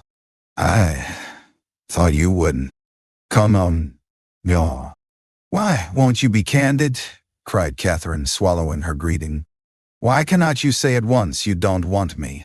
"It is strange, Linton, that for the second time you have brought me here on purpose, apparently to distress us both, and for no reason besides." Linton shivered and glanced at her, half supplicating, half ashamed. But his cousin's patience was not sufficient to endure this enigmatical behavior. "My father's very ill," she said. "And why am I called from his bedside? Why didn't you send to absolve me from my promise when you wished I wouldn't keep it? Come. I desire an explanation. Playing and trifling are completely banished out of my mind, and I can't dance attendance on your affectations now." "Man." "Affectations," he murmured. "What are they?" "For heaven's sake, Catherine, don't look so angry. Despise me as much as you please. I am a worthless, cowardly wretch. I can't be scorned enough, but I'm too mean for your anger. Hate my father, and spare me for contempt." "Nonsense," cried Catherine in a passion. "Foolish, silly boy. And there. He trembles, as if I were really going to touch him. You needn't bespeak contempt, Linton. Anybody will have it spontaneously at your service. Get off. I shall return home. It is folly dragging you from the hearthstone and pretending. What do we pretend?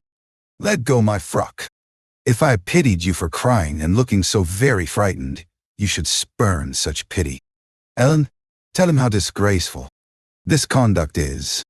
Rise, and don't degrade yourself into an abject reptile. Don't." With streaming face and expression of agony, Linton had thrown his nerveless frame along the ground. He seemed convulsed with exquisite terror. "Oh," he sobbed, "I cannot bear it. Catherine, Catherine, I'm a traitor too, and I dare not tell you. But leave me, and I shall be killed." "Yeah, Catherine, my life is in your hands, and you have said you loved me, and if you did, it wouldn't harm you. You'll not. Go. Then, kind, sweet, good Catherine, and perhaps you will consent, and he'll let me die with you." My young lady, on witnessing his intense anguish, stooped to raise him.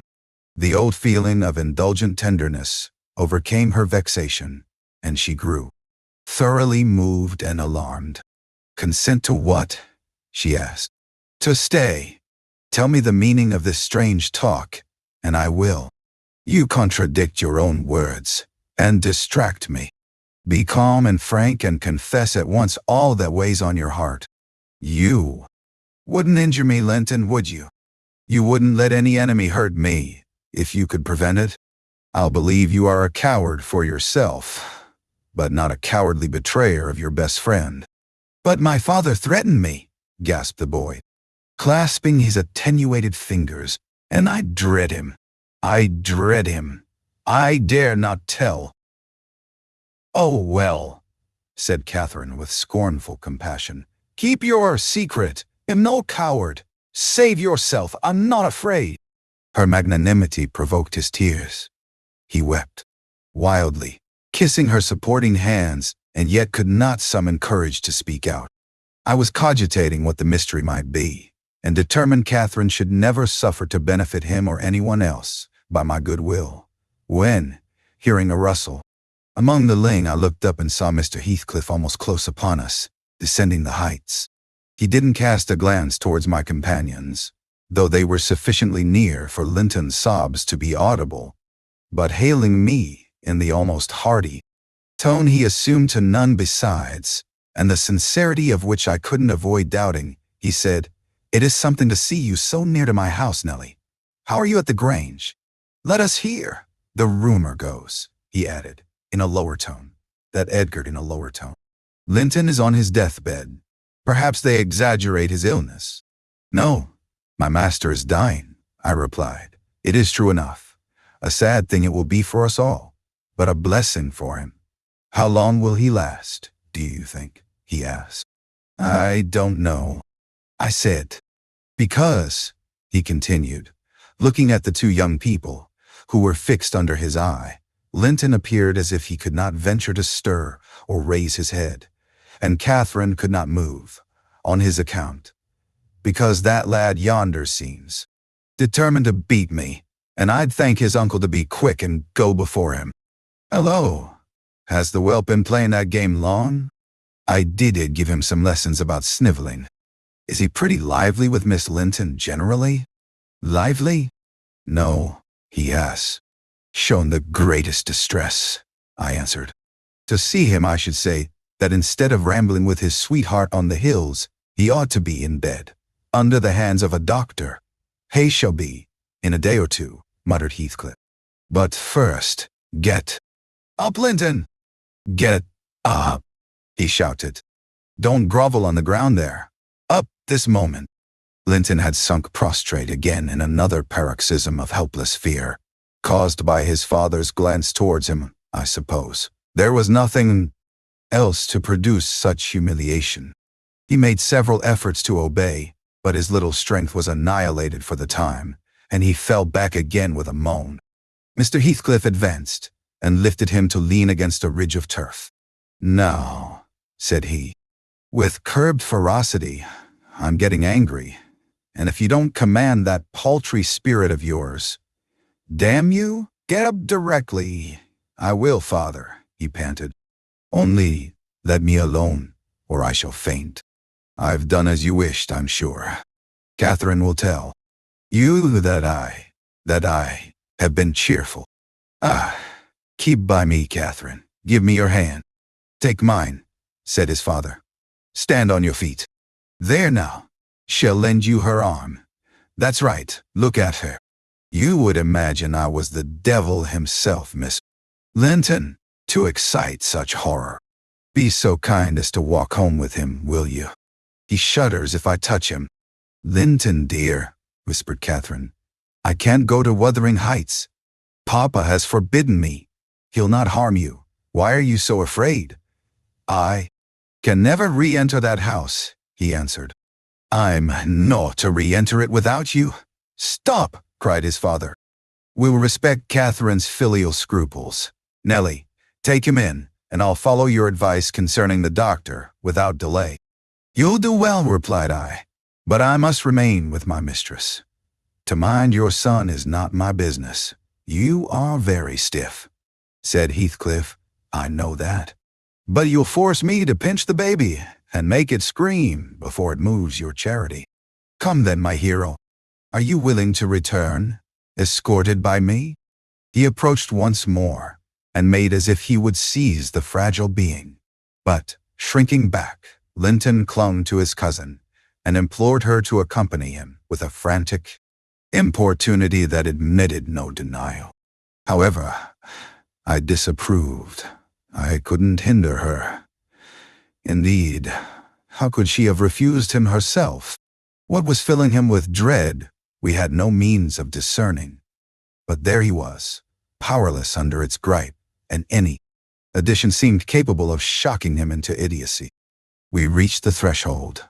Catherine walked in, and I stood waiting till she had conducted the invalid to a chair, expecting her out immediately, when Mr. Heathcliff, pushing me forward, exclaimed, "My house is not stricken with the plague, Nelly, and I have a mind to be hospitable today.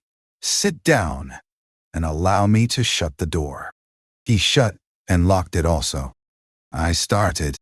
"You shall have tea before you go home," he added.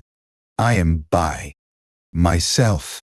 Hareton is gone with some cattle to the Lees, and Zillah and Joseph are off on a journey of pleasure. And though I'm used to being alone, I'd rather have some interesting company, if I can get it. Miss Linton, take your seat by him.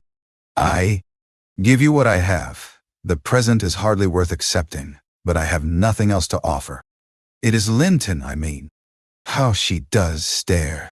It's odd what a savage feeling I have to anything that seems afraid of me. Had I been born where laws are less strict and taste less dainty, I should treat myself to a slow vivisection of those two, as an evening's amusement." He drew in his breath, struck the table, and swore to himself. "Hell! I hate them." "I am not afraid of you," exclaimed Catherine, who could not hear the latter part of his speech. She stepped close up, her black eyes flashing with passion and resolution. "Give me that key. I will have it," she said. "I wouldn't eat or drink here if I were starving." Heathcliff had the key in his hand that remained on the table. He looked up, seized with a sort of surprise at her boldness, or possibly reminded, by her voice and glance, of the person from whom she inherited it. She snatched at the instrument, and half succeeded in getting it out of his loosened fingers. But her action recalled him to the present. He recovered it speedily. "Now, Catherine Linton," he said, "stand off, or I shall knock you down, and that will make Mrs. Dean mad." Regardless of this warning, she captured his closed hand and its contents again. "Really go," she repeated, exerting her utmost efforts to cause the iron muscles to relax, and finding that her nails meadow no impression, she applied her teeth pretty sharply. Heathcliff glanced at me, a glance that kept me from interfering a moment. Catherine was too intent on his fingers to notice his face. He opened them suddenly, and resigned the object of dispute. But, ere she had well secured it, he seized her with the liberated hand, and pulling her on his knee, administered with the other a shower of terrific slaps on both sides of the head, each sufficient to have fulfilled his threat, had she been able to fall. At this diabolical violence I rushed on him furiously. "You villain!" I began to cry. "You villain!" A touch on the chest silenced me. I am stout, and soon put out of breath, and what with that and the rage I staggered dizzily back, felt ready to suffocate or to burst a blood vessel. The scene was over in 2 minutes. Catherine, released, put her 2 hands to her temples, and looked just as if she were not sure whether her ears were off or on. She trembled like a reed, poor thing, and leant against the table, perfectly bewildered. "I know how to chastise children, you see," said the scoundrel grimly, as he stooped to repossess himself of the key, which had dropped to the floor. "Go to Linton now, as I told you. Cry at your ease.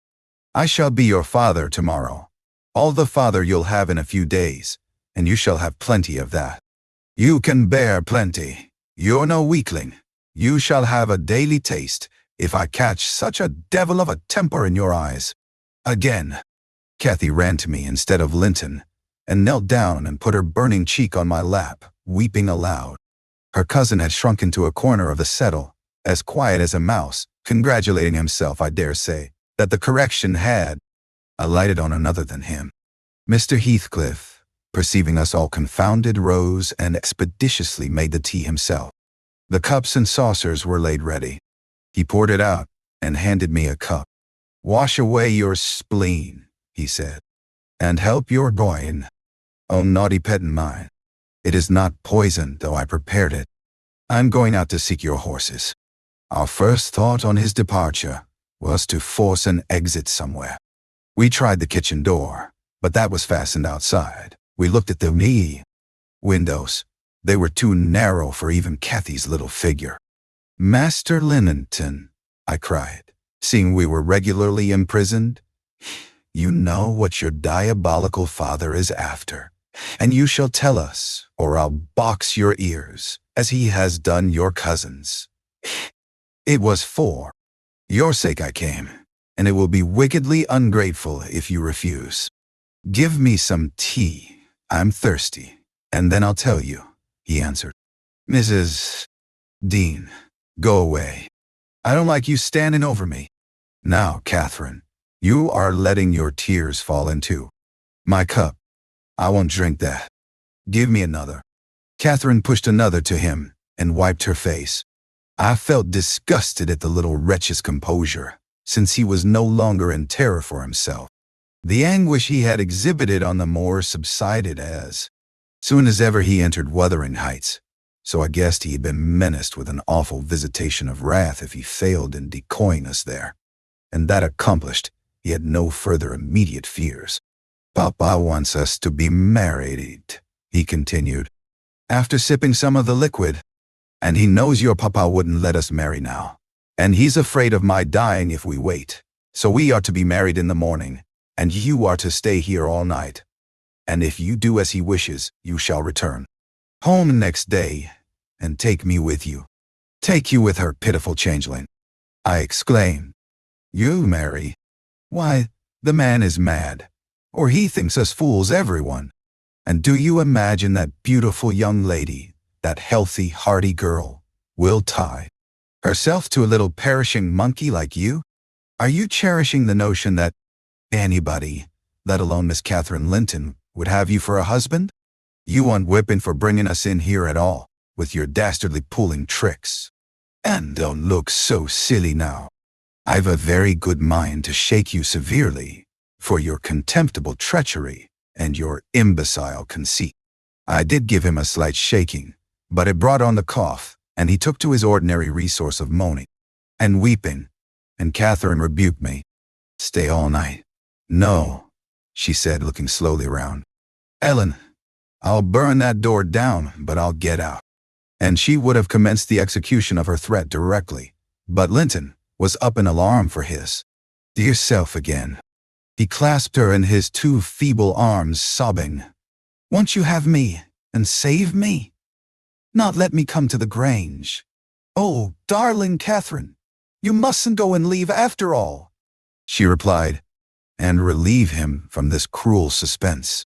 The whole night? What would he think? He'll be distressed already. I'll either break or burn away out of the house. Be quiet. You're in no danger, but if you hinder me, Linton, I love Papa better than you. The mortal terror he felt of Mr. Heathcliff's anger restored to the boy his coward's eloquence. Catherine was near distraught. Still, she persisted that she must go home, and tried entreaty in her turn, persuading him to subdue his selfish agony. While they were thus occupied, our jailer re-entered. Your beasts have trotted off, he said. And now Linton? Snivelling again? What has she been doing to you?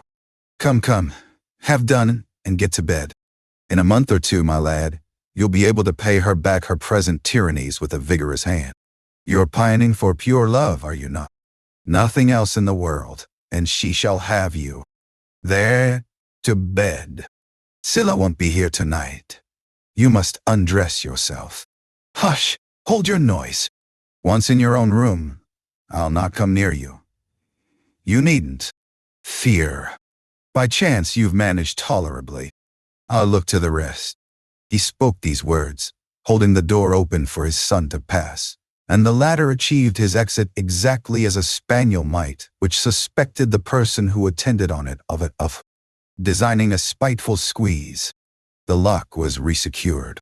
Heathcliff approached the fire, where my mistress and I stood silent.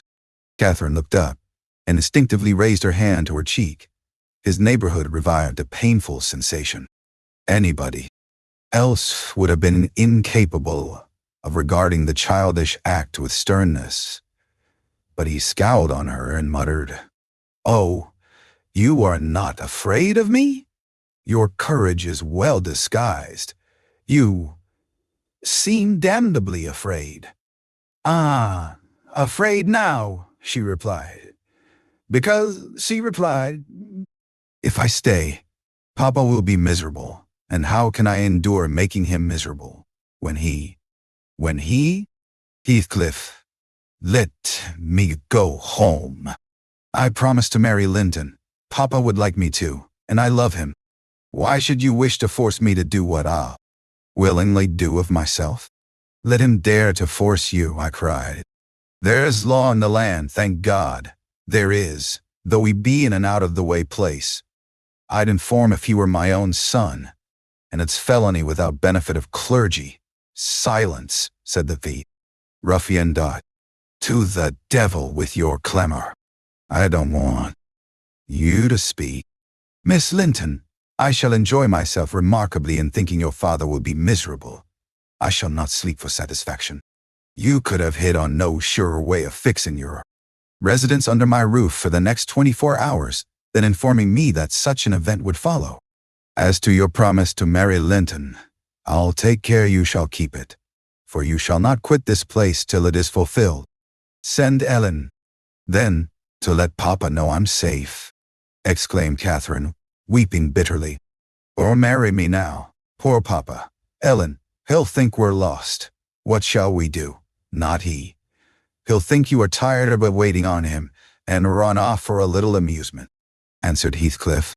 You cannot deny that you entered my house of your own accord, in contempt of his injunctions to the contrary. And it is quite natural that you should desire amusement at your age, and that you would weary of nursing a sick man, and that man only your father. Catherine, his happiest days were over when your days began. He cursed you, I dare say, for coming into the world. I did, at least. And it would just do if he cursed you as, went out of it. I'd join him. I don't love you. How should I? Weep away. As far as I can see, it will be your chief diversion hereafter, unless Linton make amends for other losses. And your provident parent appears to fancy he may. His letters of advice and consolation entertain me vastly. In his last, he recommended my jewel to be careful of his, and kind to her when he got her. Careful and kind, that's paternal. But Linton requires his whole stock of care and kindness for himself. Linton can play the little tyrant well. He'll undertake to torture any number of cats, if their teeth be drawn and their claws pared. You'll be able to tell his uncle fine tales of his kindness when you get home again, I assure you. You right there, I said. Explain your son's character. Show his resemblance to yourself. And then I hope Miss Cathy will think twice before she takes the cockatrice. I don't much mind speaking of his amiable qualities now, he answered, because she must either accept him or remain a prisoner, and you along with her till your master dies. I can detain you both, quite concealed here.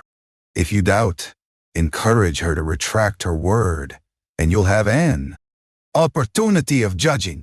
I'll not retract my word, said Catherine. I'll marry him within this hour, if I may go to Thrushcross Grange afterwards.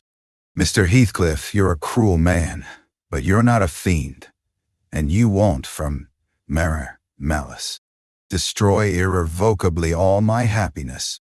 If Papa thought I had left him on purpose, and if he died before I returned, could I bear to live? I have given over crying, but I'm going to kneel here, at your knee, and I'll not get up, and I'll not take my eyes from your face till you look back at me. No, don't turn away. Do look. You'll see nothing to provoke you. I don't hate you. I'm not angry that you struck me. Have you never loved anybody in all your life, Uncle? Never? Ah, you must look. Once. I'm so wretched you can't help being sorry and pitying me. Keep your FT's fingers off, and move, or I'll kick you, cried Heathcliff, brutally repulsing her. I'd rather be hugged by a snake. How the devil can you dream of fawning on me? I detest you. He shrugged his shoulders, shook himself indeed as if his flesh crept with aversion, and thrust back his chair, while I got up and opened my mouth to commence a downright torrent of abuse. but I was rendered dumb in the middle of the first sentence by a threat that I should be shown into a room by myself the very next syllable I uttered. It was growing dark. We heard a sound of voices at the garden gate. Our host hurried out instantly. Had his wits about him. Had not. There was a talk of 2 or 3 minutes, and he returned alone. "I thought it had been your cousin Hareton," I observed to Catherine. "I wish he would arrive. Who knows but he might take our part. It was 3 servants sent to seek you." "From the Grange," said Heathcliff, overhearing me. "You should have opened a lattice and called out. But I could swear that chit is glad you didn't. She's glad to be obliged to stay, I'm certain." At learning the chance we had missed, we both gave vent to our grief without control, and he allowed us to wail on till 9 o'clock. Then he bid us go upstairs, through the kitchen, to Zilla's chamber, and I whispered my companion to obey. Perhaps we might contrive to get through the window there, or into a garret, and out by its skylight. The window, however, was narrow, like those below, and the garret trap was safe from our attempts, for we were fastened in as before. We neither of us lay down. Catherine took her station by the lattice, and watched anxiously for morning, a deep sigh being the only answer I could obtain to my frequent entreaties that she would try to rest. I seated myself in a chair, and rocked to and fro, passing harsh judgment on my many derelictions of a duty, from which, it struck me then, all the misfortunes of my employers sprang. It was not the case, in reality, I am aware, but it was, in my imagination, that dismal night, and I thought Heathcliff himself less guilty than I. At 7 o'clock he came, and inquired if Miss Linton had risen. She ran to the door immediately and answered, "Yes." "Here then," he said, opening it and pulling her out. I rose to follow, but he turned the lock again. I demanded my release. "Be patient," he replied. "I'll send up your breakfast in a while." I thumped on the panels and rattled the latch angrily, and Catherine asked why I was still shut up. He answered, "I must try to endure it another hour," and they went away. I endured it 2 or 3 hours. At length, I heard a footstep, not Heathcliff's. "I've brought you something to eat," said a voice. "Open the door." Complying eagerly, I beheld Hareton, laden with food enough to last me all day. "Take it," he added, thrusting the tray into my hand. "Stay 1 minute," I began. "Nay," cried he, and retired, regardless of any prayers I could pour forth to detain him. And there I remained enclosed the whole day, and the whole of the next night. And another, and another, another. 5 nights and 4 days I remained, altogether, seeing nobody but Hareton once every morning, and he was a model of a jailer, surly and dumb and deaf to every attempt at moving his sense of justice or compassion. Chapter 8. On the 175th morning, or rather afternoon, a different step approached, lighter and shorter, and this time the person entered the room. It was Zilla, donned in her scarlet shawl, with a black silk bonnet on her head, and a willow basket swung to her. "Ormdati. Eh, dear, Mrs. Dean," she exclaimed. "Well, there is a talk about you at Gimmerton. I never thought but you were sunk in the Black Horse Marsh, and Missy with you, till Master told me you'd been found, and he'd lodged you here. What? And you must have got on an island, sure. And how long were you in the hole? Did Master save you, Mrs. Dean? But you're not so thin, you've not been so poorly, have you? Your master is a true scoundrel," I replied. "But he shall answer for it. He needn't have raised that tale. It shall all be laid bare." "What do you mean?" asked Zilla. "It's not his tale. They tell that in the village, about your being lost in the marsh, and I calls to Earnshaw when I come in. They's queer things, Mr. Hareton, happened since I went off. It's a sad pity of that likely young lass, and can't Nellie Dean." He stared. I thought he had not heard aught, so I told him the rumor. The master listened, and he just smiled to himself and said, "If they have been in the marsh, they are out now, Zillah. Nellie Dean is lodged, at this minute, in your room. You can tell her to flit when you go up. Here's the key." The bog water got into her head, and she would have run home quite flighty, but I fixed her till she came round to her senses. You can bid her go to the Grange at once, if she be able, and carry a message from me, that her young lady will follow in time to attend the squire's funeral. Mr. Edgar is not dead. I gasped. "Oh, Zillah. No, sit you down, my good mistress," she replied. "You're right sickly yet. He's not dead. Dr. Kenneth thinks he may last another day. I met him on the road and asked." Instead of sitting down, I snatched my outdoor things and hastened below, for the way was free. On entering the house, I looked about for someone to give information of Catherine. The place was filled with sunshine, and the door stood wide open, but nobody seemed at hand. As I hesitated whether to go off at once or return and seek my mistress, a slight cough drew my attention to the hearth. Linton lay on the settle, sole tenant, sucking a stick of sugar candy and pursuing my mate, movements with apathetic eyes. "Where's Miss Catherine?" I demanded sternly, supposing I could frighten him into giving intelligence by catching him thus, alone. He sucked on like an innocent. "Is she gone?" I said. "No," he replied. "Upstairs. She's not to go. We won't let her." "You won't let her, little idiot," I exclaimed. "Direct me to her room immediately, or I'll make you sing out sharply." "Papa would make you sing out if you attempted to get there," he answered. "Says I'm not to be soft with Catherine. She's my wife, and it's shameful that she should wish to leave me. He says she hates me and wants me to die, that she may have my money, but she shan't have it, and she shan't go home.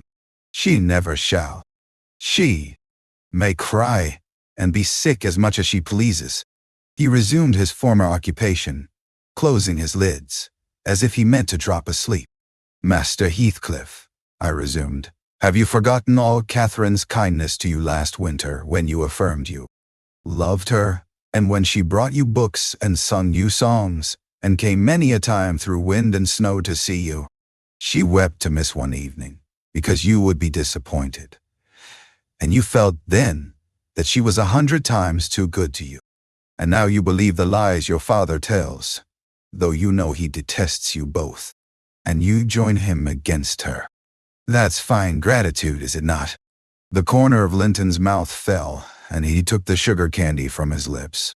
"Did she come to Wuthering Heights because she hated you?" I continued. "Think for yourself. As to your money, she does not even know that she will have any.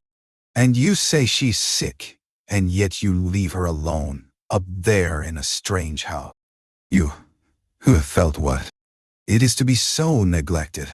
You could pity your own sufferings, and she pitied them too, but you won't pity hers." I shed tears. Master Heathcliff, you see, an elderly woman, and a servant merely, and you, after pretending such affection, and having reason to worship her, almost store every tear you have for yourself, and lie there quite at ease. Ah, you're a heartless, selfish boy. Edna, I can't stay with her," he answered crossly. "I'll not stay by myself. She cries so I can't bear it. And she won't give over, though I say I'll call my father. I did call him once, and he threatened to strangle her if she was not quiet. But she began again the instant he left the room, moaning and grieving all night long, though I screamed for vexation that I couldn't sleep. "Is Mr. Heathcliff out?" I inquired, perceiving that the wretched creature had no power to sympathize with his cousin's mental tortures. "He's in the court," he replied, "talking to Dr. Kenneth, who says uncle is dying truly at last. I'm glad, for I shall be master of the Grange after him. Catherine always spoke of it as her house. It isn't hers. It's mine. Papa says everything she has is mine. All her nice books are mine.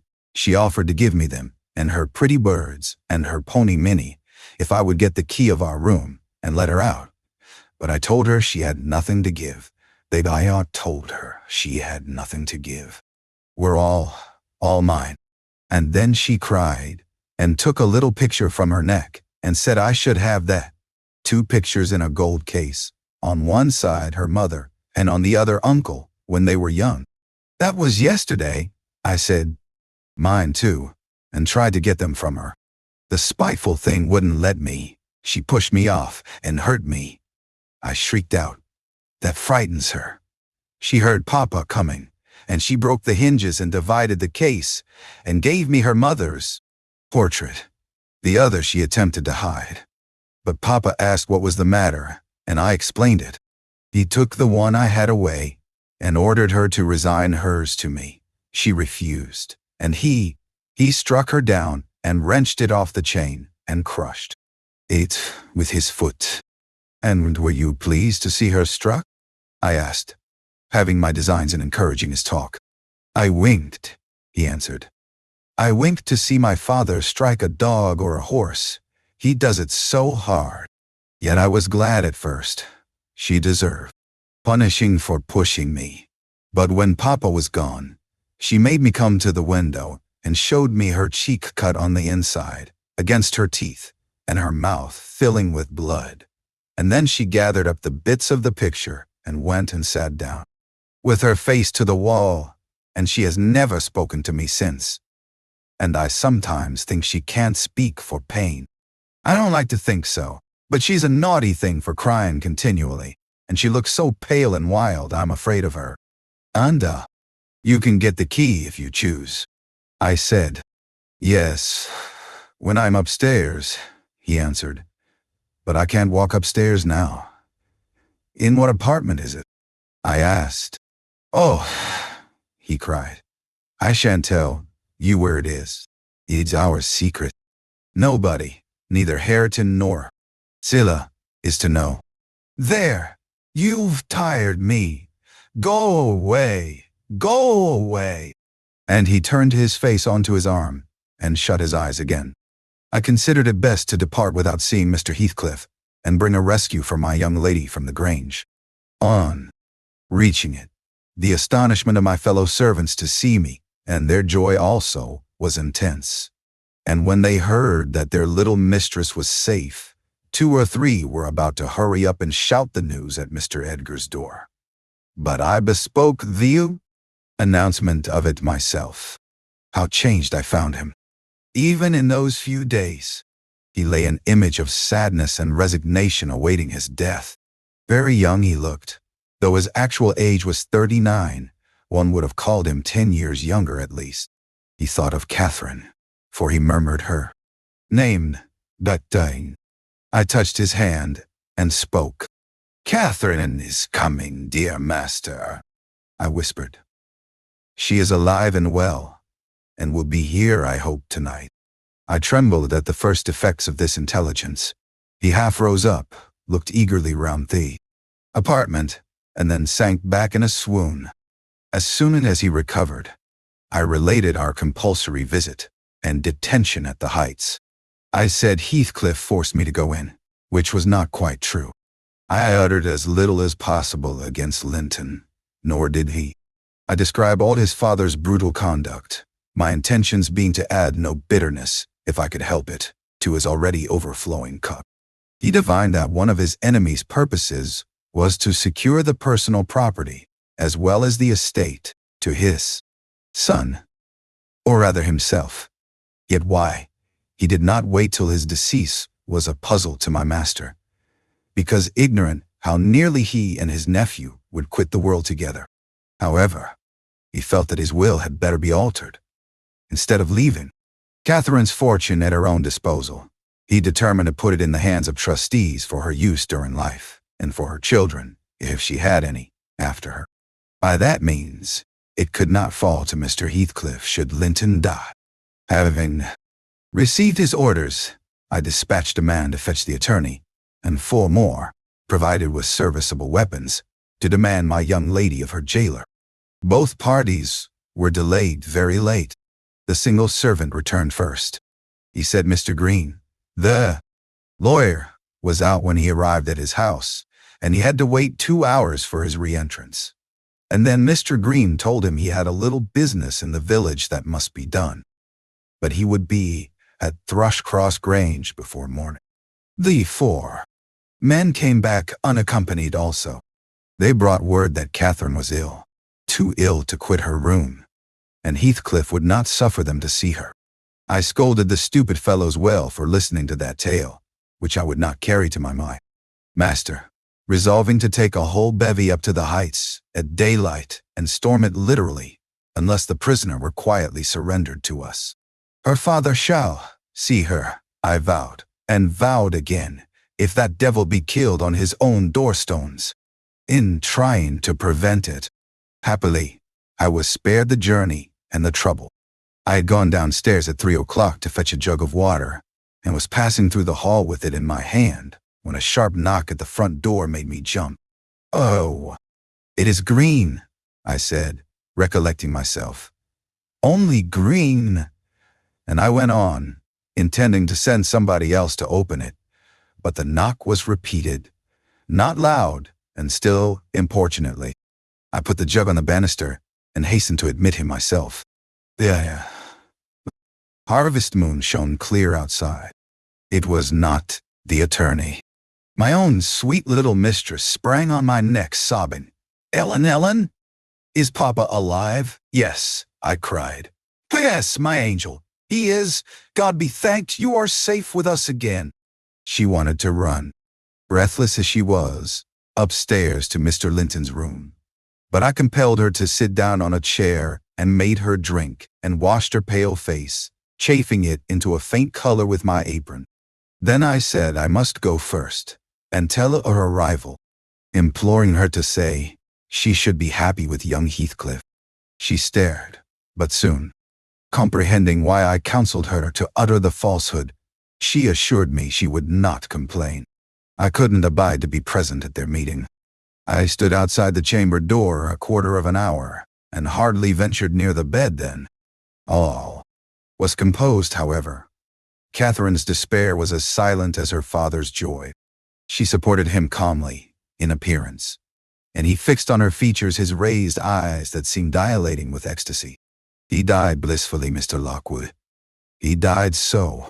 Kissing her cheek, he murmured, "I am going to her, and you, darling child, shall come to us," and never stirred or spoke again, but continued that rapt, radiant gaze, till his pulse imperceptibly stopped and his soul departed. None could have noticed the exact minute of his death. It was so entirely without a struggle. Whether Catherine had spent her tears, or whether the grief were too weighty to let them flow, she sat there dry-eyed till the sun rose. She sat till noon, and would still have remained brooding over that deathbed, but I insisted on her coming away and taking some repose. It was well I succeeded in removing her, for at dinner time appeared the lawyer, having called at Wuthering Heights to get his instructions. How to behave. He had sold himself to Mr. Heathcliff. That was the cause of his delay in obeying my master's summons. Fortunately, no thought of worldly affairs crossed the latter's mind to disturb him after his daughter's arrival. Mr. Green took upon himself to order everything and everybody about the place. He gave all the servants but me notice to quit. He would have carried his delegated authority to the point of insisting that Edgar Linton should not be buried beside his wife, but in the chapel with his family. There was the will, however, to hinder that, and my loud protestations against any infringement of its directions. The funeral was hurried over.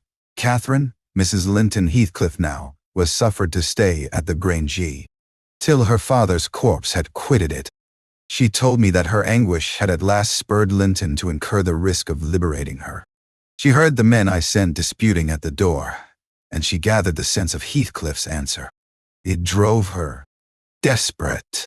Linton, who had been conveyed up to the little parlor soon after I left, was terrified into fetching the key before his father reascended. He had the cunning to unlock and relock the door without shutting it, and when he should have gone to bed, he begged to sleep with Hareton, and his petition was granted for once. Catherine stole out before break of day. She dared not try the doors lest the dog should raise an alarm. She visited the empty chambers and examined their windows, and, luckily, lighting on her mother's, she got easily out of its lattice and onto the ground by means of the fir tree close by. Her accomplice suffered for his share in the escape, notwithstanding his timid contrivances. Chapter 29. The evening after the funeral, my young lady and I were seated in the library, now musing mournfully, one of us despairingly, on our loss, now venturing conjectures as to the gloomy future. We had just agreed the best destiny which could await Catherine would be a permission to continue resident at the Grange, at least during Linton's life, he being allowed to join her there, and I to remain as housekeeper.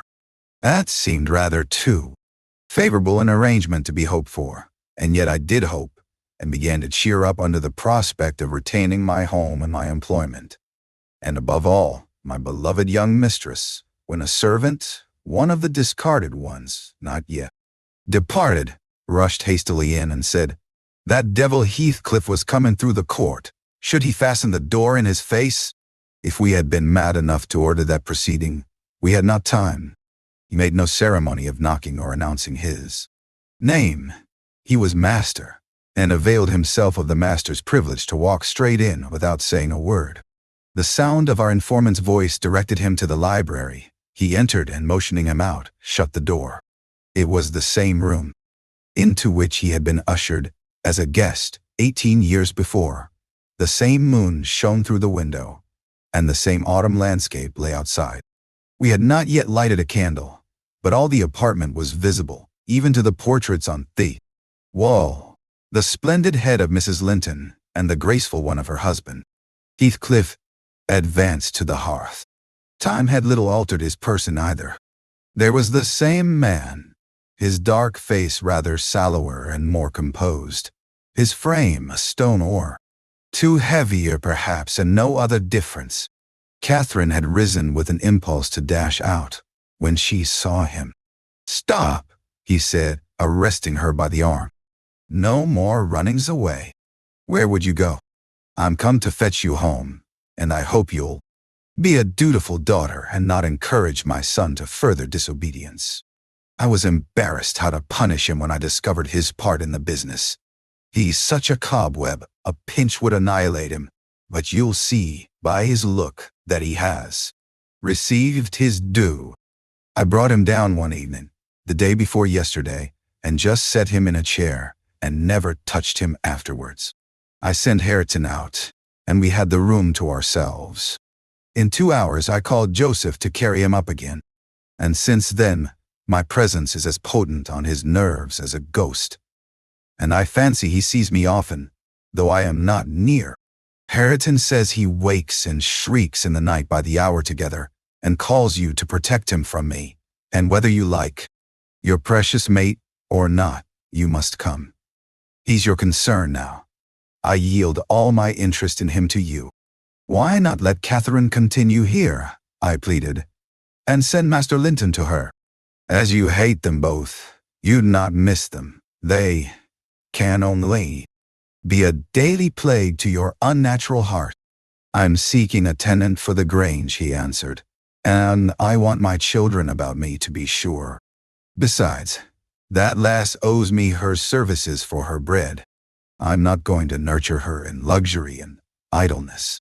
After Linton is gone, make haste and get ready now, and don't oblige me to compel you. I shall, said Catherine. Linton is all I have to love in the world, and though you have done what you could to make him hateful to me, and me to him, you him cannot make us hate each other. And I defy you to hurt him when I am by, and I defy you to frighten me. You are a boastful champion, replied Heathcliff, but I don't like you well enough to hurt him. You shall get the full benefit of the torment, as long as it lasts. It is not I who will make him hateful to you. It is his own sweet spirit. He's as bitter as gall at your desertion and its consequences. Don't expect thanks for this noble devotion. I heard him draw a pleasant picture to Zillah, of what he would do if he were as strong as I. The inclination is there, and his very weakness will sharpen his wits to find a substitute for strength. I know he has a bad nature, said Catherine. He's your son, but I'm glad I've a better to forgive it. And I know he loves me, and for that reason, I love him. Mr. Heathcliff, you have nobody to love you. However miserable you make us, we shall still have the revenge of thinking that your cruelty arises from your greater misery.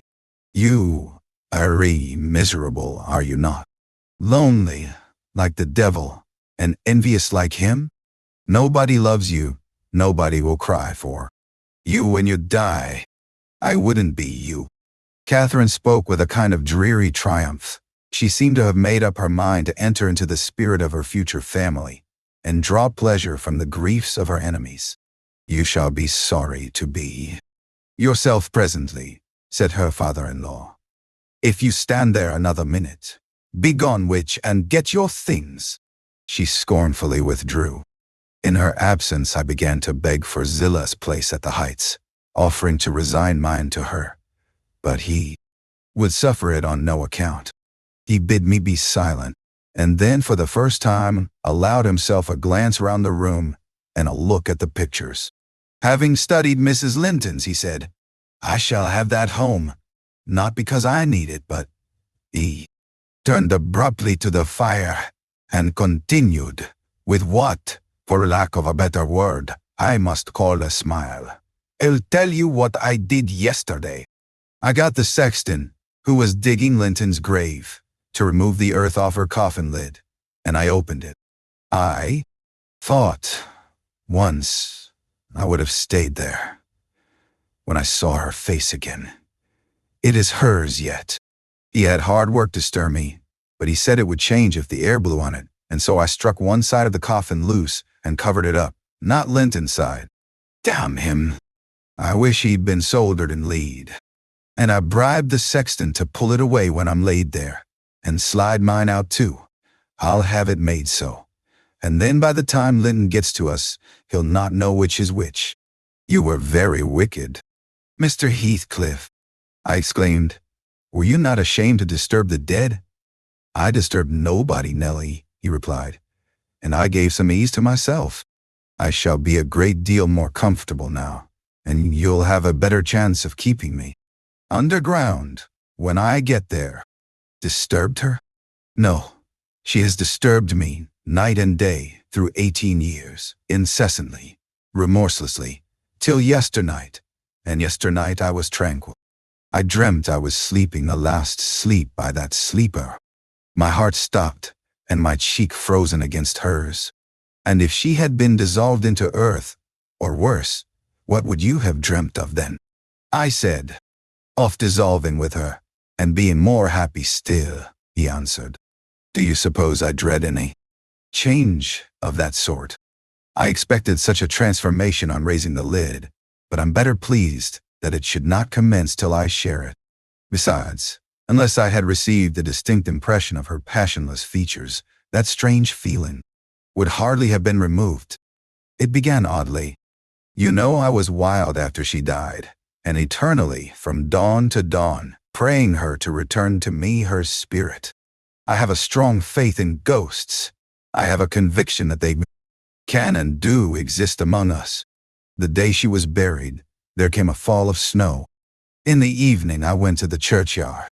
It blew bleak as winter. All round was solitary. I didn't fear that her fool of a husband would wander up the glen so late. And no one else had business to bring them there. Being alone, and conscious 2 yards of loose earth was the sole barrier between us, I said to myself, I'll have her in my arms again. If she be cold, I'll think it is this north wind that chills. Meh. And if she be motionless, it is sleep. I got a spade from the tool house and began to delve with all my might. It scraped the coffin. I fell to work with my hands. The wood commenced cracking about the screws. I was on the point of attaining my object, when it seemed that I heard a sigh from someone above, close at the edge of the grave, and bending down. If I can only get this off, I muttered. I wish they may shovel in the earth over us both. And I wrenched at it more desperately. Still, there was another sigh, close at my ear. I appeared to feel the warm breath of it displacing the sleet-laden wind. I knew no living thing in flesh and blood was by, but as certainly as you perceive the approach to some substantial body in it. The dark, though it cannot be discerned, so certainly I felt that Cathy was there. Not under me, but on the earth. A sudden sense of relief flowed from my heart through every limb. I relinquished my labor of agony and turned consoled at once. Unspeakably consoled. Her presence was with me. It remained while I refilled the grave and led me home. You may laugh, if you will, but I was sure I should see her there. I was sure she was with me, and I could not help talking to her. Having reached the heights, I rushed eagerly to the door. It was fastened, and I remember that accursed Earnshaw and my wife opposed my entrance. I remember stopping to kick the breath out of him, and then hurrying upstairs to my room and hers. I looked around impatiently. I felt her by me. I could almost see her, and yet I could not. I ought to have sweat blood then, from the anguish of my yearning, from the fervor of my supplications to have but one glimpse. I had not one. She showed herself, as she often was in life, a devil to me. And since then, sometimes more and sometimes less, I've been the sport of that intolerable torture. Infernal, keeping my nerves at such a stretch that, if they had not resembled catgut, they would long ago have relaxed to the feebleness of Linton's. When I sat in the house with Hareton, it seemed that on going out I should meet her. When I walked on the moors, I should meet her coming in. When I went from home, I hastened to return. She must be somewhere at the heights, I was certain. And when I slept in her chamber, I was beaten out of that. I couldn't lie there. For the moment I closed my eyes, she was either outside the window, or sliding back the panels, or entering the room, or even resting her darling head on the same pillow as she did when a child. And I must open my lids to see.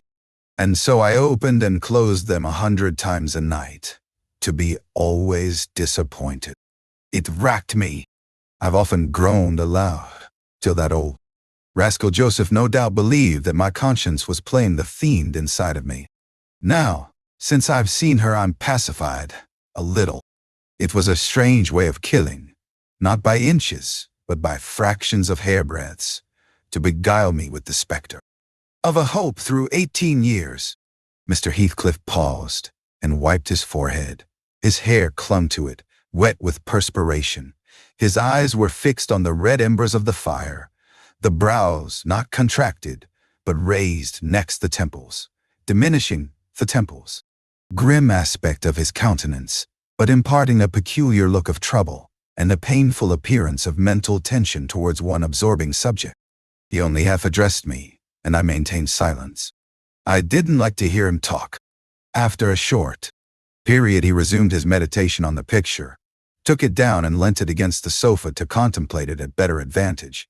And while so occupied, Catherine entered, announcing that she was ready when her pony should be saddled. "Send that over tomorrow," said Heathcliff to me. Then turning to her, he added, "You may do without your pony. It is a fine evening, and you'll need no ponies at Wuthering Heights. For what journeys you take, your own feet will serve you. Come along." "Goodbye, Ellen," whispered my dear little mistress. As she kissed me, her lips felt like ice. "Come and see me, Ellen. Don't forget. Take care you do no such thing." "Mrs. Dean," said her new father, "when I wish to speak to you, I'll come here.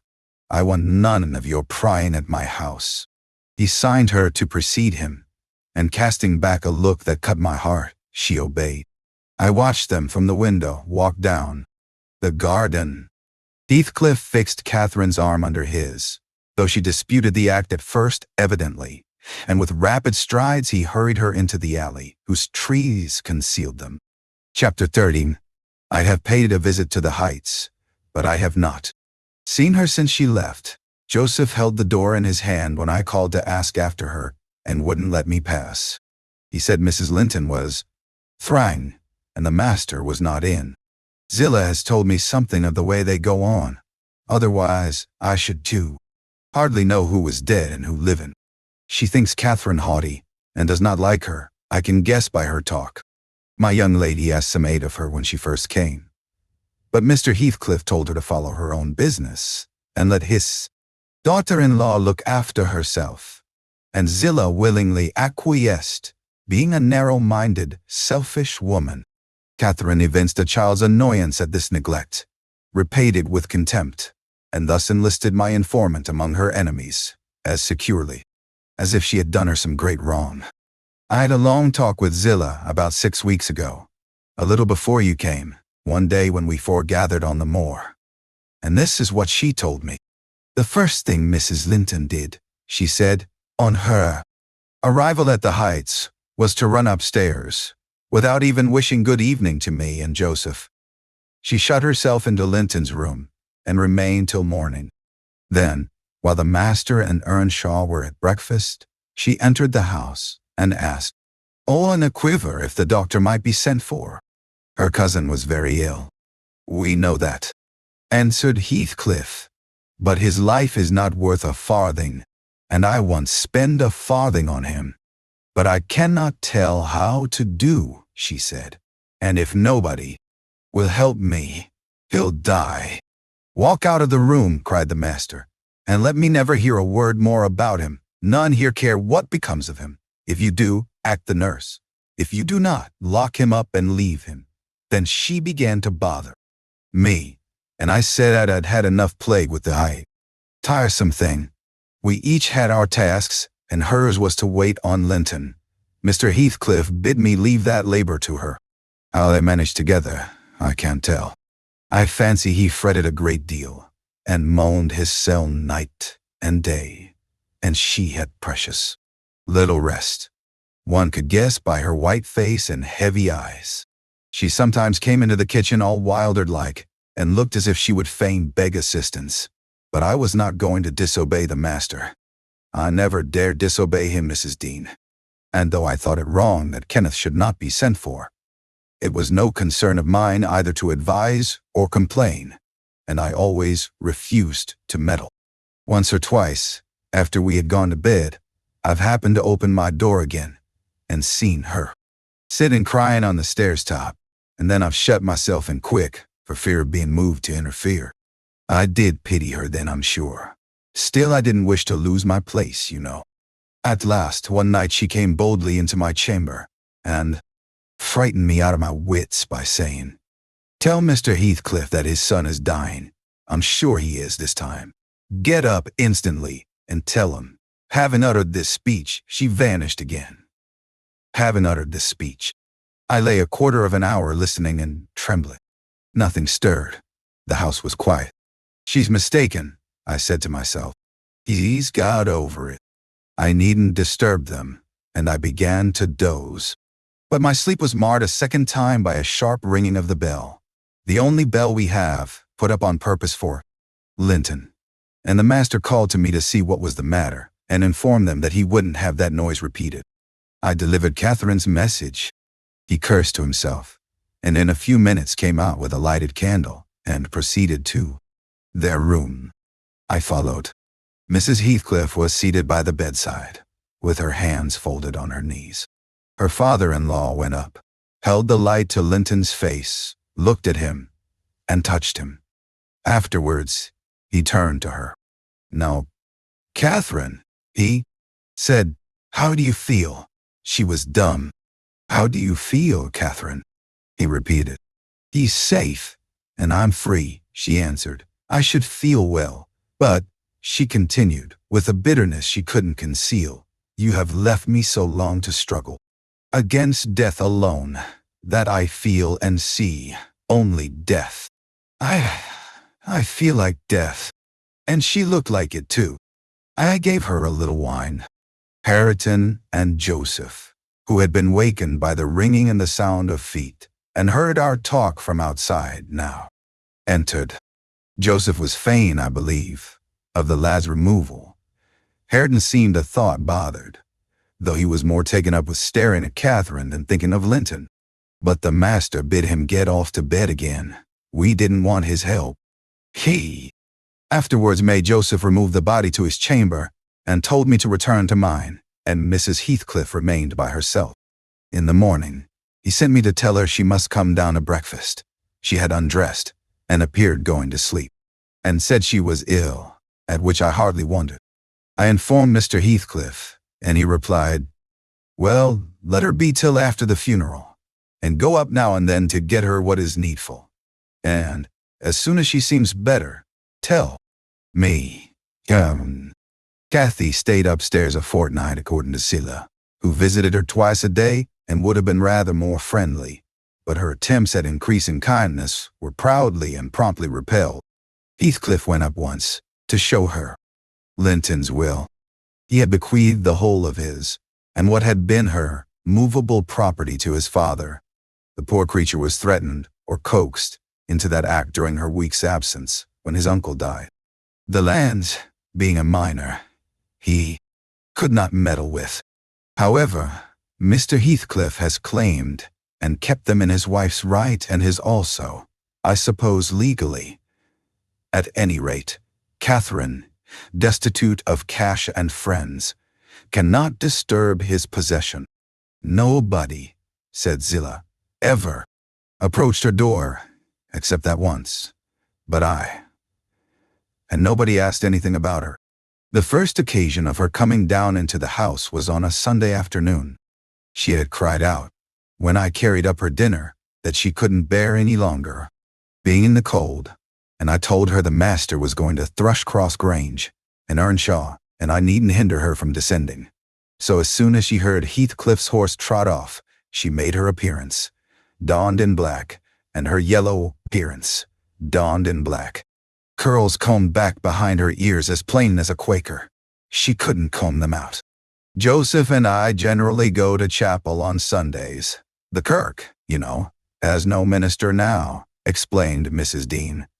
And they call the Methodists' or Baptists' place, I can't say which it is, at Gimmerton, a chapel. Joseph had gone, she continued, but I thought proper to bide at home. Young folks are always the better for an elder's overlooking, and Hareton, with all his bashfulness, isn't a model of nice behavior. I let him know that his cousin would very likely sit with us, and she had been always used to see the Sabbath respected, so he had as good leave his guns and bits of indoor work alone, while she stayed. He colored up at the news, and cast his eyes over his hands and clothes. The train oil and gunpowder were shoved out of sight in a minute.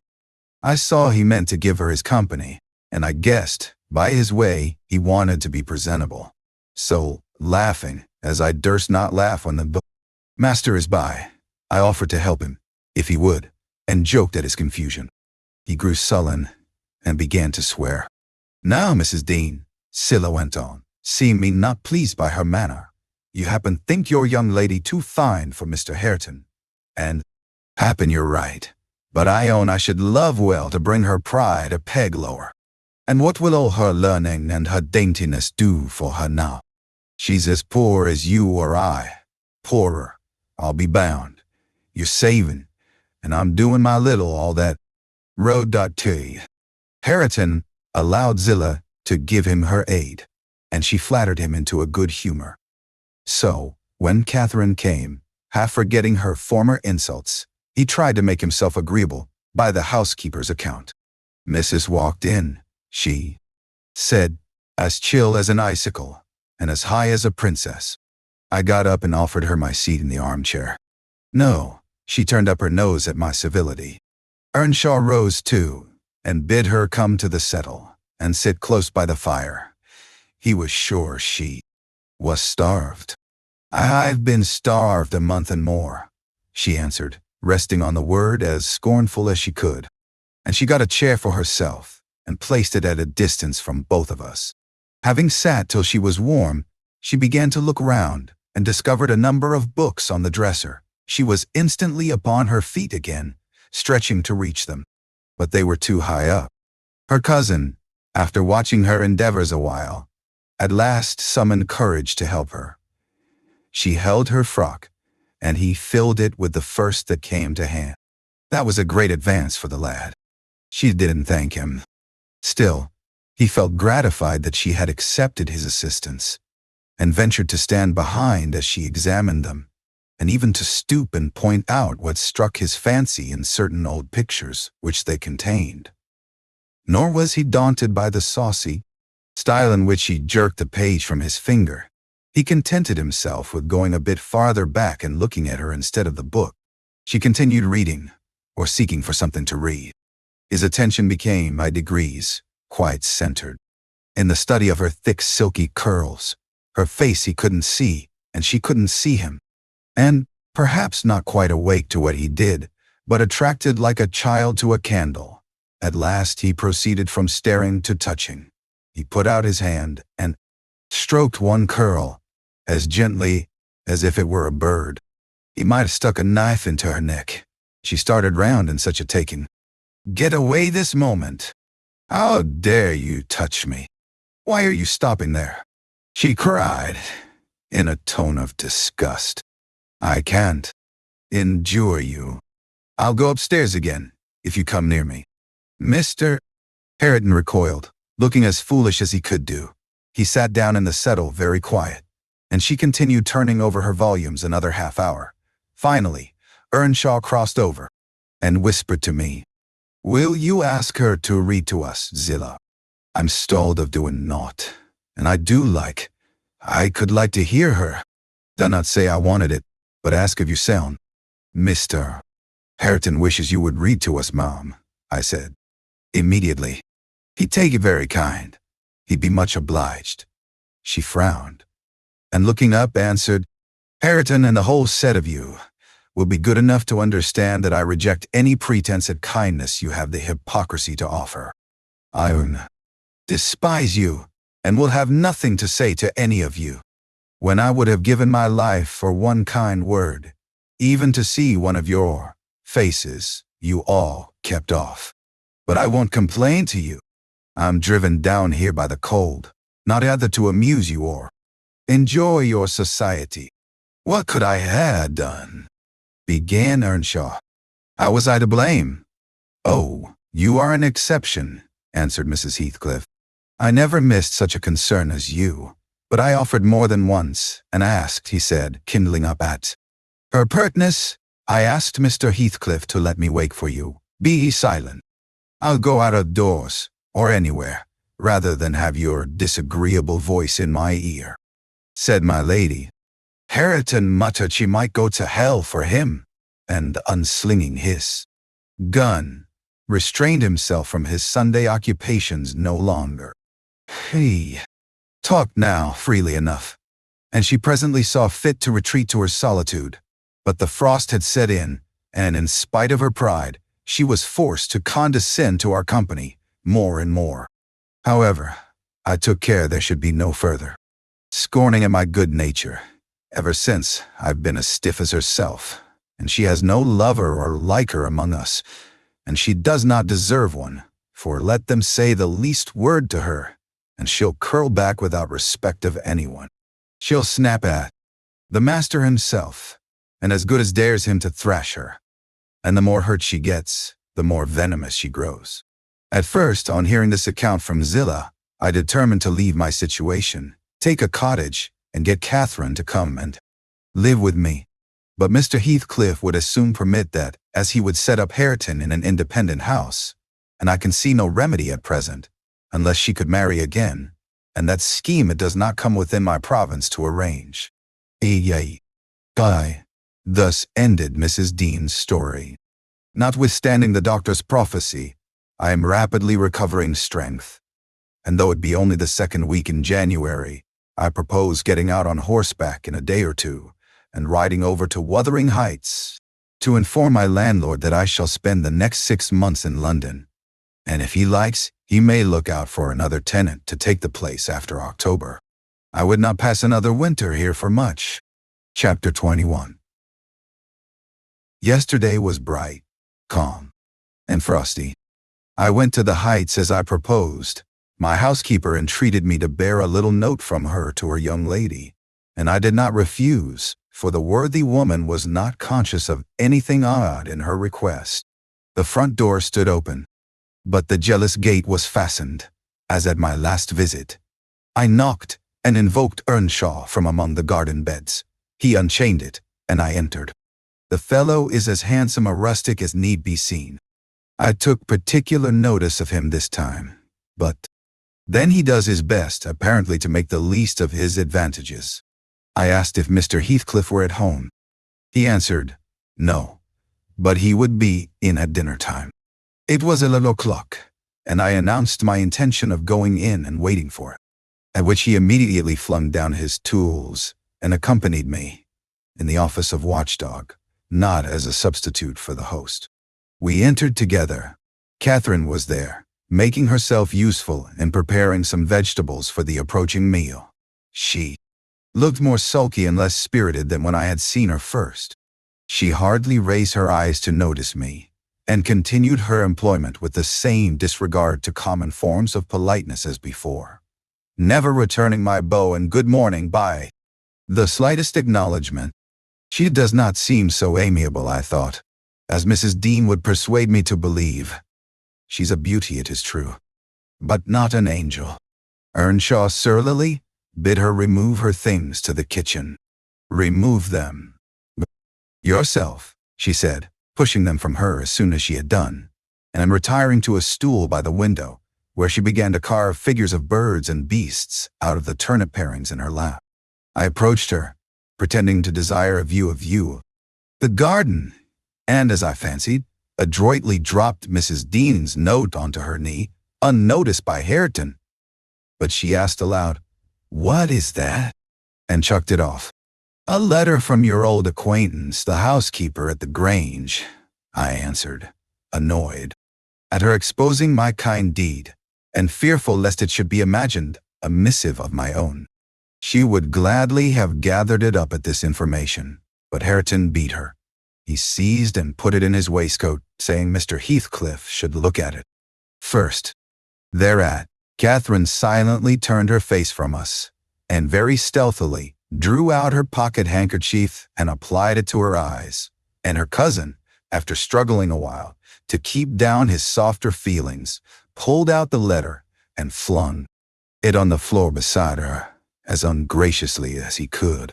Catherine caught and perused it eagerly.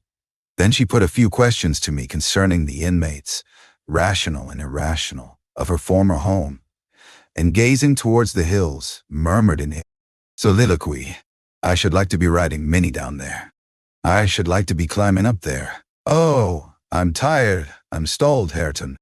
And she leant her pretty head back against the sill, with half a yawn and half a sigh, and lapsed into an aspect of abstracted sadness, neither caring nor knowing whether we remarked her.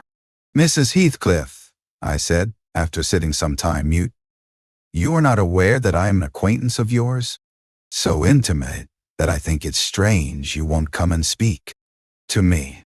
My housekeeper never wearies of talking about and praising you, and she'll be greatly disappointed if I return with no news of or from you, except that you received her letter and said nothing." She appeared to wonder at this speech, and asked, "Does Ellen like you?" "Yes, very well," I replied, hesitatingly. "You must tell her," she continued, "that I would answer her letter, but I have no materials for writing, not even a book from which I might tear a leaf. No books." "I," exclaimed, "how do you contrive to live here without them? If I may take the liberty to inquire, though provided with a large library, I'm frequently very dull at the Grange. Take my books away, and I should be desperate." "I was always reading when I had them," said Catherine, "and Mr. Heathcliff never reads, so he took it into his head to destroy my books. I have not had a glimpse of one for weeks. Only once I searched through Joseph's store of theology, to his great irritation, and once, Hareton, I came upon a secret stock in your room. Some Latin and Greek, and some tales and poetry, all old friends. I brought the last here, and you gathered them as a magpie gathers silver spoons for the mere love of stealing. They are of no use to you, or else you concealed them in the bad spirit that, as you cannot enjoy them, nobody else shall. Perhaps your envy counseled Mr. Heathcliff to rob me of my treasures, but I've most of them written on my brain and printed in my heart, and you cannot deprive me of those. Oh, never bah. Earnshaw blushed crimson when his cousin made this revelation of his private literary accumulations, and stammered an indignant denial of her accusations. Mr. Hareton is desirous of increasing his amount of knowledge, I said, coming to his rescue. He is not envious, but emulous of your attainments. He'll be a clever scholar in a few years, and he wants me to sink into a dunce meantime, answered Catherine. Yes, I hear him trying to spell and read to himself, and pretty blunders he makes. I wish you would repeat Chevy Chase as you did yesterday. It was extremely funny. I heard you, and I heard you turn over the dictionary to seek out the hard words, and then cursing because you couldn't read their way. Explanations. The young man evidently thought it too bad that he should be laughed at for his ignorance, and then laughed at for trying to remove it. I had a similar notion, and, remembering Mrs. Dean's anecdote of his first attempt at tea, enlightening the darkness in which he had been reared, I observed, "But Mrs. Heathcliff, we have each had a commencement, and each stumbled and tottered on the threshold. Had our teachers scorned instead of aiding us, we should stumble and totter. Yet, oh," she replied, "I don't wish to limit his acquirements. Still, he has no right to appropriate what is mine, and make it ridiculous to me with his vile mistakes and mispronunciations.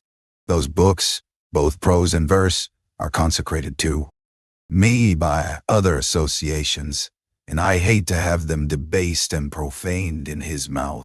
Besides, of all, he has selected my favorite pieces that I love the most to repeat." As if out of deliberate malice, Hareton's chest heaved in silence a minute. He labored under a severe sense of mortification and wrath, which it was no easy task to suppress. I rose, and from a gentlemanly idea of relieving his embarrassment, took up my station in the doorway, surveying the external prospect as I stood. He followed my example, and left the room, but presently reappeared, bearing half a dozen volumes in his hands, which he threw into Catherine's lap, exclaiming, "Take them. I never want to hear or read or think of them again. I won't have them again." "Now," she answered, "I shall connect them with you and hate them." She opened one that had obviously been often turned over, and read a portion in the drawling tone of a beginner, then laughed and threw it from her. "And listen," she continued, provokingly, commencing a verse of an old ballad in the same fashion. "But his self-love would endure no further torment." I heard, and not altogether disapprovingly, a manual check given to her saucy tongue. The little wretch had done her utmost to hurt her cousin's sensitive though uncultivated feelings, and a physical argument was the only mode he had of balancing the account and repaying its effects on the inflictor. He afterwards gathered the books and hurled them on the fire. I read, "Inawan and is she bad?" His countenance, what anguish it was to offer that sacrifice to spleen.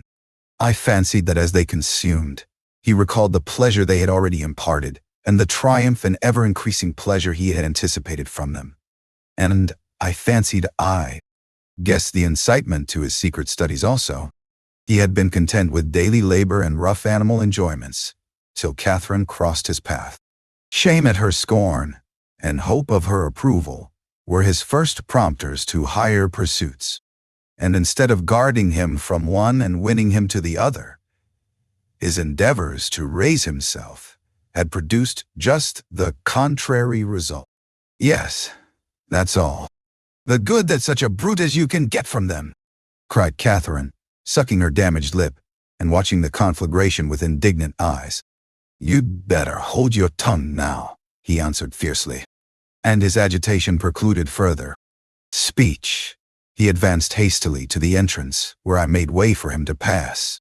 But ere he had crossed the doorstones, Mr. Heathcliff, coming up the causeway, encountered him, and laying hold of his shoulder, asked, "What's to do now, my lad?"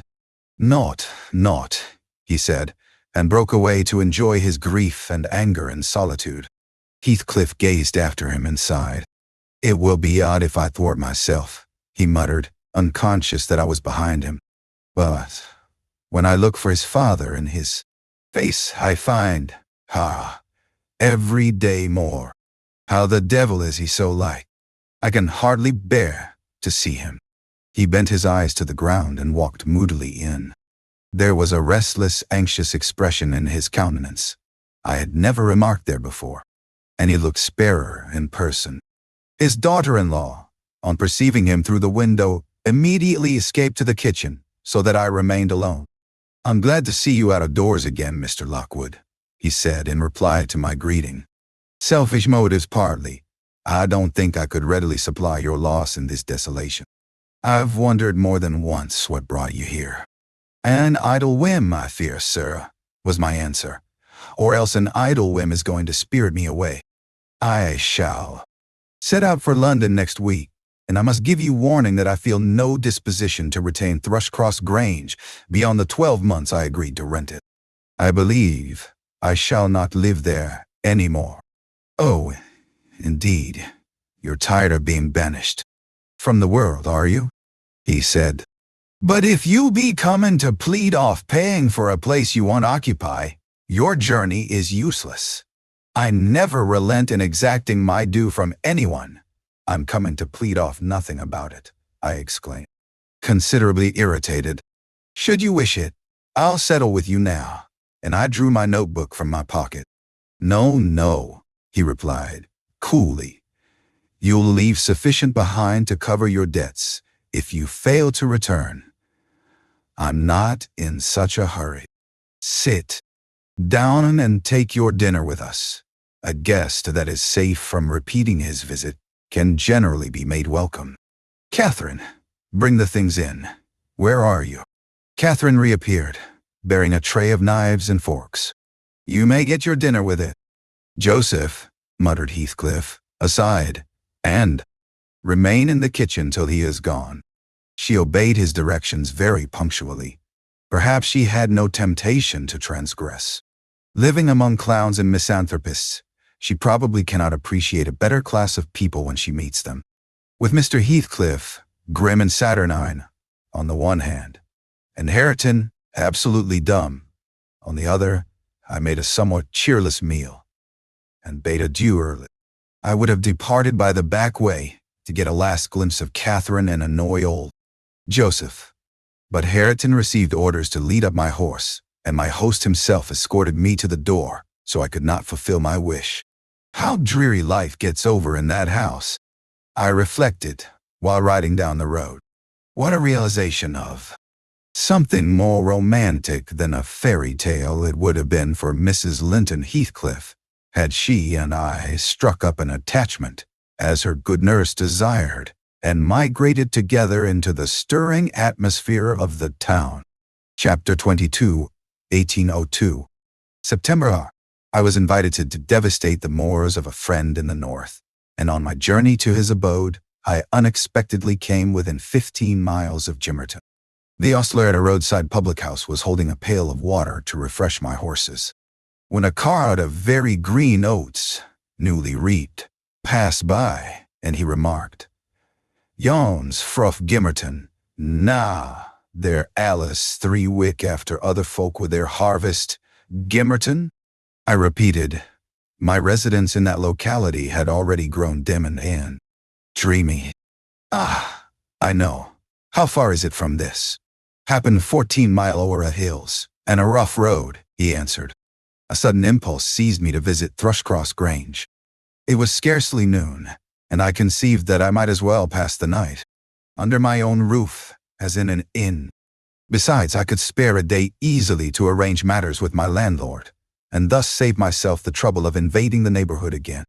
Having rested a while, I directed my servant to inquire the way to the village, and with great fatigue to our beasts, We managed the distance in some 3 hours.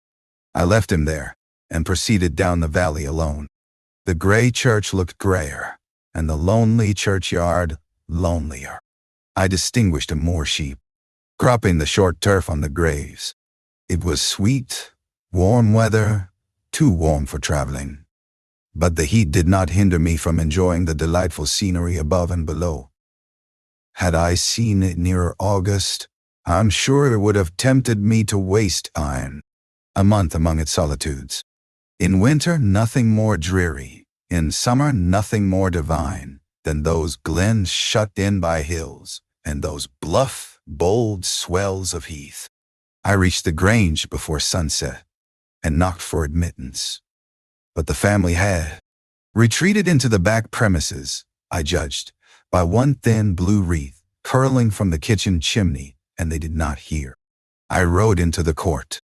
Under the porch, a girl of 9 or 10 sat, knitting, and an old woman reclined on the house steps, smoking a meditative pipe.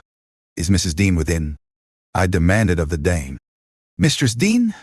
Nay," she answered. "She doesn't bide here. Shoes up at the Heights." "Are you the housekeeper then?" I continued. "Yeah, keep the house," she replied. "Well, I'm Mr. Lockwood, the master. Are there any rooms to lodge me in, I wonder? I wish to stay all night." "Dat meester," she cried in astonishment. "Well, whoever knew y'all were coming." "Ya, sud. I send word. They's nowt nor the dry nor minceful about the place. Nowt there isn't." She threw down her pipe and bustled in. The girl followed, and I entered too, soon perceiving that her report was true, and, moreover, that I had almost upset her wits by my unwelcome apparition. I bade her be composed. I would go out for a walk, and, meantime, she must try to prepare a corner of a sitting room for me to sup in, and a bedroom to sleep in. No sweeping and dusting, only good fire and dry sheets were necessary. She seemed willing to do her best, though she thrust the hearth brush into the grates in mistake for the poker, and malappropriated several other articles of her craft. But I retired, confiding in her energy for a resting place. Against my return, Wuthering Heights was the goal of my proposed excursion. An afterthought brought me back, when I had quitted the court. All well at the Heights, I inquired of the woman. Afraid no," she answered, scurrying away, with a pan of hot cinders. I would have asked why Mrs. Dean had deserted the Grange, but it was impossible to delay her at such a crisis, so I turned away and made my exit, rambling leisurely along, with the glow of a sinking sun behind and the mild glory of a rising moon in front, one fading and the other brightening, as I quitted the park and climbed the stony by-road branching off to Mr. Heathcliff's dwelling. Before I arrived in sight of it, all that remained of day was a beamless amber light along the west, but I could see every pebble on the path and every blade of grass by that splendid moon. I had neither to climb the gate nor to knock. It yielded to my hand. That is an improvement, I thought. And I noticed another. By the aid of my nostrils, a fragrance of stocks and wallflowers wafted on the air from amongst the homely fruit trees. Both doors and lattices were open, and yet, as is usually the case in a coal district, a fine red fire illumined the chimney. The comfort which the eye derives from it renders the extra heat endurable. But the house of Wuthering Heights is so large that the inmates have plenty of space for withdrawing out of its influence, and accordingly, what inmates there were had stationed themselves not far from one of the windows. I could both see them and hear them talk before I entered, and looked and listened in consequence, being moved thereto by a mingled sense of curiosity and envy that grew as I lingered. "Contrary," said a voice as sweet as a silver bell. "That for the third time, you dunce."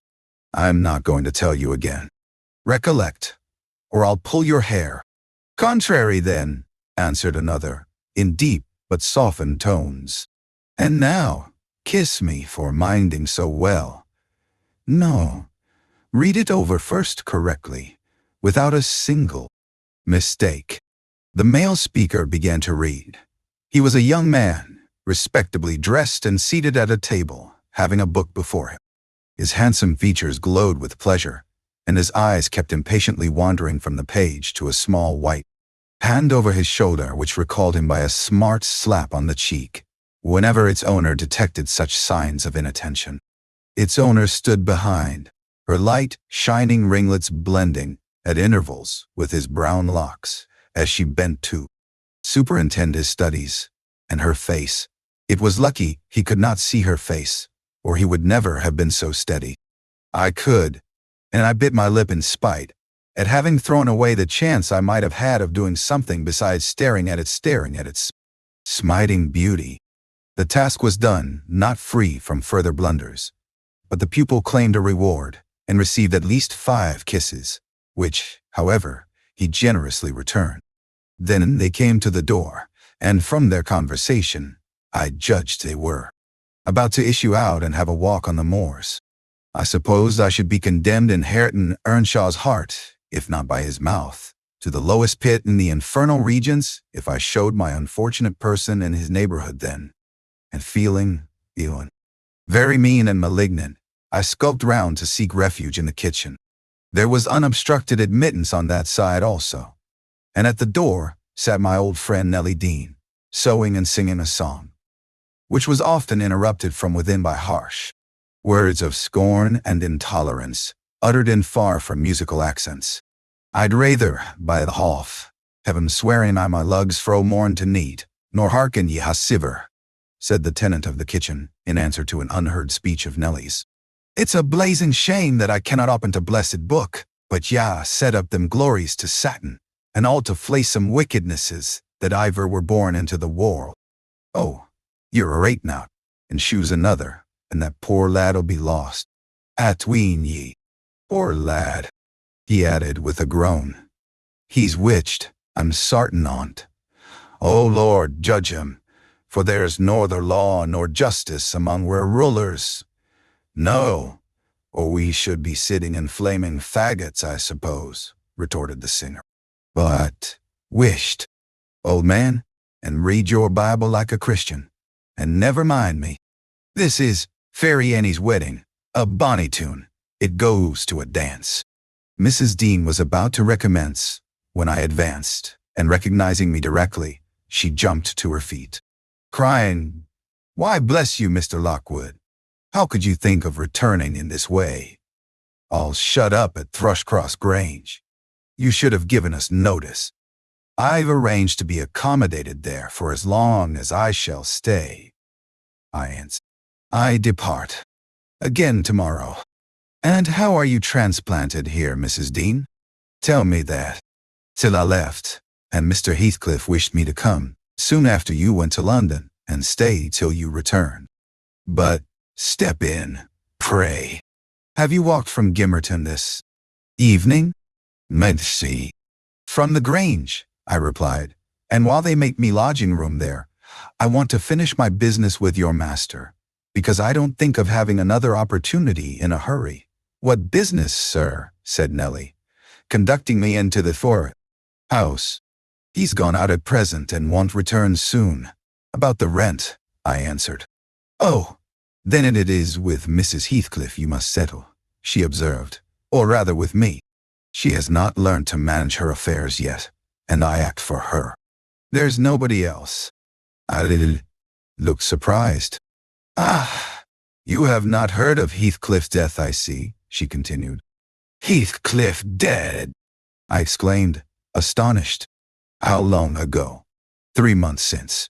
But sit down and let me take your hat, and I'll tell you all about it. Stop. You have had nothing to eat, have you? I want nothing. I have ordered supper at home. You sit down too. I never dreamt of his dying. Let me hear how it came to pass. You say you don't expect them back for some time. The young people?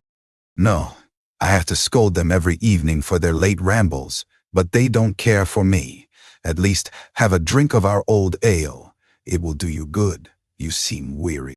She hastened to fetch it before I could refuse, and I heard Joseph asking whether it warn't a crying scandal that she should have followers at her time of life, and then, to get them jocks out of a maester's cellar, he fair shammed to bide still and see it. She did not stay to retaliate, but re-entered, in a minute, bearing a reaming silver pint, whose contents I lauded with becoming earnestness. And afterwards she furnished me with the sequel of Heathcliff's history. He had a queer end, as she expressed it. I was summoned to Wuthering Heights within a fortnight of your leaving us, she said, and I obeyed joyfully, for Catherine's sake. My first interview with her grieved and shocked me. She had altered so much since our separation. Mr. Heathcliff did not explain his reasons for taking a new mind about my coming here. He only told me he wanted me, and he was tired of seeing Catherine. I must make the little parlor my sitting room and keep her with me. It was enough if he were obliged to see her once or twice a day. She seemed pleased at this arrangement, and by degrees I smuggled over a great number of books and other articles that had formed her amusement at the Grange, and flattered myself we should get on in tolerable comfort. The delusion did not last long. Catherine, contented at first, in a brief space grew irritable and restless. For one thing, she was forbidden to move out of the garden, and it fretted her sadly to be confined to its narrow bounds as spring drew on. For another, in following the house, I was forced to quit her frequently, and she complained of loneliness. She preferred quarreling with Joseph in the kitchen to sitting at peace in her solitude. I did not mind their skirmishes, but Hareton was often obliged to seek the kitchen also, when the master wanted to have the house to himself. And though in the beginning she either left it at his approach or quietly joined in my occupations, and shunned remarking or addressing him, and though he was always as sullen and silent as possible, after a while she changed her behavior and became incapable of letting him alone, talking at him, commenting on his stupidity and idleness, expressing her wonder how he could endure the life he lived, how he could endure the life. He could sit a whole evening staring into the fire and dozing. "He's just like a dog, is he not, Ellen?" she once observed, "or a cart horse? He does his work, eats his food, and sleeps eternally. What a blank, dreary mind he must have. Do you ever dream, Hareton? And if you do, what is it about? But you can't speak to me." Then she looked at him, but he would neither open his mouth nor look again. "He's perhaps dreaming now," she continued. He twitched his shoulder as Juno twitches hers. "Ask him, Ellen. Mr. Hareton will ask the master to send you upstairs if you don't behave," I said. He had not only twitched his shoulder but clenched his fist, as if tempted to use it. "I know why Hareton never speaks when I am in the kitchen," she exclaimed on another occasion. "He's afraid I shall laugh at him. Ellen, what do you think? He began to teach himself to read once, and because I laughed he burned his books and dropped it. Was he not a fool? Were not you naughty?" I said, "Answer me that." "Perhaps I was," she went on, "but I did not expect him to be so silly. Hareton, if I gave you a book, would you take it now? I'll try." She placed one she had been perusing on his hand. He flung it off, muttered, if she did not give over, he would break her neck. "Well, I shall put it here," she said, "in the table drawer, and I'm going to bed." Then she whispered me to watch whether he touched it, and departed. But he would not come near it. And so I informed her in the morning, to her great disappointment. I saw she was sorry for his persevering sulkiness and indolence. Her conscience reproved her for frightening him off improving himself. She had done it effectually, but her ingenuity was at work to remedy the injury, while I ironed or pursued other such stationary employments as I could not well do in the parlor. She would bring some pleasant volume and read it aloud to me. When Hareton was there, she generally paused in an interesting part, and left the book lying about. That she did repeatedly, but he was as obstinate as a mule. And instead of snatching at her bait, in wet weather, he took to smoking with Joseph. And they sat like automatons, one on each side of the fire, the elder happily too deaf to understand her wicked nonsense, as he would have called it, the younger doing his best to seem to disregard it. On fine evenings the latter followed his shooting expeditions, and Catherine yawned and sighed, and teased me to talk to her, and ran off into the corridor garden the moment I began, and as a last resource, cried, and said she was tired of living. Her life was useless. Mr. Heathcliff, who grew more and more disinclined to society, had almost banished Earnshaw from his apartment. Owing to an accident at the commencement of March, he became for some days a fixture in the kitchen. His gun burst while out on the hills by himself. A splinter cut his arm, and he lost a good deal of blood before he could reach home. The consequence was that, perforce, he was condemned to the fireside and tranquility till he made it up again. It suited Catherine to have him there. At any rate, it made her hate her room upstairs more than ever. And she would compel me to find out business below, that she might accompany me. On Easter Monday, Joseph went to Gimmerton Fair with some cattle, and in the afternoon, I was busy getting up linen in the kitchen. Earnshaw sat, morose as usual, at the chimney corner, and my little mistress was beguiling an idle hour with drawing pictures on the window panes, varying her amusement by smothered bursts of songs, and whispered ejaculations, and quick glances of annoyance and impatience in the direction of her cousin, who steadfastly smoked and looked into the grate. At a notice that I could do with her no longer, intercepting my light, she removed to the hearthstone. I bestowed little attention on her proceedings, but presently I heard her begin.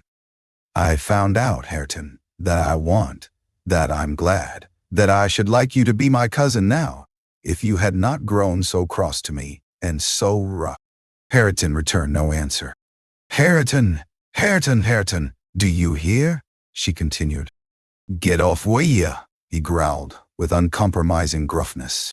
"Let me take that pipe," she said, cautiously advancing her hand and abstracting it from his mouth. Before he could attempt to recover it, it was broken and behind the fire. He swore at her and seized another.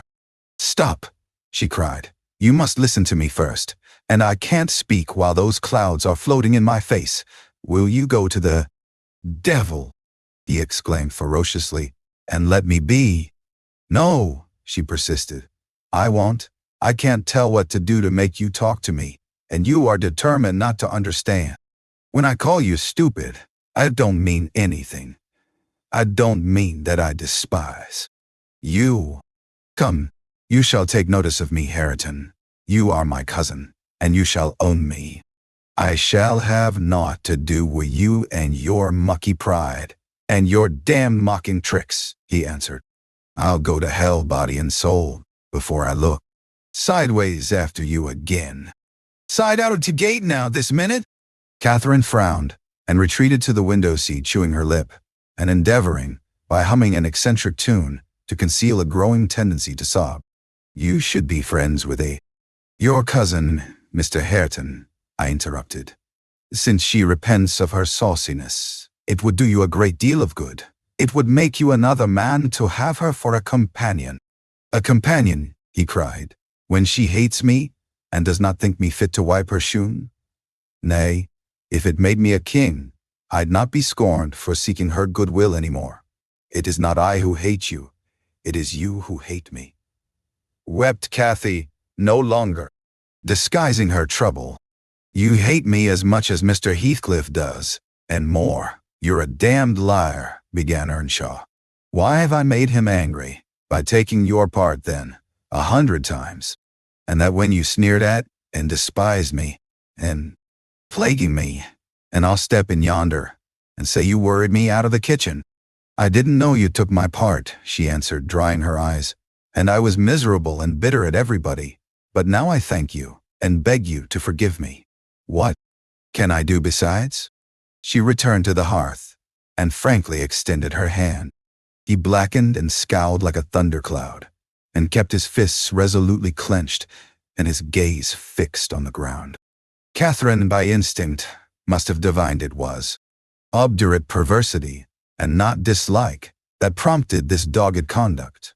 For, after remaining an instant undecided, she stooped and impressed on his cheek a gentle kiss. The little rogue thought I had not seen her, and drawing back, she took her former station by the window, quite demurely.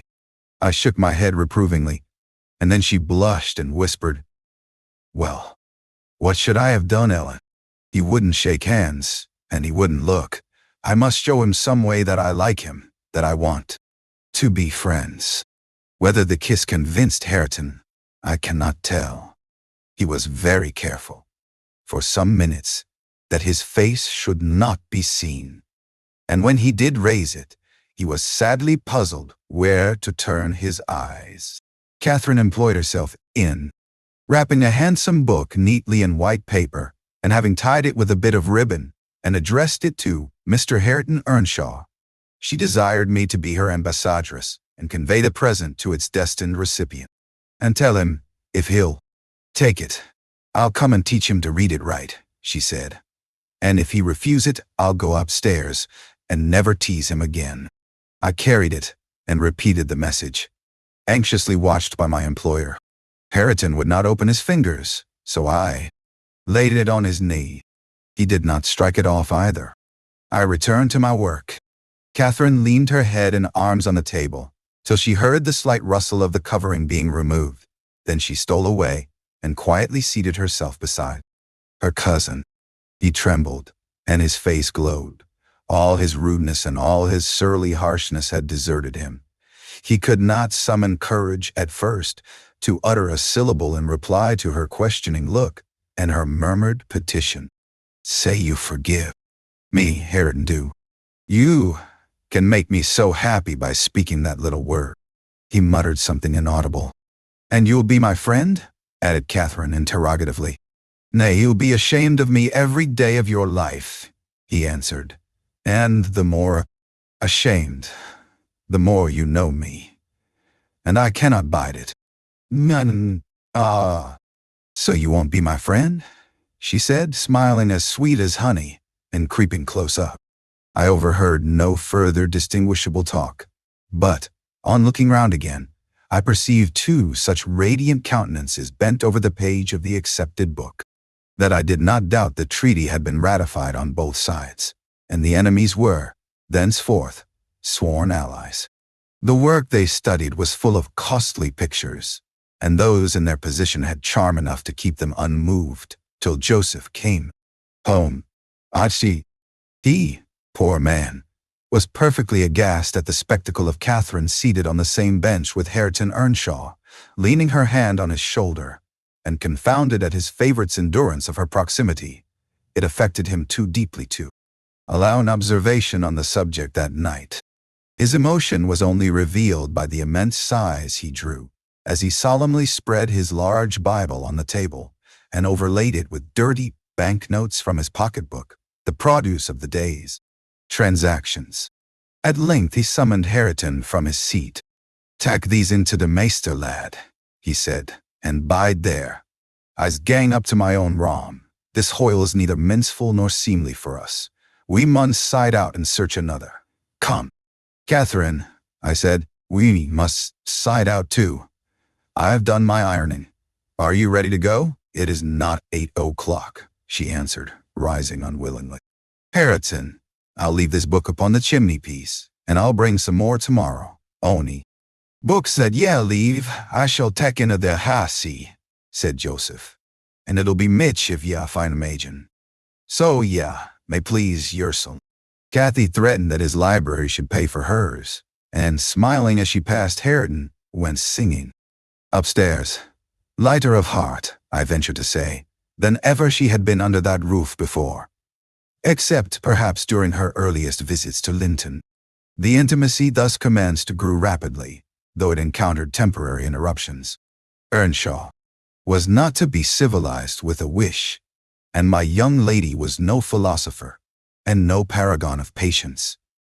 but both their minds tending to the same point, one loving and desiring to esteem, and the other loving and desiring to be esteemed. They contrived, in the end, to reach it. You see, Mr. Lockwood, it was easy enough to win Mrs. Heathcliff's heart. But now, I'm glad you did not try. The crown of all my wishes will be the union of those two. I shall envy no one on their wedding day. There won't be a happier woman than myself in England.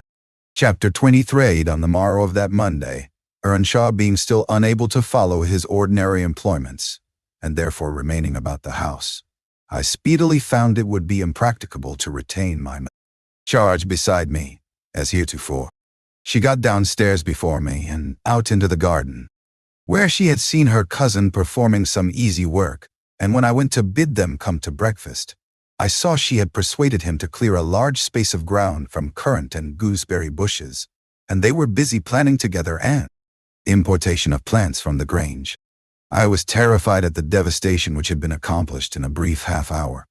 The black currant trees were the apple of Joseph's eye, and she had just fixed her choice of a flower-bed in the midst of a flower-bed in the midst of there! That will be all shown to the master, I exclaimed, the minute it is discovered. And what excuse have you to offer for taking such liberties with the garden? We shall have a fine explosion on the head of it. See if we don't. Mr. Hareton, I wonder you should have no more wit than to go and make that mess at her bidding. I'd forgotten they were Joseph's, answered Earnshaw, rather puzzled. But I'll tell him I did it. We always ate our meals with Mr. Heathcliff. I held the mistress's post in making tea and carving, so I was indispensable at table. Catherine usually sat by me, but today she stole nearer to Hareton, and I presently saw she would have no more discretion in her friendship than she had in her friendship. Hostility. Now, mind you don't talk with and notice your cousin too much, were my whispered instructions as we entered the room. It will certainly annoy Mr. Heathcliff, and he'll be mad at you both. I'm not going to, she answered. The minute after she had sidled to him and was sticking primroses in his plate of porridge. He dared not speak to her there. He dared hardly look. And yet she went on teasing, till he was twice on the point of being provoked to laugh. I frowned, and then she glanced towards the master, whose mind was occupied on other subjects than his company, as his countenance evinced, and she grew serious for an instant, scrutinizing him with deep gravity. Afterwards she turned and recommenced her nonsense. Last, Hareton uttered a smothered laugh. Mr. Heathcliff started. His eye rapidly surveyed our faces. Catherine met it with her accustomed look of nervousness, and yet defiance, which he abhorred. "It is well you are out of my reach," he exclaimed. "What fiend possesses you to stare back at me continually with those infernal eyes? Down with them, and don't remind me of your existence again. I thought I had cured you of laughing." "What do you say?" demanded the master. Hareton looked at his plate and did not repeat the confession. Mr. Heathcliff looked at him a bit, and then silently resumed his breakfast and his interrupted musing. We had nearly finished, and the two young people prudently shifted wider asunder, so I anticipated no further disturbance during that sitting. When Joseph appeared at the door, revealing by his quivering lip and furious eyes that the outrage committed on his precious shrubs was detected, he must have seen Cathy and her cousin about the spot before he examined it, for while his jaws worked like those of a cow chewing its cud, and rendered his speech difficult to understand, he began, "I mun have my wage, and I mun go. I had aimed to de where I'd sarved for 60 year, and I thought I'd lug my books up into the garret and all my bits of stuff, and they set a kitchen to their seln, for sake of quietness. It were hard to guy up my own hearthstone, but I thought I could do that. But now, shoes torn my garden fro me, and by the heart, maester, I cannot stand it. Yeah, may bend to the yoke an ye will. I know and used to toot, An old man doesn't soon get used to new barthens. I'd rather arm my bite in my sup with a hammer in the road. No, idiot, interrupted Heathcliff. Cut it short. What's your grievance?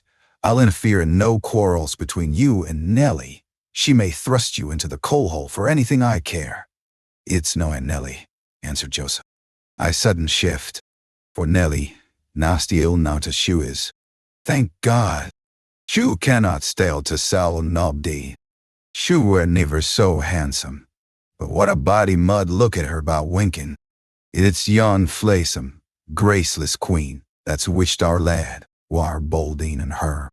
For our ways, till, nay, it fair brusts my heart. He's forgotten all I've done for him, and made on him and gone and riven up a whole row grandest currant trees, a garden.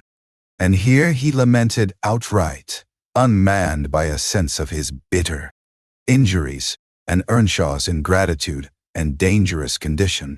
Is the fool drunk? Asked Mr. Heathcliff. Hareton, is it you he's finding fault with? I've pulled up 2 or 3 bushes, replied the young man, but I'm going to set 'em again. And why have you pulled them up? Said the master. Catherine wisely put in her tongue. We wanted to plant some flowers there, she cried. I'm the only person to blame, for I wished him to do it. And who the devil gave you leave to touch a stick about the place? Demanded her father-in-law, much surprised. And who ordered you to obey her? He added, turning to Hareton. The latter was speechless. His cousin replied, You shouldn't grudge a few yards of earth for me to ornament, when you have taken all my land. Your land? Insolent slut. You never had any, said Heathcliff. And my money, she continued, returning his angry glare and meantime biting a piece of crust, the remnant of her breakfast. Silence, he exclaimed. Get done and begone. And Hareton's land and his money, pursued the reckless thing. Hareton and I are friends now, and I shall tell him all about you. The master seemed confounded a moment. He grew pale and rose up, eyeing her all the while, with an expression of mortal hate. If you strike me, Hareton will strike you, she said. So you may as well sit down. If Hareton does not turn you out of the room, I'll strike him to hell, thundered Heathcliff. Damnable witch, dare you pretend to rouse him against me? Off within. Her, do you hear? Fling her into the kitchen. I'll kill her, Ellen Dean, if you let her come into my sight again. Hareton tried, under his breath, to persuade her to go. Drag her away, he cried savagely. Are you staying to talk? And he approached to execute his own command. He'll not obey you, wicked man, any more, said Catherine, and he'll soon detest you as much as I do. Wished, muttered the young man reproachfully. I will not hear you speak so to him. Have done. But you won't let him strike me, she cried. Come then, he whispered earnestly. It was too late. Heathcliff had caught hold of her. Now, you go, he said to Earnshaw. Accursed witch! This time she has provoked me when I could not bear it, and I'll make her repent it forever. He had his hand in her hair.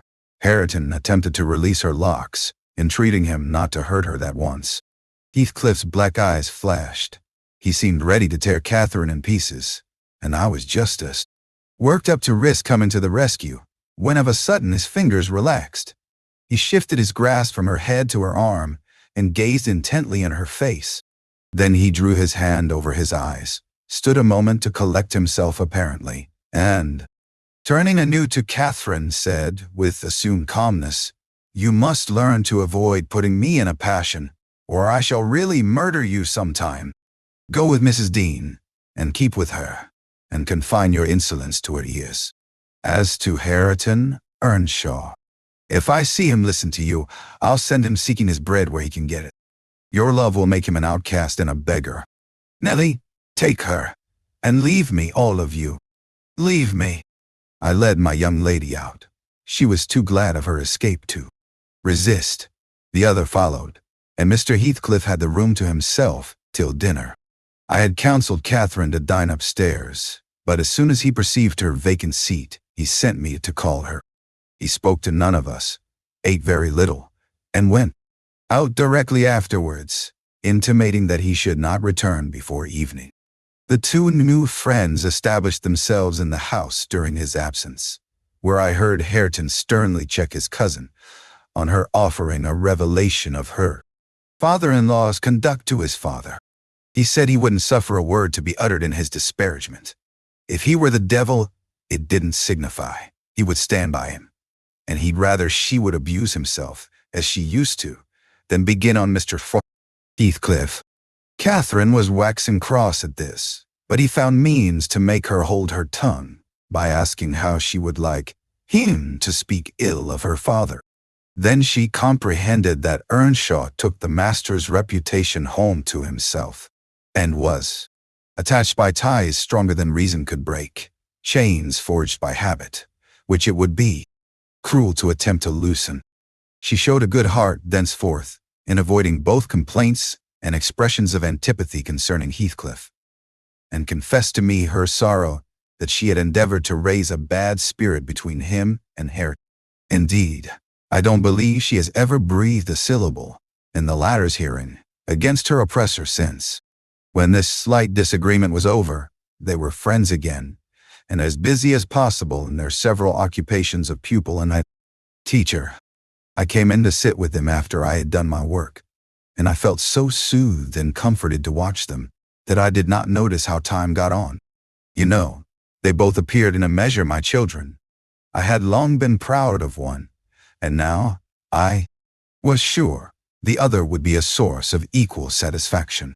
His honest, warm, and intelligent nature shook off rapidly the clouds of ignorance and degradation in which it had been bred, and Catherine's sincere commendations acted as a spur to his industry. His brightening mind brightened his features, and added spirit and nobility to their aspect. I could hardly fancy it the same individual I had beheld on the day I discovered my little lady at Wuthering Heights after her expedition to the crags. While I admired and they labored, dusk drew on, and with it returned the master. He came upon us quite unexpectedly, entering by the front way, and had a full view of the whole three, ere we could raise our heads to glance at him. Well, I reflected, there was never a pleasanter or more harmless sight, and it will be a burning shame to scold them. The red firelight glowed on their two bonny heads, and revealed their faces animated with the eager interest of children, for, though he was 23 and she 18, each had so much of novelty to feel and learn, that neither experienced nor evinced the sentiments of sober disenchanted maturity. They lifted their eyes together to encounter Mr. Heathcliff. Perhaps you have never remarked that their eyes are precisely similar, and they are those of Catherine Earnshaw. The present Catherine has no other likeness to her, except a breadth of forehead, and a certain arch of the nostril that makes her appear rather haughty, whether she will or not. With Hareton, the resemblance is carried farther. It is singular at all times, then. It was particularly striking, because his senses were alert, and his mental faculties wakened to unwonted activity. I suppose this resemblance disarmed Mr. Heathcliff. He walked to the hearth in evident agitation, but it quickly subsided as he looked at the young man, or, I should say, altered its character. For it was there yet. He took the book from his hand, and glanced at the open page, then returned it without any observation, merely signing Catherine away. Her companion lingered very little behind her, and I was about to depart also, but he bid me sit still. It is a poor conclusion, is it not? He observed, having brooded a while on the scene he had just witnessed. An absurd termination to my violent exertions? I get levers and mattocks to demolish the two houses, and train myself to be capable of working like Hercules, and when everything is ready and in my power, I find the will to lift a slate off either roof has vanished. My old enemies have not beaten me, Now would be the precise time to revenge myself on their representatives. I could do it, and none could hinder me. But where is the use? I don't care for striking. I can't take the trouble to raise my hand. That sounds as if I had been laboring the whole time only to exhibit a fine trait of magnanimity. It is far from being the case. I have lost the faculty of enjoying their destruction, and I am too idle to destroy for nothing. Nellie, there's a strange change approaching. I'm in its shadow at present. I take so little interest in my daily life that I hardly remember to eat and drink. Those two who have left the room are the only objects which retain a distinct material appearance to me, and that appearance causes me pain, amounting to agony. About her, I won't speak, and I don't desire to think, but I earnestly wish she were invisible. Her presence invokes only maddening sensations. Moves me differently, and yet if I could do it without seeming insane, I'd never see him again. You'll perhaps think me rather inclined to become so, he added, making an effort to smile, if I try to describe the thousand forms of past associations and ideas he awakens or embodies. But you'll not talk of what I tell you, and my mind is so eternally secluded in itself. It is tempting at last to turn it out to another. 5 minutes ago, Hareton seemed a personification of my youth, not a human being. I felt to him in such a variety of ways that it would have been impossible to have accosted him rationally. In the first place, his startling likeness to Catherine connected him fearfully with her. That, however, which you may suppose the most potent to arrest my imagination, is actually the least, for what is not connected with her, to me, and what does not recall her. I cannot look down to this floor, but her features are shaped in the flags, in every cloud, in every tree, filling the air at night, and caught by glimpses in every object by day. I am surrounded with her image.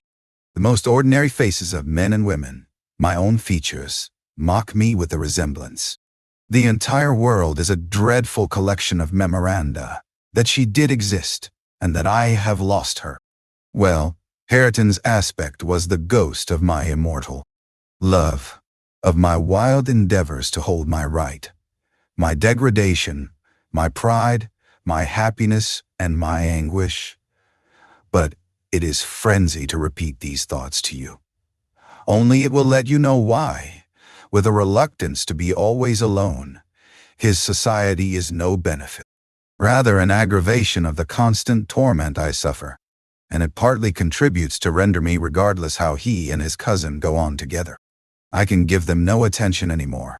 But what do you mean by a change, Mr. Heathcliff? I said, alarmed at his manner, though he was neither in danger of losing his senses nor dying, according to my judgment. He was quite strong and healthy, and, as to his reason, from childhood he had a delight in dwelling on dark things and entertaining odd fancies. He might have had a monomania on the subject of his departed idol, but on every other point his wits were as sound as mine.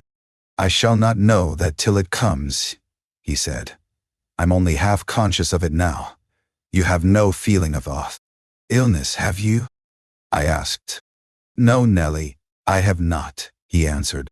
Then you are not afraid of death? I pursued. Afraid? No, he replied. I have neither a fear, nor a presentiment, nor a hope of death. Why should I? With my hard constitution, and temperate mode of living, and unperilous occupations, I ought to, and probably shall, remain above ground, till there is scarcely a black hair on my head. And yet I cannot continue in this condition. I have to remind myself to breathe, almost to remind my heart to beat. And it is like bending back a stiff spring. It is by compulsion that I do the slightest act not prompted by one thought, and by compulsion that I notice anything alive or dead, which is not associated with one universal idea. I have a single wish, and my whole being and faculties are yearning to attain it. They have yearned towards it so long and so unwaveringly that I'm convinced it will be reached, and soon, because it has devoured my existence. I'm swallowed up in the anticipation of its fulfillment. My confessions have not relieved me, but they may account for some otherwise unaccountable phases of humor which I show. Oh God! It is a long fight. I wish it were over. He began to pace the room, muttering terrible things to himself, till I was inclined to believe, as he said Joseph did, that conscience had turned his heart to an earthly hell. I wondered greatly how it would end, though he seldom before had revealed this state of mind, even by looks. It was his habitual mood, I had no doubt. He asserted it himself, but not a soul, from his general bearing, would have conjectured the fact. You did not when you saw him, Mr. Lockwood, and at the period of which I speak, he was just the same as then, only fonder of continued solitude, and perhaps still more laconic in company. Chapter 24. For some days after that evening, Mr. Heathcliff shunned meeting us at meals. Yet he would not consent formally to exclude Hareton and Cathy. He had an aversion to yielding so completely to his feelings, choosing rather to absent himself, and eating once in 24 hours seemed sufficient sustenance for him. One night, after the family were in bed, I heard him go downstairs and out at the front door. I did not hear him re-enter, and in the morning I found he was still away. We were in April then. The weather was sweet and warm, the grass as green as showers and sun could make it, and the two dwarf apple trees near the southern wall in full bloom. After breakfast, Catherine insisted on my bringing a chair and sitting with my work under the fir trees at the end of the house, and she beguiled Hareton, who had perfectly recovered from his accident, to dig and arrange her little garden, which was shifted to that corner by the influence of Joseph's complaints. I was comfortably reveling in the spring fragrance around, and the beautiful soft blue overhead, when my young lady, who had run down near the gate to procure some primrose roots for a border, returned only half laden, and informed us that Mr. Heathcliff was coming in. And he spoke to me, she added with a perplexed countenance. What did he say? Asked Hareton. Told me to be gone as fast as I could, she answered. But he looked so different from his usual look that I stopped a moment to stare at him. How? He inquired. Why, almost bright and cheerful. No, almost nothing. Very much excited and wild. And glad, she replied. Night walking amuses him then, I remarked, affecting a careless manner, in reality as surprised as she was, and anxious to ascertain the truth of her statement. For to see the master looking glad would not be an everyday spectacle. I framed an excuse to go in. Heathcliff stood at the open door. He was pale, and he trembled. Yet, certainly, he had a strange, joyful glitter in his eyes that altered the aspect of his whole face. Will you have some breakfast? I said. You must be hungry, rambling about all night. I wanted to discover where he had been, but I did not like to ask directly. No, I'm not hungry, he answered, averting his head, and speaking rather contemptuously, as if he guessed I was trying to divine the occasion of his good humor. I felt perplexed. I didn't know whether it were not a proper opportunity to offer a bit of admonition.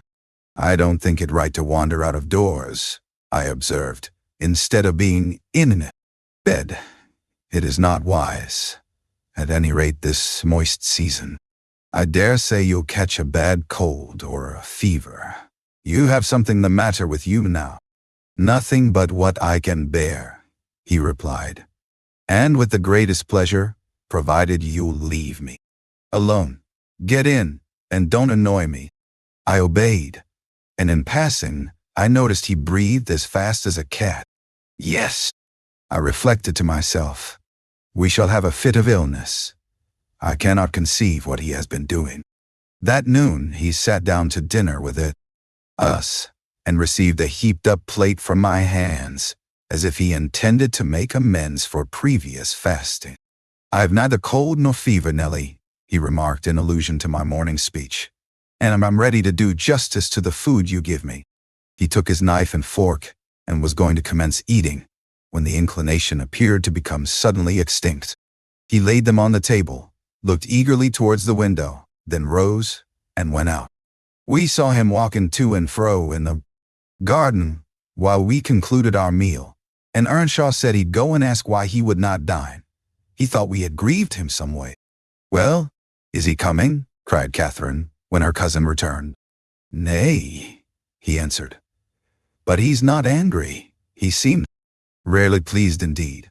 Only I made him impatient by speaking to him twice, and then he bid me be off to you. He wondered how I could want the company of anybody else.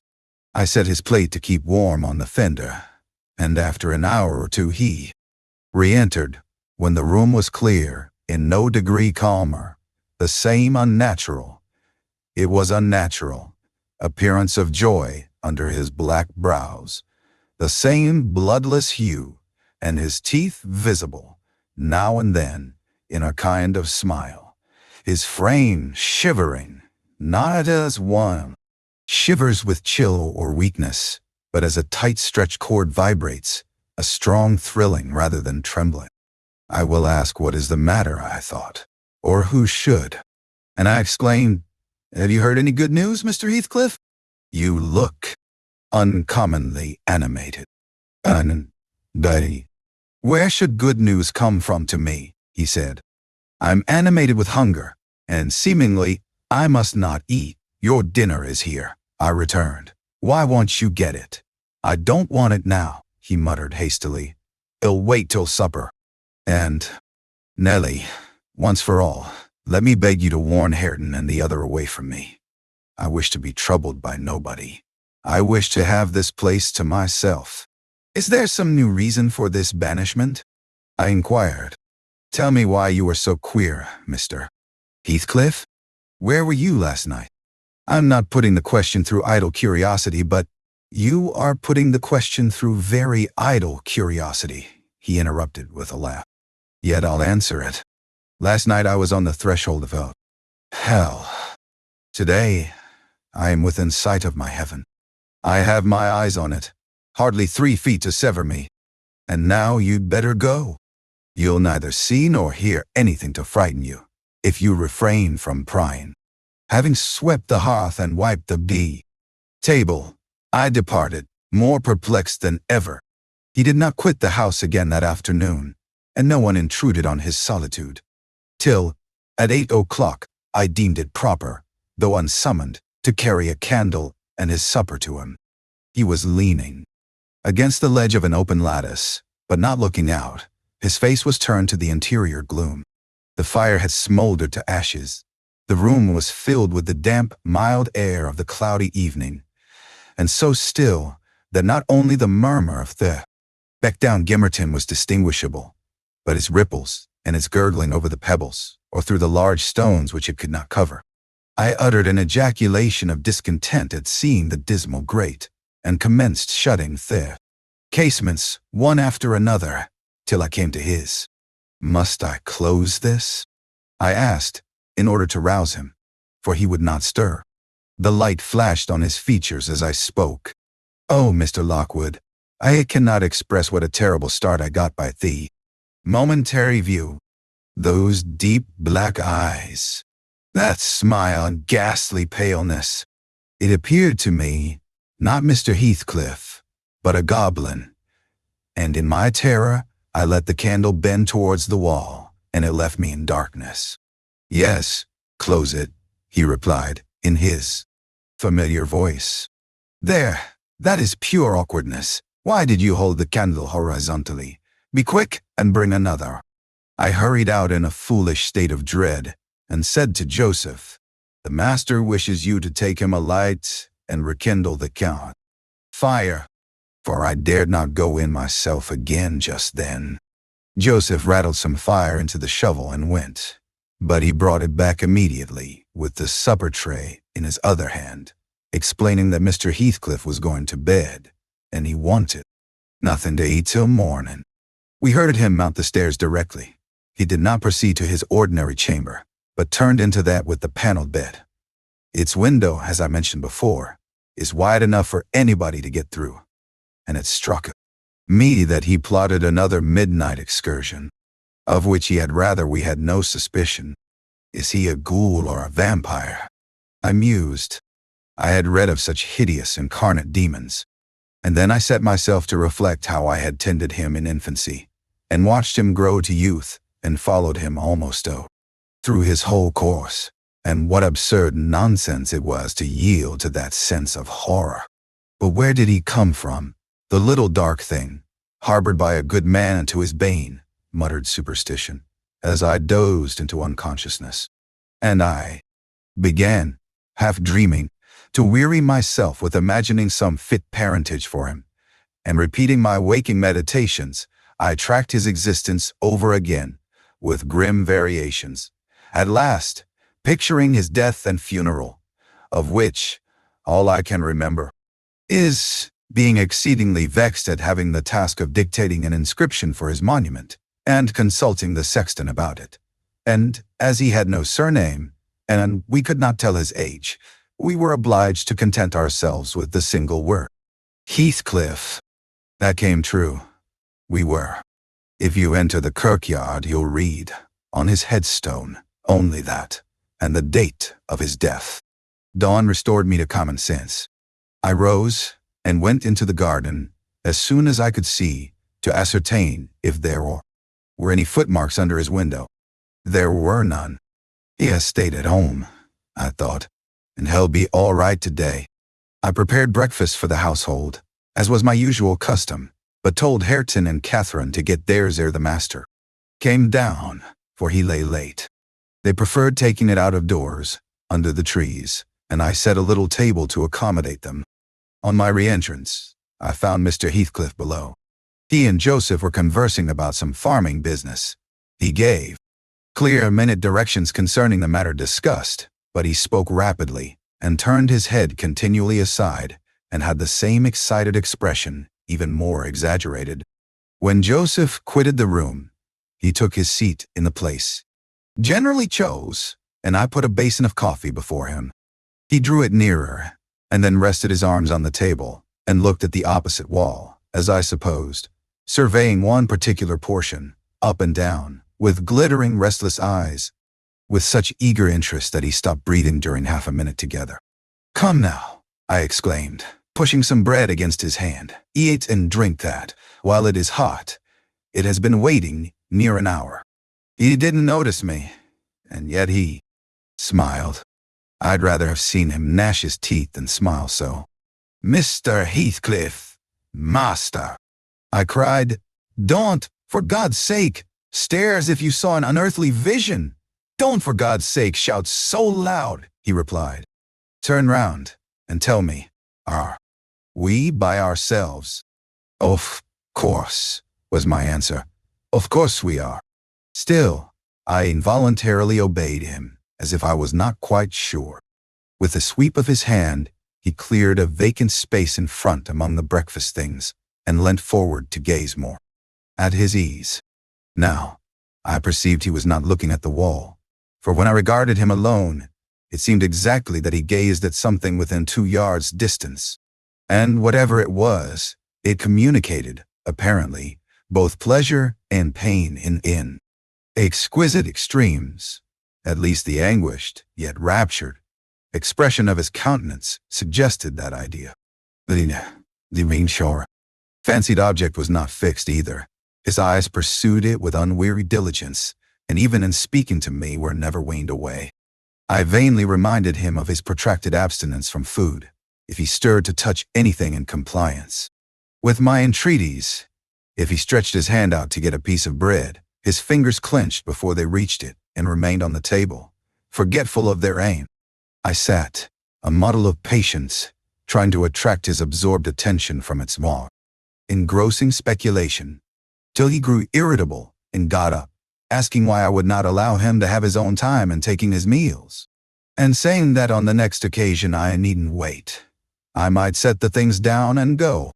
Having uttered these words, he left the house, slowly sauntered down the garden path, and disappeared through the gate. The hours crept anxiously by, Another evening came. I did not retire to rest till late, and when I did, I could not sleep. He returned after midnight, and instead of going to bed, shut himself into the room beneath. I listened, and tossed about, and finally dressed and descended. It was too irksome to lie there, harassing my brain with 100 idle misgivings. I distinguished Mr. Heathcliff's step, restlessly measuring the floor, and he frequently broke the silence by a deep inspiration, resembling a groan. He muttered detached words also. The only one I could catch was the name of Catherine, coupled with some wild term of awe, endearment or suffering, and spoken as one would speak to a person present, low and earnest, and wrung from the depth of his soul. I had not courage to walk straight into the apartment, but I desired to divert him from his reverie, and therefore fell foul of the kitchen fire, stirred it, and began to scrape the cinders. It drew him forth sooner than I expected. He opened the door immediately, and said, "Nelly, come here. Is it morning? Come in with your light. It is striking 4. I answered, "You want a candle to take upstairs. You might have lit one at this fire." "No, I don't wish to go upstairs," he said. "Come in, and kindle me a fire, and do anything there is to do about the room. I must blow the coals red first." "Before I can carry any," I replied, getting a chair and the bellows. He roamed to and fro meantime, in a state approaching distraction, his heavy sighs succeeding each other so thick as to leave no space for common breathing between. "When day breaks, I'll send for Green," he said. "I wish to make some legal inquiries of him while I can bestow a thought on those matters, and while I can act calmly. I have not written my will yet, and how to leave my property I cannot determine. I wish I could annihilate it from the face of the earth." "I would not talk so, Mr. Heathcliff," I interposed. "Let your will be a while. You'll be spared to repent of your many injustices yet. I never expected that your nerves would be disordered. They are, at present, marvelously so, however, and almost entirely through your own fault. The way you've passed these 3 last days might knock up a Titan. Do take some food and some repose. You need only look at yourself in a glass to see how you require both. Your cheeks are hollow, and your eyes bloodshot, like a person starving with hunger and going blind with loss of sleep." "It is not my fault that I cannot eat or rest," he replied. "I assure you it is through no settled designs. I'll do both as soon as I possibly can. But you might as well bid a man struggling in the water rest within arm's length of the shore. I must reach it first, and then I'll rest." "Well, never mind, Mr. Green. As to repenting of my injustices, I've done no injustice, and I repent of nothing. I'm too happy, and yet I'm not happy enough. My soul's bliss kills my body, but does not satisfy itself." "Happy, master?" I cried. "Strange happiness. If you would hear me without being angry, I might offer some advice that would make you happier." "What is that?" he asked. "Give it. You are aware, Mr. Heathcliff," I said, "that from the time you were 13 years old you have lived a selfish, unchristian life, and probably hardly had a Bible in your hands during all that period. You must have forgotten the contents of the book, and you may not have space to search it now. Could it be hurtful to send for someone, some minister of any denomination, it does not matter which, to explain it, and show you how very far you have erred from its precepts, and how unfit you will be for its heaven, unless a change takes place before you die?" "I'm rather obliged and angry, Nelly," he said, "for you remind me of the manner in which I desire to be buried. It is to be carried to the churchyard in the evening. You and Hareton may, if you please, accompany me, and mind particularly to notice that the sexton obeys my directions concerning the 2 coffins.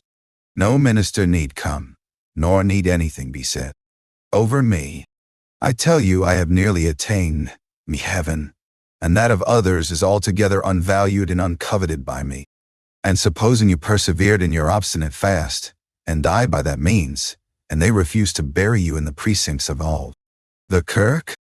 I said, shocked at his godless indifference. How would you like it? They won't do that, he replied. If they did, you must have me removed secretly, and if you neglect it, you shall prove, practically, that the dead are not annihilated. As soon as he heard the other members of the family stirring, he retired to his den, and I breathed freer. But in the afternoon, while Joseph and Hareton were at their work, he came into the kitchen again, and with a wild look, bid me come and sit in the house. He wanted somebody with him. I declined, telling him plainly that his strange talk and manner frightened me, and I had neither the nerve nor the will to be his companion alone. I believe you think me a fiend, he said, with his dismal laugh, something too horrible to live under a decent roof. Then turning to Catherine, who was there, and who drew behind me at his approach, he added, half sneeringly, "Well, come, Chuck. I'll not hurt you. No, to you I've made myself worse than the devil. Well, there is she, who won't shrink from my company. By God, she's relent. Oh, damn it. It's unutterably too much for flesh and blood to bear, even mine." He solicited the society of no one more. At dusk, he went into his chamber. Through the whole night, and far into the morning, we heard him groaning and murmuring to himself. Hareton was anxious to enter, but I bid him fetch Mr. Kenneth, and he should go in and see him. When he came, and I requested admittance and tried to open the door, I found it locked, and Heathcliff bid us be damned. He was better, and would be left alone, so the doctor went away. The following evening was very wet. Indeed, it poured down till day dawn, and as I took my morning walk round the house, I observed the master's window swinging open, and the rain driving straight in. He cannot be in bed, I thought. Those showers would drench him through. He must either be up or out. But I'll make no more ado. I'll go boldly and look. Having succeeded in obtaining entrance with another key, I ran to unclose the panels, for the chamber was vacant. Quickly pushing them aside, I peeped in. Mr. Heathcliff was there, laid on his back. His eyes met mine so keen and fierce. I started, and then he seemed to smile. I could not think him dead, but his face and throat were washed with rain. The bedclothes dripped, and he was perfectly still. The lattice, flapping to and fro, had grazed one hand that rested on the sill. Blood trickled from the broken skin, and when I put my fingers to it, I could doubt no more. He was dead and stark. I hasped the window. I combed his black long hair from his forehead. I tried to close his eyes, to extinguish, if possible, that frightful, lifelike gaze of exultation before anyone else beheld it. They would not shut. They seemed to sneer at my attempts, and his parted lips and sharp white teeth sneered too. Taken with another fit of cowardice, I cried out for Joseph. Joseph shuffled up and made a noise, but resolutely refused to meddle with him. "Divil's harried off his soul," he cried, "and he may have his carcass into the bargain, for aught I care. What a wicked un he looks, gurning at death." Old sinner grinned in mockery. I thought he intended to cut a caper round the bed, but suddenly composing himself, he fell on his knees, and raised his hands, and returned thanks that the lawful master and the ancient stock were restored to their rights. I felt stunned by the awful event, and my memory unavoidably recurred to former times with a sort of oppressive sadness. But poor Hareton, the most wronged, was the only one who really suffered much. He sat by the corpse all night, weeping, in bitter earnest. He pressed its hand, and kissed the sarcastic, savage face that everyone else shrank from contemplating, and bemoaned him with that strong grief which springs naturally from a generous heart, though it be tough as tempered steel. Mr. Kenneth was perplexed to pronounce of what disorder the master died. I concealed the fact of his having swallowed nothing for 4 days, fearing it might lead to trouble. And then, I am persuaded, he did not abstain on purpose, It was the consequence of his strange illness, not the cause. We buried him, to the scandal of the whole neighborhood, as he wished. Earnshaw and I, the sexton, and 6 men to carry the coffin, comprehended the whole attendance. The 6 men departed when they had let it down into the grave. We stayed to see it covered. Hareton, with a streaming face, dug green sods, and laid them over the brown mold himself. At present, it is as smooth and verdant as its companion mounds, and I hope its tenant sleeps as soundly. But the country folks, if you ask them, would swear on the Bible that he walks. There are those who speak to having met him near the church, and on the moor, and even within this house. Idle tales, you'll say, and so say I. Yet that old man by the kitchen fire affirms. He has seen too when I'm looking out of his chamber window on every rainy night since his death. And an odd thing happened to me about a month ago. I was going to the Grange one evening, a dark evening, threatening thunder, and, just at the turn of the Heights, I encountered a little boy with a sheep and 2 lambs before him. He was crying terribly, and I suppose the lambs were skittish and would not be guided. "What's the matter, my little man?" I asked. "There's Heathcliff and a woman yonder, under Tanab," he blubbered, "and I dare not pass him." I saw nothing, but neither the sheep nor he would go on, so I bid him take the road lower down. He probably raised the phantoms from thinking, as he traversed the moors alone, on the nonsense he had heard his parents and companions repeat. Yet, still, I don't like being out in the dark now, and I don't like being left by myself in this grim house. I cannot help it. I shall be glad when they leave it and shift to the Grange. "They are going to the Grange, then?" I said. "Yes," answered Mrs. Dean, "as soon as they are married, and that will be on New Year's Day." "And who will live here then?" "Why, Joseph will take care of the house, and perhaps a lad to keep him house company. They will live in the kitchen, and the rest will be shut up, for the use of such ghosts as choose to inhabit it," I observed. "No, Mr. Lockwood," said Nellie, shaking her head. "I believe the dead are at peace, but it is not right to speak of them with levity." At that moment the garden gate swung to. The ramblers were returning. "They are afraid of nothing," I grumbled, watching their approach through the window. "Together they would brave Satan and all his legions." As they stepped onto the doorstones and halted to take a last look at the moon, or, more correctly, at each other by her light, I felt irresistibly impelled to escape them again, and pressing a remembrance into the hand of Mrs. Dean, disregarding her expostulations at my rudeness, I vanished through the kitchen as they opened the house door, and so should have confirmed Joseph in his opinion of his fellow servants' gay indiscretions, had he not fortunately recognized me for a respectable character by the sweet ring of a sovereign at his feet. My walk home was lengthened by a diversion in the direction of the kirk. When beneath its walls, I perceived decay had made progress, even in 7 months. Many a window showed black gaps deprived of glass, and slates jutted off, here and there, beyond the right line of the roof, to be gradually worked off in coming autumn storms.